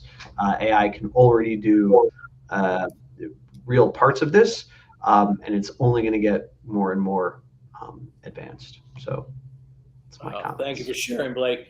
So to that question, gentlemen, anything that you would like to expand on to what your colleagues here shared, anything in terms of, any alignment or, anything else that maybe you would like to add to this question? Maybe I'll add just one comment. I think that what Blake said, I think is dead on, but I would broaden the opportunity and there's both on a cost structure side, certainly opportunities, and those might be the most obvious ones, in application of AI, for example, around speed and manpower required to do certain activities. But I wouldn't sleep on the revenue opportunity and what it means to actually be able to look at a book of business and understand what's more attractive or less attractive, more likely to renew or not, using AI to inform things like site selection over time, based on kind of bringing in lots of data and being able to crunch that really fast. And so I think the revenue opportunities would become just as important as the cost opportunities over time. The timelines might be slightly different around that, but I think the leaders here are thinking about it not just in terms of how do I shave expenses, but also how do I drive top line expansion through application of some of these technologies. Great. Thank you, Rob. I agree. I agree with Rob, and we're actively using it on outbound and inbound sales, and I think you said it really well. The real thought leaders are the ones that are thinking about how to really expand, and those are the ones that are going to really get ahead. So, +1. Medina, anything else you'd like to share? No, again, the AI is going to change a lot. So even on my IT company side, we look for anything. If somebody is doing something manually twice a week, we want to automate that. So that means your personal requirement goes down. So we don't want somebody repeating the same thing, sitting there and right. So most of the repetitive stuff can be automated and take out the human factor from it, and the AI can do it. Okay, so in your business, again, in the real estate, just like the contract reading or dealing with the customer, tenants, most of those stuff you can automate it with the AI. I'm sure there are AI tools already available. If not, they will be coming pretty soon. Thank you. Yeah, I agree with my peers. Yes. Thank you so much, gentlemen, for sharing for that question. We hope the listeners that are listening, again, if you have any questions, feel free to put it in the chat box. Or again, you can reach out individually to the gentleman here on the panel as well if you're a little shy. Again, we'll make sure we keep an eye on the chat box.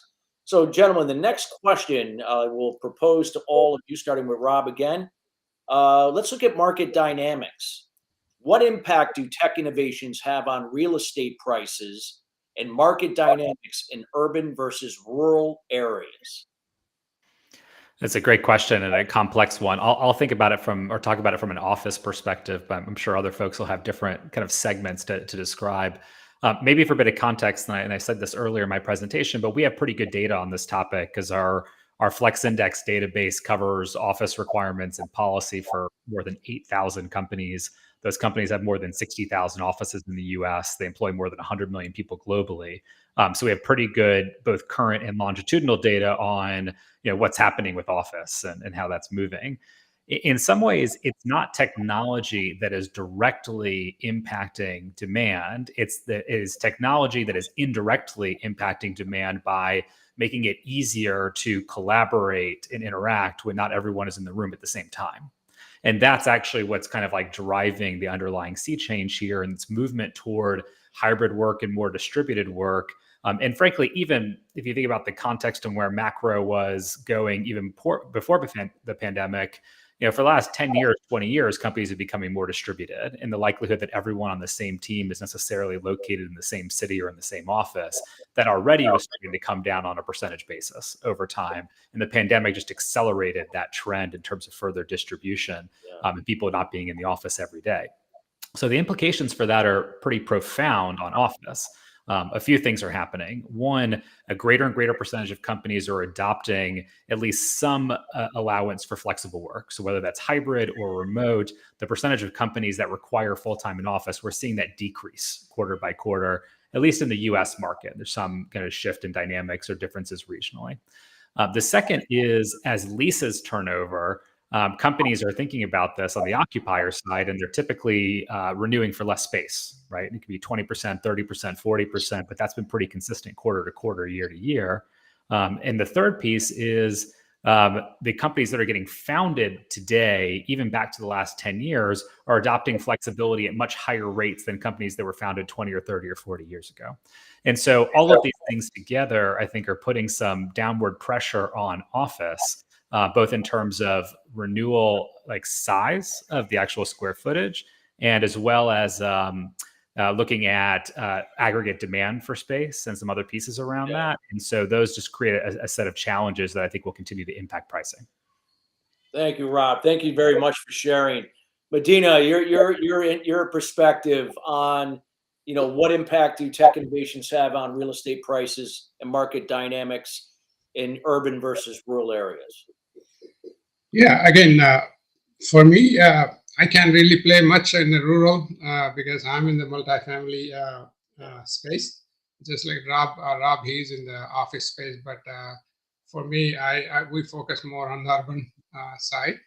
With the pandemic, actually, I would say there's a demand in the multifamily.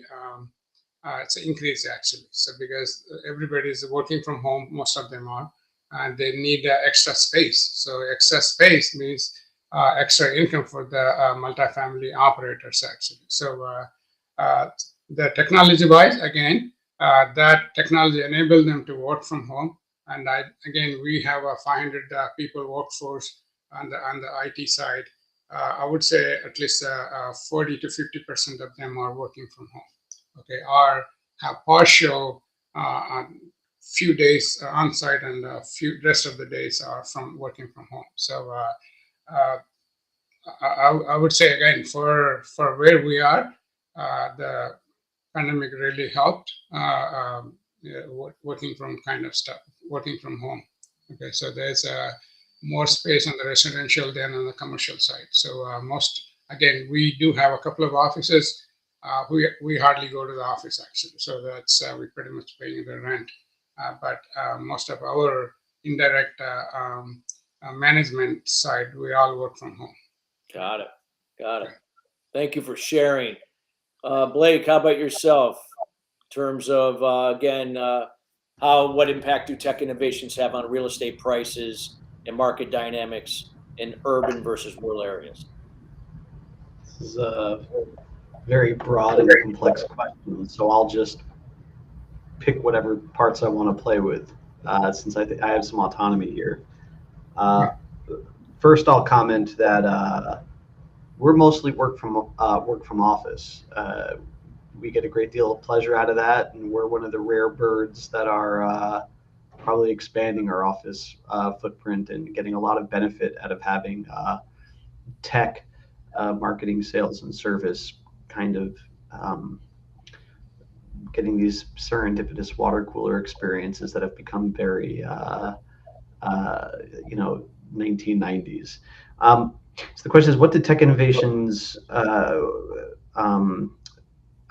how do they influence market dynamics and prices in rural and urban markets? I think the biggest influencer of price is supply and demand, and the second biggest influencer is the risk-free kind of 10-year interest rate. So I think that's what's really going to move price around. If I was to find a nuance that was influenced by technology, I guess I would say that in urban environments, perhaps in the multifamily side, on the office side as well, technology has allowed landlords to drive up the price per foot on rent, whether it's in multifamily or office, and drive down the square footage, so the feet per unit. So you've seen much more in urban environments, smaller and smaller apartments for rent, with rents kind of flat and growing. And I think that's because of highly tech forward amenitized buildings that allow for that. The same thing in co-working spaces. You're renting a cube that costs as much as a few thousand square foot office, but it's because of all the the fun tech that's in there. I would say the inverse probably happens in a suburban market or rural, where I think there may be more work from home, as there's more kind of sprawl from a population perspective, and you might need bigger units where there's a home office, but that's very speculative. So I think there's far more significant drivers to price dynamics in both markets than technology, and I think those things are supply and demand and interest rates. Great. Thank you for sharing. Gentlemen, Rob, Medina, Blake, anything you want to elaborate on based upon all of your perspectives to this question? I want to elaborate on something. Rob and Medina are very sharp, and I think Rob is particularly articulate. That's it. Okay. Anything else, guys, would like to share? Well, thank you, Blake. I appreciate it. Yeah, it's an honor to be in this group. I think I agree largely with what was said. I think there's a couple of nuances, maybe particularly around more rural versus suburban versus urban, based on some of the stuff we see in the data. And one nuance there, Christopher, that maybe is worth noting is we typically find work from home rates are higher in the dense urban environments. So if you go look regionally around the US, for example, it's New York City, San Francisco, LA, et cetera. Those are the areas that actually have the highest work from home rates. It's a combination of a few different things that are driving it. One is industry mix. Work from home much more prevalent in tech, financial services, insurance, professional services, those types of like very core knowledge types of industries that happen to typically be more concentrated in those types of markets.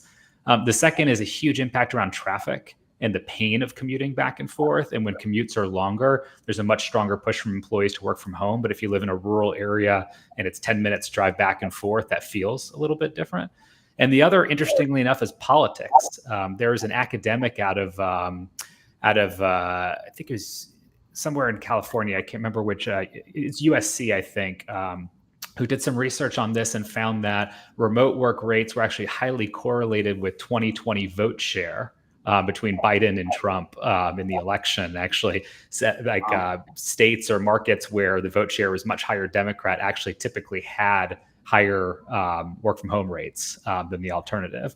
And so there's some interesting stuff that plays out there. in terms of like what happens locally. But again, to the point that was made by, I think, all the other folks, I think it's less pure technology driven. It's more local demographics, macro factors kind of like associated with those regions that have pretty meaningful impact on office demand.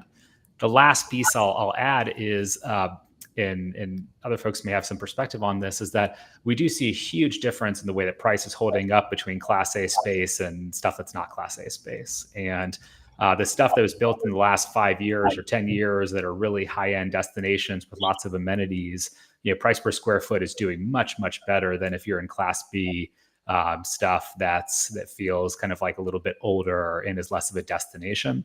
And that stuff is trading at a fraction of the price on a per square foot basis for rent as it was before. And so I do think there's a little bit of a have not story here in terms of how office is holding up based on not just the market, but also the type of underlying space. Great. Thank you. Thank you, Rob, for sharing. Medina, anything you'd like to share? Yeah, just one more. What's just one point? Just like to, if you are fully 100% remote, so some of this stuff, right? So if you're 100% remote, you don't have to live in urban, paying a lot of per square foot rent or paying a lot of money for your, let's say you want to buy a house. So it's maybe some of this demand goes into rural side actually. So maybe it's beneficial to the rural side because some of these folks move to rural and take advantage of the cheap rent and cheap real estate actually. So that's what I was thinking. If you have 100% remote, which a lot of them are having 100% work from home opportunities. Great. Well, thank you, gentlemen, for addressing that question in length. A lot of value there. And if anybody has any questions, please let us know. We're going to move on to our next question. So we're going to talk about sustainability and smart buildings. In what ways are technological advancements contributing to the development of sustainable and smart buildings? Rob. I feel like I've gotten the chance to lead each time. I know it makes it harder on the other folks. Do you want me to go last this time? Yeah. I can Let's pass do it to this. someone else. That's a good thing. Let's mix it up. We'll go Blake, and we'll go backwards. So Blake, Medina, you'll be in the middle again. Yeah. So is the question in what ways are? Give me the question one more time. I'll rephrase it again. It's in what ways are technological advancements contributing to the development of sustainable and smart buildings? So I have thoughts, but I actually think I'm not the most qualified guy to talk about this. So okay. I'm gonna pass it to Medina and Rob. Okay. Medina? Yeah, I think I touched a little bit in my previous presentation on the sustainability. I do not have much experience on the commercial side, but again, I talked to you about the apartment complexes, right? So again, using the IoT and the AI can pretty much do the predictive maintenance calls, right? So it could be your AC blowing out or your water heaters. A lot of those stuff can be, so you identify those problems even before it happens using the IoT and the AI technology. So that's what I can think of right now for that question, actually, Chris. Great. Thanks for sharing. Rob, anything from your end? This is similar, not my kind of deep area of expertise, Yeah. but I think there's some things that we're seeing in office, right? Like I think more and more companies are starting to adopt sensors and other more sophisticated technologies to better understand traffic patterns, what parts of the space are being used or not. As companies are rationalizing their space and thinking about, do I need to be using all floors or not? They're starting to have more clever points of view on what could actually shut down heating and cooling to particular areas, or kind of like the relative investment in particular spaces when they're not in use or on a particular day or for particular hours. I think that has some sustainability benefit to it. But Christopher, I'm not too much deeper on this topic. No, it's fine, gentlemen. It's fine. And we can always go to the next question. But nonetheless, some valid points. So it's just one of those things that, again, sustainability has been a word that's been thrown around for quite some time, more in the environmental space where that word really started to take off.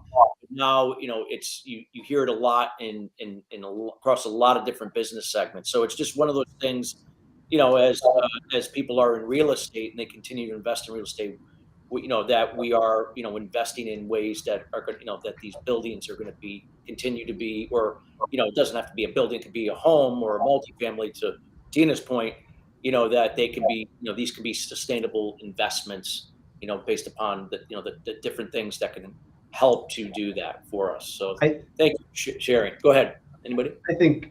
Honestly, I think this is an example where I could have opened up Opus or GPT-4 and gotten a better, more thoughtful answer than I could have personally given. So it's there you go. You summed it up. You summed it up right there. It's a plug for generative AI.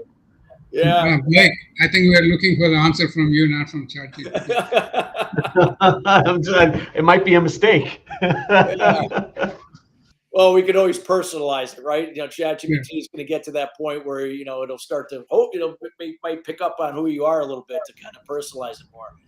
All right. So next question, guys. We're going to move on to data security and privacy.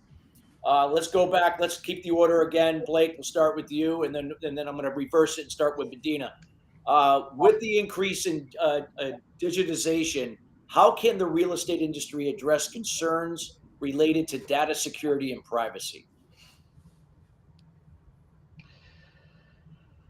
So how does the industry address concerns? Yeah, with the increase in everything being digitized, how can the industry address concerns related to data security and privacy?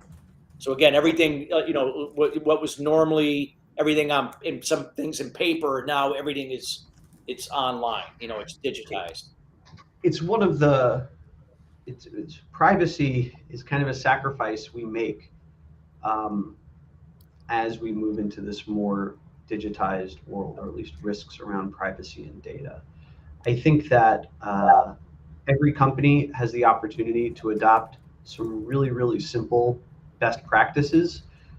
Things like 2FA, which is two-factor authentication, not sharing passwords, letting Apple and Google generate passwords for you. There's some really basic stuff out there that I think makes a huge amount of difference.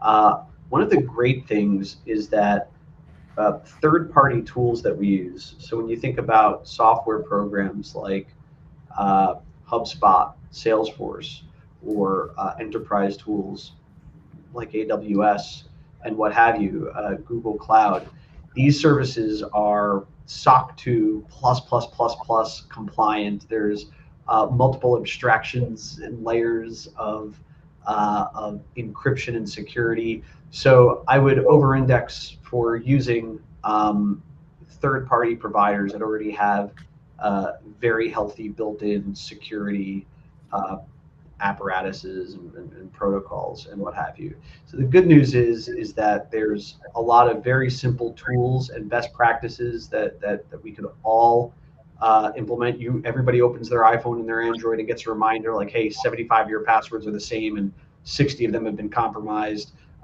So I hope I'm not the only one that's seen those.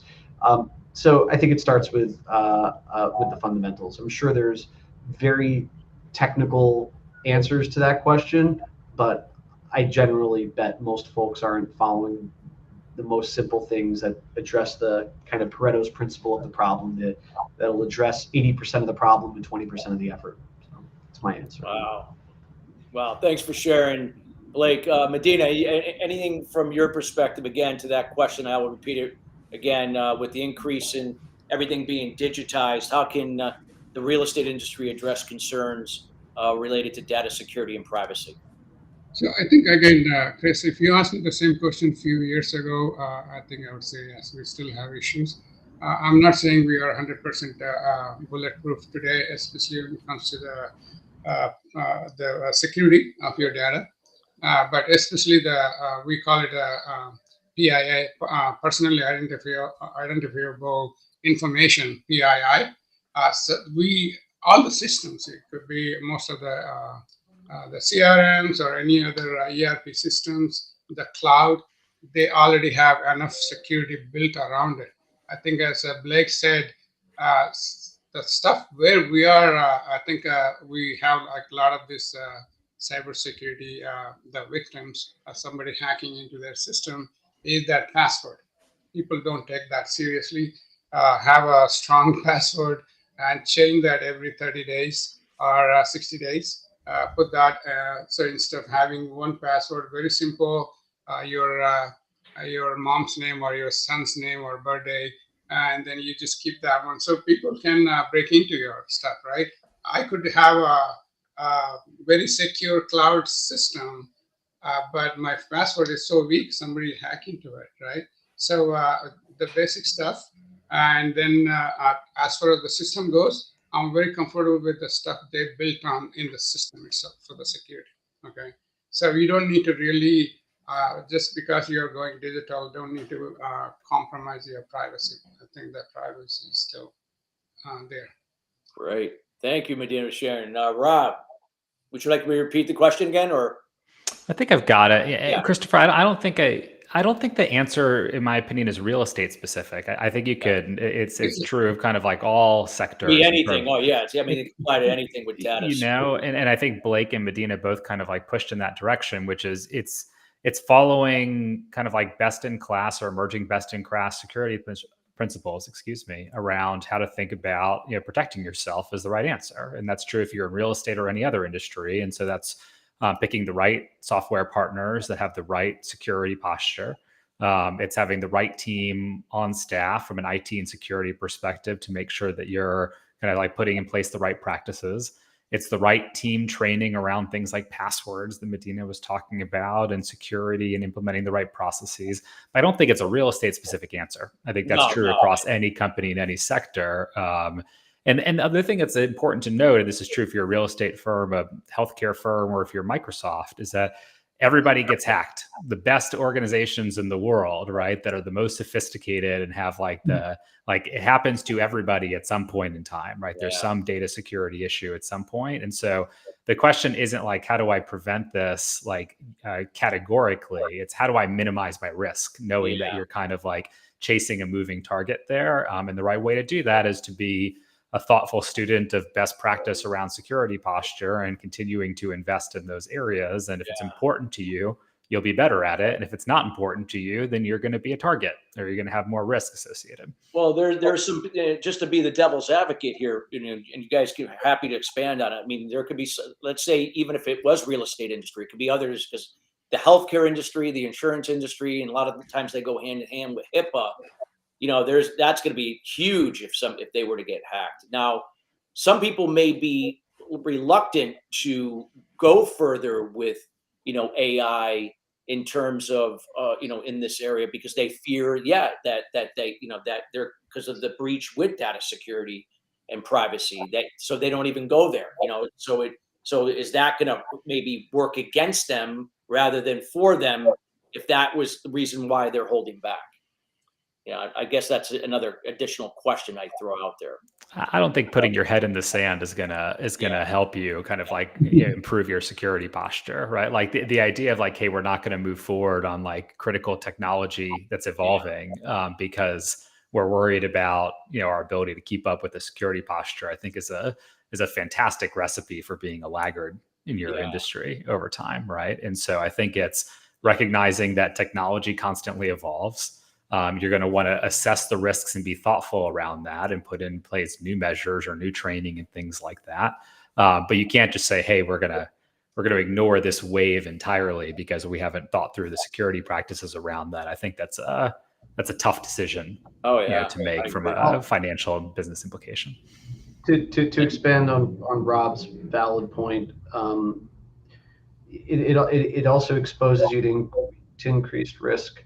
So if all of the bad actors have exponentially improved resources to hack or behave poorly, and you're running on Windows 98 and in America Online, you're increasing your risk.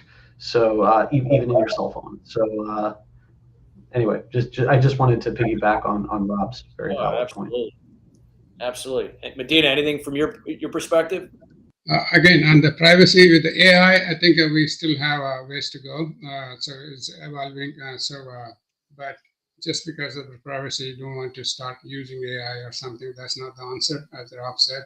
And on the security itself, I would say being a small business owner, it's like, as you guys know, you see in the news that even Fortune 500 companies get hacked, right? Yeah. So this is a constant battle between the bad actors and the good actors, which is like a businesses. So, but thinking from the small business point of view, you are in a lot better place than you are before, right? So just imagine you building your own secure systems at your premise. Now with the cloud computing on like AWS or Azure or Google, a lot of those problems are already taken care of for you. Okay, you just need to take care of some of your small issues which are in your control, like having passwords and protect that password and keep changing. Have some good practices at your office with your workforce. Okay, so otherwise, I think we are.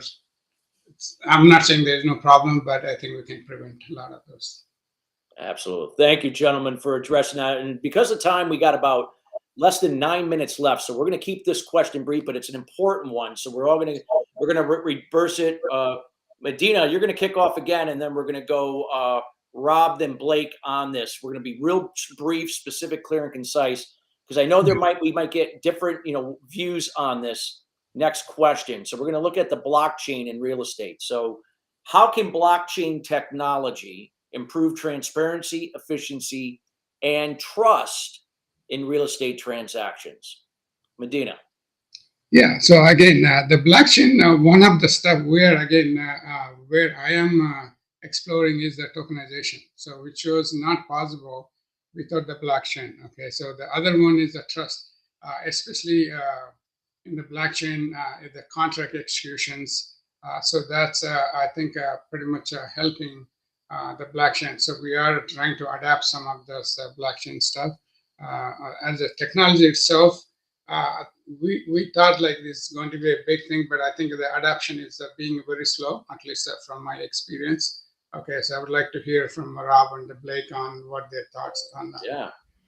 Well, Christopher, I'll be able to save you some time on the concise part, because this is just not a topic that I have a super amount of depth on. I think I'm probably similar to the way that Blake described on the front end. I'm a bit more skeptical, probably, on near to medium term impact here. And if I had to allocate points across kind of like relative impact of the topics we've discussed, I think AI would get substantially more of it than blockchain impact in this area. That's the reason why I wanted to ask, because I know you guys were opposed, I tend to side to that. Yeah, for what it's worth, it may be because of my own ignorance. I just don't know a lot about this topic, but like I just, from what I hear from what real estate parties or office especially are thinking about, like it's not a meaningful portion of the discussion, at least that I'm hearing today, relative to kind of like some of these other pieces. Yeah, well, thank you, Rob, for sharing that. Blake, anything to elaborate from your perspective? Yeah.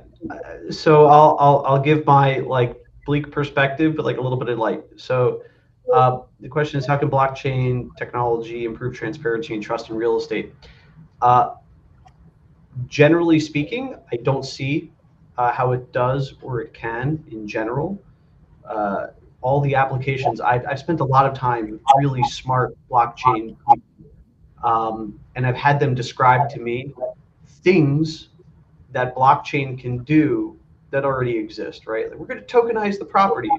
Sounds like you're selling units in an LLC. There's distributed ownership. So look, there's a lot of applications. I personally haven't seen anything that's novel and useful, and most of the development I've seen has been development for the sake of doing something shiny. Now, there's one application that I've heard a bit about that seems quite cool, and that would be if there's a way to put title on the blockchain.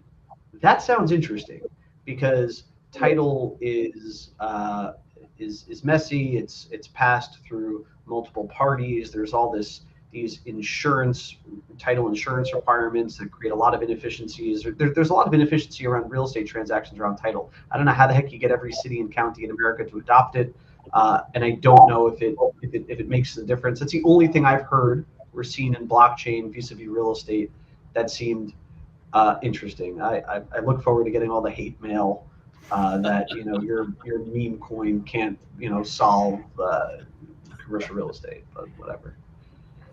Well, thank you, gentlemen. I know we're short on time because we know we're going to have a hard stop right after 2 o'clock.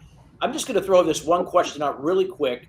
If you could share in 30 seconds, or let the role of platforms in marketplaces. What is the future role of online real estate platforms and marketplaces in streamlining the buying and selling process? Anybody like to just throw something out there? I'll take it. Yeah, go ahead, Blake. We have a platform for financing commercial real estate. I think that platforms and marketplaces are fantastic if you're able to aggregate both sides of the market and really get critical mass. Otherwise, they're very, very difficult to execute on. But commercial real estate particularly is wildly inefficient and illiquid on the finance side when you've got 10,000 banks and credit unions and thousands of other multifamily and commercial real estate lenders, all of them with different products. The products change all the time. If I'm borrowing $500,000, $1 million, $5 million, $10 million, $25 million, and I go to my banker at a bank, I am guaranteed not to get the best deal that I can get that relative to my sensitivities, just as a function of how statistically significant all the options are out there and how random my one point of contact is. So that liquidity in that marketplace would make a huge difference in value, both for lenders and borrowers, as there's these highly dynamic markets that are moving with trillions of dollars within them. So I'm pro marketplace and pro platform. All right. Anything last minute, like 1 minute, if any, Medina or Rob, you want to throw in there? I agree with the Blake. So I'm for the online marketplace and the online platform for real estate. And again, as I said, these systems can be still improved. But it's came a long way actually. So if somebody wants to invest sitting in some other country, they want to invest in the US. I think that a lot of those online listings or online platforms have enough information. I think it can be made more integrated with the lenders and the property management and stuff like that. I think they could be get better actually, some of those platforms. Great, thank you.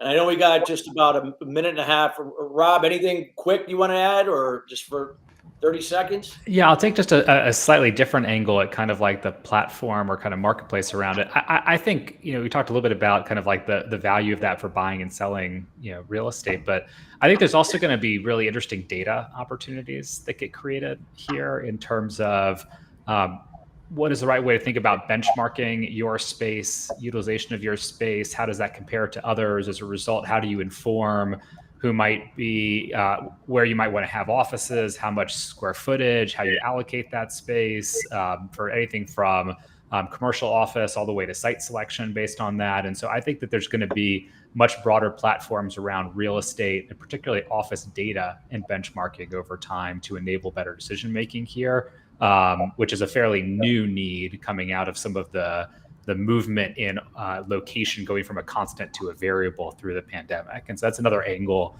that we're building against for Flex Index that I think is going to be particularly important to a lot of folks. Great. Well, gentlemen, I want to thank you personally and here on the behalf of Glorium Technologies for all the value that you delivered individually here today, and then as a panel with these questions. Just a ton of value here. I know a lot of the people that have attended or they'll be listening later are going to get a lot of value from the information you shared. And again, thank you for being here with us today. Thank you, Chris. Thank you, guys. Thanks. Thank you. Having me. Thanks, boys. All right, everybody. We hope everyone enjoyed today's virtual summit. Again, this presentations have been recorded. As long as you've registered, You will have access to them, and we look forward to seeing you on the next virtual summit. Well, wishing everybody a great rest of your day wherever you are, and we'll see you next time.